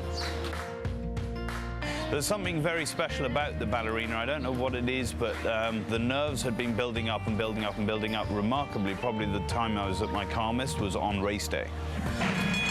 They're off in the Ballerina. I loved the post that day, and at this stage you're just hoping that you get a clean trip. We wanted a bit of pace to run at, but on paper there didn't appear to be a lot. So I said to Johnny, just make sure that she breaks cleanly and you get a nice position on the outside. I was hoping that we weren't going too wide around the turn, but Johnny really just stepped on the gas here a little bit, but he was also very careful not to hit the front too soon and not to give away too much ground, he said to me afterwards. Here's Have You Gone Away on the outside, and she's coming with a rush. At this point, I still thought we were going to be second, but she just in the last 5 strides got up. Have You Gone Away has won. After the race was a bit of a blur, to be honest. I remember the trophy presentation and some of the interviews, and then I remember just trying to digest it all, and I actually struggled a little bit, I have to say. It was an extremely emotional time, and it was also kind of a little bit lonely in that the owners weren't there. Maggie was still working. It was Travers Day, and I went and sat at a stall by myself for hours and hours on end, but just hung out with us. Maggie and I went through a lot with that filly. We owe Have You Gone Away an awful lot. We really do. She was our first flagship horse. God, it still sends shivers down my spine watching that. What a special one she was. She won the Honorable Miss in Ballerina that summer of 2016. Here is the 4-year-old that Tom Morley's going to send out in the nightcap coming up. Mr. J. McKay, 5-1 right now on his 4-year-old, who is a contender, certainly in this spot with a drop in class. Mr. J. McKay's sister, Miss J. McKay, stakes winner. He has yet to find the familial form, if you will. We'll find a 0 for 6 so far on the turf, but that was a straight maiden race that he is coming out of, although he has been in maiden claiming before. We're going to take a timeout. More coming up on America's Day at the Races, including the Son of Run Happy. Can he get by Zandin? He's going to look to make a run for the Roses. He was tremendous early on, winning the first couple of starts of his 2-year-old campaign. 2 seconds as a 3-year-old.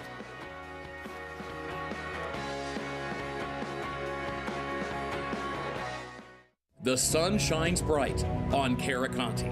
His first crops of racing age are showing brilliance on the racetrack with a high percentage of stakes winners. His versatility is evidenced by winners on all surfaces across the globe. And his offspring are lighting up the sales ring. With his biggest and best quality of books in the pipeline, the sun shines bright on this value sire. Caraconte, standing at Gainesway.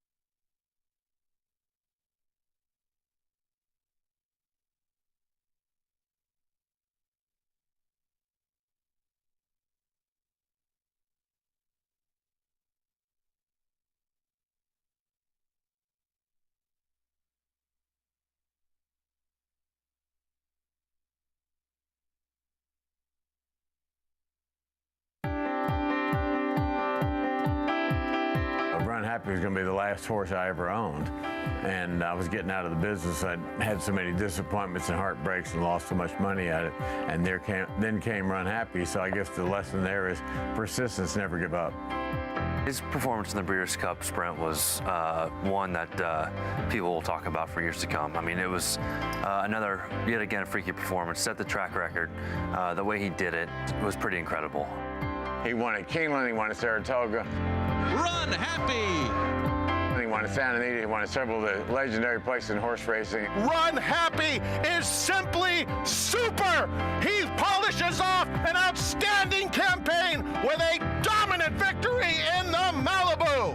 What a great horse, what a great thrill it was to be around Run Happy and now to follow his stud career. We couldn't be prouder to have Run Happy and have him stand at Claiborne Farms. That is myself and my daughter's happy place. We love Claiborne Farms, and Run Happy loves being there. We put him in stall number 1 for a reason. We have a lot of confidence in this horse. We think he has all the capabilities and characteristics that you kind of look for in a great stallion. You know, he had the speed, he had the form, he had the freaky talent, the athleticism, and he's really throwing it in his foals. And we're over the moon with what we've seen. We feel like we're in a great spot, and now it's up to the offspring to prove it. I'm looking forward to his first greatest stakes winner, so we're going to have a lot of our own Run Happies. We campaign ourselves, and obviously lots of other people have Run Happy, so we're really looking forward to see if he can pass on his brilliance to these horses. We decided to stay in for the majority share of Run Happy, so Run Happy is still part and parcel of our family. We think about him every day, and he's just he's a champion to all of us. Our program brought to you each and every day in part by the great champion sprinter. Run Happy never lost in his career while sprinting. And Mac, who you saw in that piece, Mattress McAdvale, he would be over the moon if Smile Happy could find a way to win the Kentucky Derby, a horse who was so precocious early on as a 2-year-old in his career. And he's been very, very good as a 3-year-old, but the Derby will be his first win of his 3-year-old campaign. If you asked me for a live long shot in this Kentucky Derby, it would be this horse. Everybody's going to jump on the Barber Road bandwagon. That's going to happen. But I would suggest that this horse is going to be the one that gets A, lost in the shuffle, and B, making his third start off the layoff, having already won at Churchill Downs, he'd be the 20-to-1 shot that you would want to use in all of your vertical exotic wagers, and maybe, just maybe, on a backup multi-race ticket, because he's got the lead here in the Bluegrass, and it takes an exceptional trip and effort from Zandin to get him beat. And they beat the rest of this field by a pretty good margin.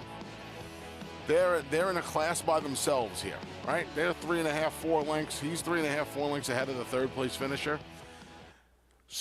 His third start off the layoff, he got the mile and an eighth race under his belt. I would imagine that if you want my live long shot in the Kentucky Derby, Smile Happy.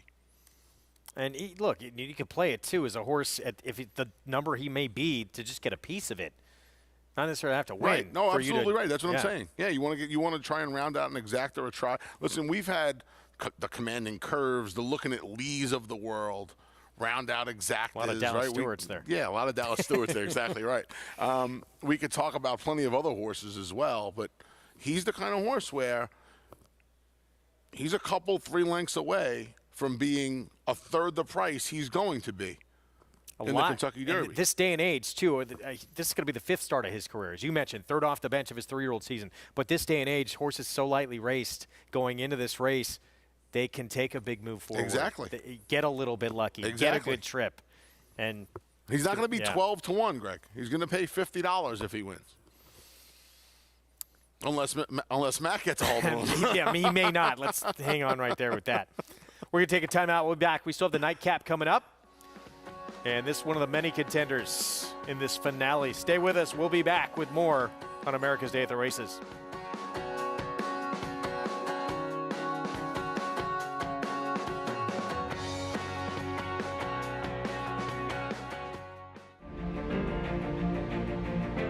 Idle, perfectly timed. Idle gets up under Joel Rosario to win the big cap. It's known agenda for St. Elias Stable. Race and the race, scintillating performance in the TVG Del Mar debutant. And Clariere will win the cotillion. Down to the wire. Who's going to win it? It's Mala by a neck. Curling, the classic sire. Be a part of the racing action Saturdays at Aqueduct with live money contests available online through Naira Bets. A $300 buy-in adds $200 to your contest account, while the other $100 funds the cash prize pool paid through 10th place. Follow along with the races on America's Day at the Races while keeping track of your leaderboard standings on Naira Bets. After the contest, your bankroll and prize winnings are shifted back into your Naira Bets account to start betting or withdraw. Register to play today at nairabets.com/contests. This proven son of Giants Causeway has sired 7 millionaires. With over 10% stakes performers, his recent top runners include Tarabi, placed in the Grade 1 Spinaway and Breeders' Cup Juvenile Fillies, Grade 2 winner Plum Ali, multi-millionaire Shivaji, plus these standout performers. Now his biggest book in the past decade will be 3-year-olds in 2022. A proven value sire, First Samurai, standing at Claiborne Farm. How does horse racing support New York's economy? It's responsible for 19,000 jobs and more than $3 billion in annual statewide economic impact. These good-paying jobs support working families across the state and sustain thousands of small businesses both on and off the track. Horse racing in New York means jobs and opportunities now and in the future. We are New York horse racing.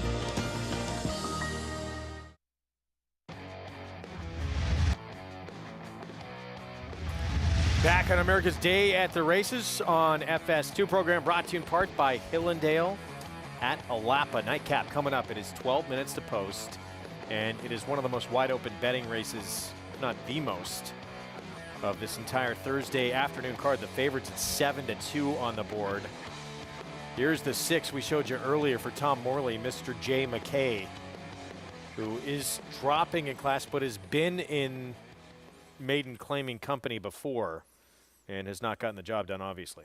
Yeah, claimed out of a star 2 back. He tried the special weight ranks last time and now dropping back in for the tech. House horse, owned and trained by Tom Morley. Let's head downstairs to Acacia. And picking up on Mr. Jay McKay, the full brother to stakes winner Miss Jay McKay, they do have some physical resemblances.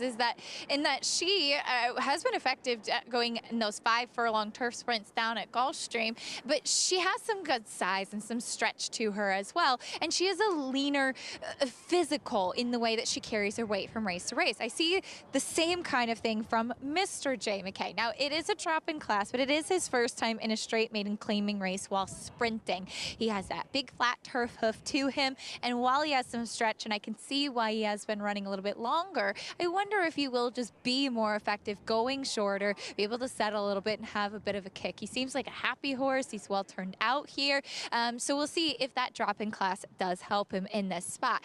Now let's get to some long shots. The number 9 Immortalization. I looked back at my notes from his debut, and he was actually training in company with Mr. Buff when with John Kimmel, because he's so big and long. But from early on in the 3-year-old year, he didn't grow too much. He's very long in his frame, though not so much in his legs. And he had problems at the start with drifting, and I'd never seen any equipment added to kind of rectify that. First time in here for Michelle Hemingway, he does come to the turf for the first time. He has this massive flat hoof to him that typically lends itself well to the grass, and he's wearing a Houghton bit, that extra bar underneath the chin for more control, particularly for horses that have the tendency to bear out. Also add short cup linkers. So a lot of equipment on his face, a lot of changes, but I do think that he should handle the turf well. The number 10, Fazaro, I don't know if he's good enough, but from the very beginning, I've always written he looks more like a turf horse, and I wanted to see him try the grass. He actually has a big pedigree for the turf. The dam's only win was on the grass, and she was okay. With the second dam, Diadella was a graded stakes winner on turf as well. So it's a step up in class, but I do like him getting to the surface for the first time, and he is on the smaller side. He's very, very fit in here. He's a price, and he's one that I think should like these conditions in a pretty wide open race. Greg? Yeah, Acacia, thank you. That Grand Dam Group 2 winner in Canada, that was routing, went over $560,000 on the grass. As you take a look at the pick 6 wheel pace, this is strange. You don't see this often. So the only horse covered, Anthony mentioned it to you earlier in the pick 6, is this 9-to-1 shot who has never been on the grass. It's the only horse that results in the pick 6 getting hit. So strange, right? Really, really strange. Usually you'll get alive to a final leg with a short price favorite as the only one covered after you had a $40 horse. This one here instead, the only one. Just odd. Really odd. But so is the fact that Necromancer is currently your 3-to-1 favorite. Now, unlike earlier when American Rule took all of that early money and finally drifted up, even Cost Basis, who was even money early, drifted up to 2-to-1. Necromancer opened short, drifted as high as 7-2, maybe even hit 4-to-1 at one point, and now he's back down to 3-to-1 again. Now I know Bruce Levine won 2 races on the card.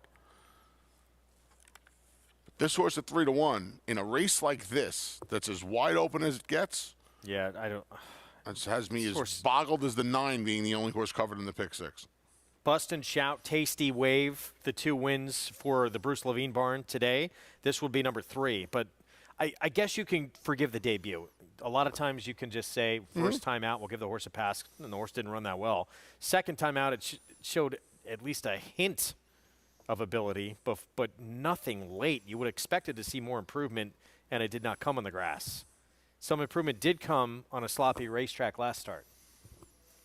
Yeah, got the Lasix when he turned 3. Maybe that'll help on the turf. I don't know. Even if you believe that, it's hard to make him 3-to-1 off of that premise. On that premise, almost more bizarre than the 9 being the only horse alive in the pick 6. There are 2 very strange things going on here. They're head and head. They're head and head for the lead right now. Yeah, both of these things are a little mind-boggling. Riders up. Amir Shishakli given a leg up to Luis Castro Rodriguez and Kentucky Knight. 17-to-1 long shot there. To Necromancer, who we talked about. Tough race to close it out here. That has got to be such a just a tough feeling. You're live to one horse, especially who's never been on this surface before. At least you have a sweat, right? You're alive at least. You want to have these chances. but still it's not fun feeling having been there before. You're a nervous wreck. Here's Kentucky Knight from the rail. Yeah, back with Amir Shashakli, 0 for 8 so far in the career on the turf. Bruce Levine, as we mentioned, trying to win his third on the card this afternoon with Necromancer. First 2 starts were made on the turf, last 3 on the dirt, so he's going to need to wake up. He's your 3-1 favorite. Kobe's Legacy, it is back to turf. First 2 starts of his career came on the grass.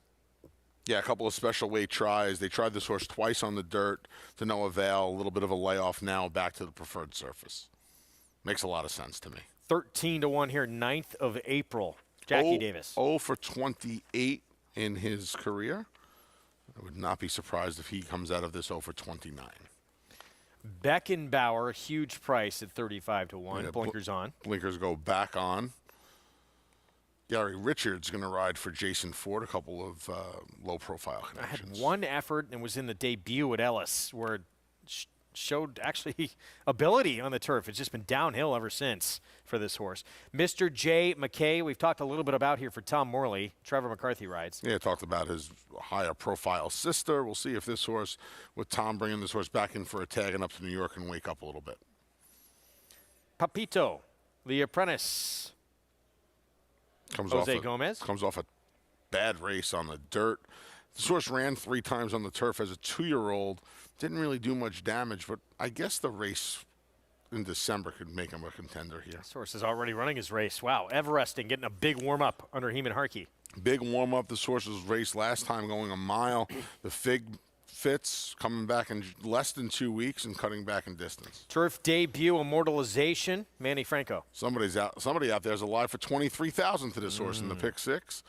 More dirt pedigree than turf pedigree. Good luck if you're alive. And Acacia talked about the turf pedigree with a second dam of Fazzaros be the turf debut. The Grand Dam, of course, won over $560,000 on the lawn. Group 2 winner. Yeah, this is an odd claim last time, right? Because this horse's form was not very good going into that April 7th effort. Andrew Williams and company must have had turf in mind and knew something about the pedigree. This horse is a big price.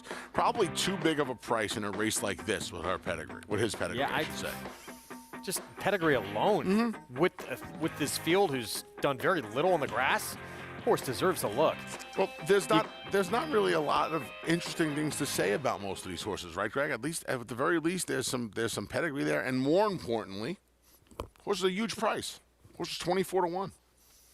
How about the money Necromancer is taking? I almost feel left out. 5-2 like now. This is amazing, because again, I don't want to speak for you, but I've been sitting here waiting for the price to go the other way. I've been waiting to see 7-2 and then 4-1 and then 9-2 and then 5-1. And instead, we've seen 7-2 to 3-1 to 5-2. And I think it is going to float up slightly. Doubles, third choice. Sorry, pick 3, third choice. Doubles, okay, second choice. It's getting late early, my friend. It's 3 minutes to post. I don't think this horse's price is going anywhere. Let's head back down to Acacia. Well, I think one thing we know about Necromancer is that you can probably expect to see him forwardly placed. You got a massive warm-up out there on track from Kendrick Carmouche, as Kendrick does with most of his horses. And this one has early speed as well. It's 2 races. One was going a mile for 50. The other one was against significantly tougher on the turf against Slipstream. He's a horse that getting back on the grass, this is significant class relief. And I do think that he suits the turf. I'm wondering if he's taking all of that money because he could potentially be a huge pace presence in here. But the horse that probably just looked best overall is the 3 Kobe's Legacy. He has never run for a claiming race on the grass before. His coat looked terrific coming back here. At this stage, you still have some horses that look a little bit wintry and are kind of coming into their spring coat. That picture of health that he is this afternoon just so beautifully turned out for Chris Engelhart. And while he's by Taurus, there's not a ton of turf pedigree on the bottom side. He's got this flat turf hoof once again. He just won me over in all the preliminaries. I think there could be some prices to make some noise underneath in here, but overall just had to stick with the one that looked the best on the track, and it was Kobe's Legacy. Greg? And who has the most upside, you would think. The only 2 starts on grass, as Acacia talked about, they came against better. They came against straight maiden special weight company. So getting back to the lawn against the easiest field faced on that surface, a lot to like in a field where there's not a lot to like. Not a lot to go off of, not a lot to like. Whatever you want to use, whatever words you want to use. Yeah, there's not much to really go on here. You know, I don't think we talked about it on air. We're talking about it off air. Everesting is interesting. Yeah, but is he interesting at that price? Right, at 7-2. He's again, I think it's really hard to love anybody in here. I thought in some ways he was the horse to beat. Yeah, he probably is. 5-1 might have been. He's still low for maybe 13. A little high. He's still low for 13 in his career. Well, he's never going to get a better field to try and do it than this field. I couldn't agree with you more. I could not agree with you more. How about this horse stayed at 3-1? I am officially more surprised that he's the favorite than Immortalization is covered in the pick 6. We'll see if there might be. I would think when the gates open, there might be a late switch. The 3 becomes favorite. We'll see.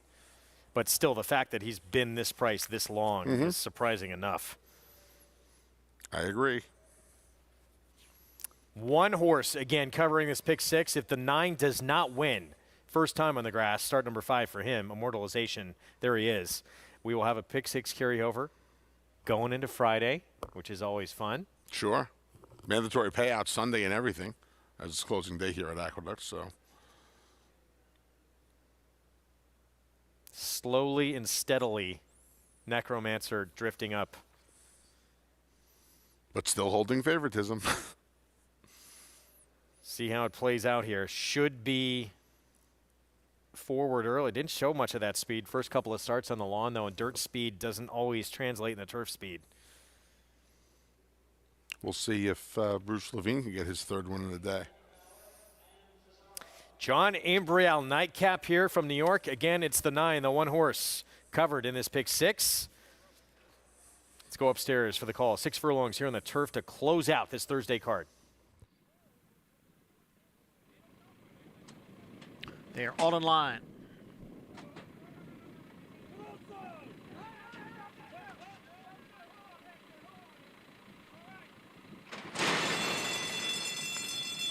And they're off. Necromancer had to steady shortly after the start, is at the back of the pack. Pipido is going out for the lead along with Immortalization, and now Beckenbauer comes through down at the rail. So it is 3 of them across with a gap of 2.5 lengths back to Fazaro, who's running in 4th. Mr. J. McKay is alongside in 5th. 9th of April in 6th. On the outside is Everesting in 7th. 3 lengths back to Kobe's Legacy.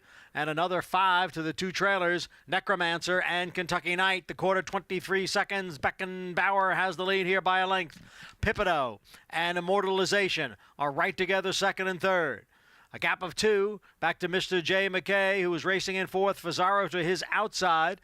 Down at the rail is 9th of April. Far outside is the gray Everesting. The half in 46 and 3. Immortalization now goes on with it to take over and open up on the field. Immortalization has built a 4-length lead with just a 16th to the finish.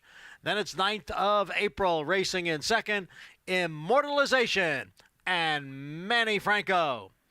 9th of April, Longshot completes the exacta, and then it was Mr. J. McKay in 3rd. Well, that explains why this horse was singled on a pick 6 ticket. Somebody knew something about this horse and the ability on the grass, having never been on the surface before. Manny Franco approaching the far turn looked like Arthur Fonzarelli in the Happy Days episode when he jumps the shark. He's just like kind of trying to keep. he's just got his feet in the dashboard. The episode that changed television. Changed television. They turned for home. He dropped his hands and he said bye-bye. This thing was over. 9th of April. Going to round things out, I would imagine 9th of April was a gigantic price. Yes, in the 20-1 range. So 946. Went bad for Necromancer right out of the gate, by the way. 9, 4, 6, 10. 5-1 over 23. 5-1 Immortalization got bet down to. Yeah. Wow. Some of them knew and some of them I'm didn't. very disappointed you did not get this information. I am as well. I am as well. Right. Manny Franco, Michelle Hemingway moving to per barn was with John Kimmel, and we don't even see a turf work listed. Where would they work on the turf? Where would they be working on the turf now, right, Greg? Down in Florida? This horse was at Tampa, yeah. Very interesting.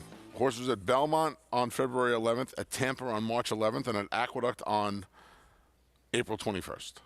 Dominates this field at Gallops. 5-1 with not much in the way of turf pedigree here. No, sir. 9, 4, 6, 10. Pick 6 hit. No carryover into Friday. We will start anew. Well done, whoever put this combo together. Immortalization has found a new home on the lawn. We'll be back right after this.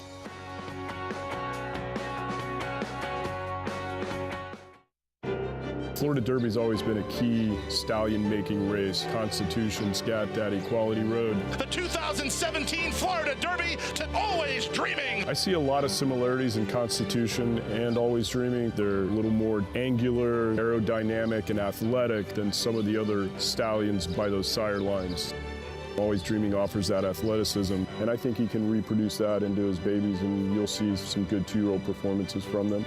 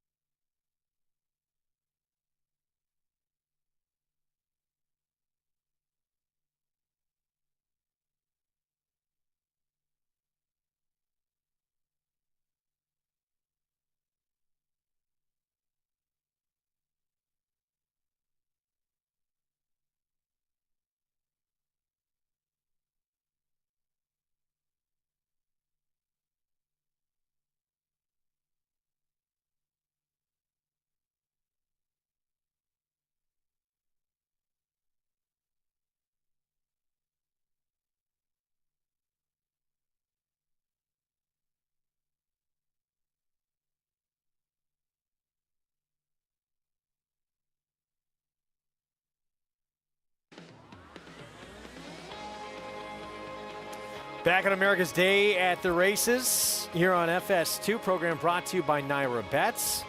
The nightcap is in the book. First time on the turf for this 4-year-old son of Honor Code. Moving to a new barn, obviously the new surface, and grass is where this one's going to remain, I would think.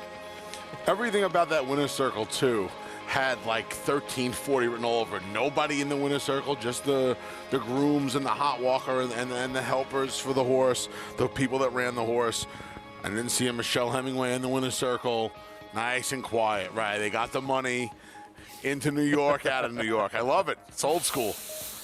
Horse won in a common gallop today. Well, yeah, I mean, you said early on during the run of this race, this horse was not being asked at all and was going very easy. Manning was a passenger. $13.40 for the win. Maiden Breaker coming on the surface switch. And card in the books, $23,737 in the pick 6. Pick 5, not bad either. How about that? $18,029 for the pick 5. I would take either. Hard to come by in either sequence with that $40 horse Tasty Wave and Immortalization. Just one favorite. Just one favorite. Hammer and Hammer. And he was in a wide open, old school $40,000 claimer. I was surprised he went off favorite. That was a tough race. That might have been one of the tougher races on the card. It's wide open. Yep. Tough pick 6 to come up with. Well done. Our ABR race of the week. Distaff division. Grade 1 Apple Blossom. 4 Grade 1 winners lining up in this 5-horse field, including 2 reigning champions, Latruska, Distaff Division champ, and CC Filly and Mare, Sprint champ.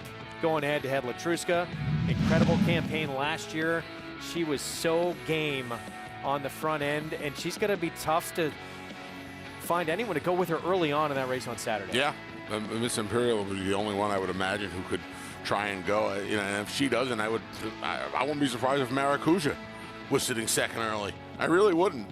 And if she comes back with this effort that she put on Monomoy Girl in last year's renewal, it might not matter who's sitting second to her, who's sitting fourth to her. She's probably going to get the job done. Just a picture of consistency, 18 for 24 for over $2.3 million in her career. Back at the age of 6 now. Started it off with a victory down at Gulfstream Park in the Royal Delta. She got 3 other Grade 1 winners in that starting gate with her on Saturday, Greg. But they're all going to be chasing her early on. CC. Michael McCarthy decided to stretch her back out. The Apple Blossom race she's won back in her past, but she obviously was coming off that Breeders' Cup filly and mare sprint. But the stretch out to back around 2 turns worked out in the Azeri. Defeated in the sprint in Southern California, came back here to stretch out for the Azeri, and looks like Pauline's Pearl's going to go by. Just could not get to her, and she was able to hold her off. She was game this day. We'll see how she returns and comes back in that Apple Blossom. Love to see 2 starts, 2 wins, 2 at Oaklawn. She obviously has an affinity for it. She's won the Apple Blossom before. Can she do it again? It's going to be fun to watch, especially this early in the year. But even forget about that. You just don't see 2 reigning champions coming off the same year going head-to-head, really ever. Yeah. No, you don't. Because they more often than not, they stick to what they do best. And CC, who got the job done with the Eclipse Award by way of that win in the Breeders' Cup filly and mare sprint, she was a Grade 1 winner going long in the past. And a couple of, it's good to see that on this tail of the tape, right? Age. 6. Good to see them stay in training. This will be a fun race. 7 wins combined and over $4.3 million between them. Pretty good careers both of them have had. And really for Latruska, she didn't really even come into her own until her 5-year-old campaign. Yeah, I know. I'm trying. You know what's funny? I can't remember the name of the Preakness winner, Ken McPeak's filly, because she was the 3rd filly. Swiss Skydiver. Yes, thank you. It left me for a minute. Right, it was Latruska and Monomoy Girl and Swiss Skydiver last year. Now you have 4 Grade 1 winners this year. Not the biggest fields. Trust quality over quantity. Yeah, we're going to have it for you. It's going to be a lot of fun. Coming up, race 5 Saturday, Grade 1 Apple Blossom. Going to take a timeout. We're going to look ahead at some Sunday action here in New York. Closing day of this Aqueduct Spring Meet. And the Breeders' Cup Sprint winner, Juvenile Turf Sprint winner, for Christophe Clement, Pizza Bianca, back in action, the first of Clement's career, in a showdown with consumer spending.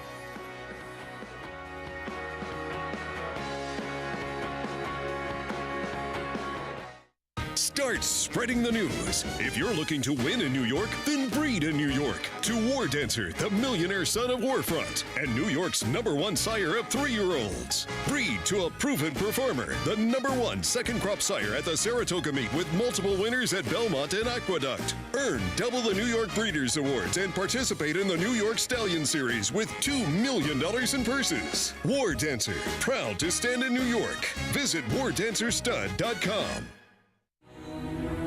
This season at Oaklawn, we've got more of everything. More of the top thoroughbreds in the world. More days of live racing.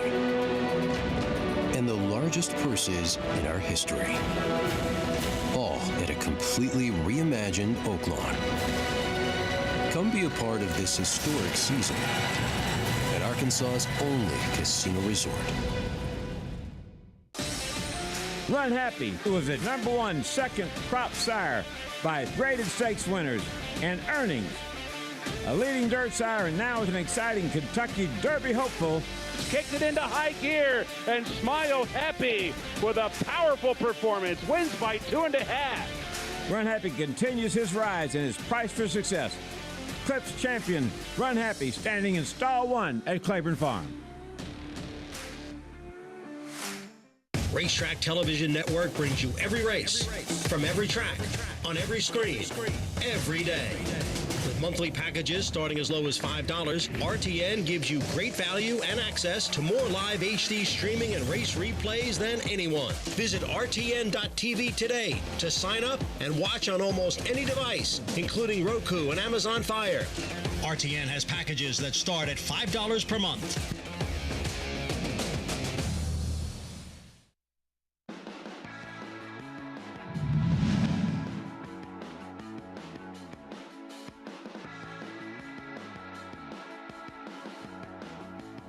This was one of the great rides we saw on Breeders' Cup weekend. Pizza Bianca, Breeders' Cup Juvenile Fillies Turf, the win, and the historic one. Christophe Clement getting the first of his career and teaming up with Bobby Flay to get it.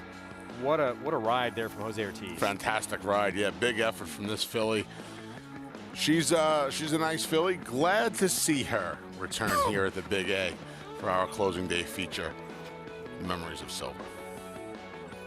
Nice filly she was. 2 wins and 3 starts and 3-year-old debut, coming up. And got to deal with consumer spending. Chad Brown-Klarovich, they'll try and regroup after what had to be a disappointing Breeders' Cup Juvenile Fillies Turf. Yeah, see if she can get a little bit of a better trip. She didn't have the cleanest of trips that day. We'll see if she can get a better trip come Sunday. Manny Franco will ride consumer spending. Jose Ortiz back aboard Pizza Bianca. That'll be fun coming up on Sunday on closing day of this meet at Aqueduct. So it's going to be a tremendous weekend coming up. Obviously Saturday going to be a lot of fun. We have a couple of good stakes here, but all eyes going to be on that Distaff division out at Oaklawn. Yeah, you're pumped up. You're excited. Big race. I mean, it was a big race last year as well when kind of this streak started for Latruska, and it's fun to see her coming back to sort of where it all started for her. Yeah, it's a full circle. And it was a big effort last year, and it was a fun race last year, and I think we're going to be in for an exciting renewal this year as well. It sounds like, to you, Clairiere for you is sort of the now improving of this Greg, 4-year-old you know me division? so well, my friend. I like Clairiere a lot on Saturday. Yeah, I do. I think Latruska may have lost a step, but she's the old guard, and it's her division right now. And you have CC, of course. You're who I hoping still love. she lost a step. I'm not hoping. No, I don't. I want to see these horses run to their best ability. I just feel like the end of last year, she was kind of tailing off. I wasn't thrilled with the return this year. She didn't beat much. I was thrilled by this. I mean, this is just visually impressive. This filly showed so much potential last year. And you just, if you're like me and you like her on Saturday, you're hoping this is the breakthrough performance. She didn't beat much. Did it at a pretty good time. But you have to like everything about this performance, and you have to hope that she can build off of that effort and take on, the other two of these 4 fillies have won Grade 1s, but they've won them against strictly 3-year-olds, right? Maracuja, Culture Club American Oaks, 3-year-old fillies. Cotillion for Clairiere, 3-year-old fillies. The other 2 fillies have beaten fillies and mares, older. So they're both taking on, trying to win Grade 1s against older for the first time. It's a big ask. But again, I'll take my chances at 5-2, 3-1. Beating a field of 2 reigning champions is no small task indeed. Yes, sir. We'll see if Clairiere or Maracuja can step up and get it done. Both those 2, I think, very exciting. But yeah, Clairiere's performance coming back as a 4-year-old, you got to be really excited about. But world of difference in terms of competition she is going to get on Saturday. It's going to be a fun test. Grade 1 Apple Blossom. We'll have it for you, live coverage on Saturday. We're back tomorrow, back on FS2. We start at 1 Eastern time. We will see you then. We go 1 to 6:30. In the feature today, we had a pretty fun feature in that duel with Mr. Phil and Jackson Traveler. And Mr. Phil, he is in the form of his life for Rob Atras, who claimed him and now has put him into the winner's circle in back-to-back starts. The showdown in that Distaff division, the Apple Blossom, coming up on Saturday. Champ of the division, Latruska. Can she still have that same punch as a 6-year-old? Going to be tackling CC among others on Saturday. We'll see you tomorrow.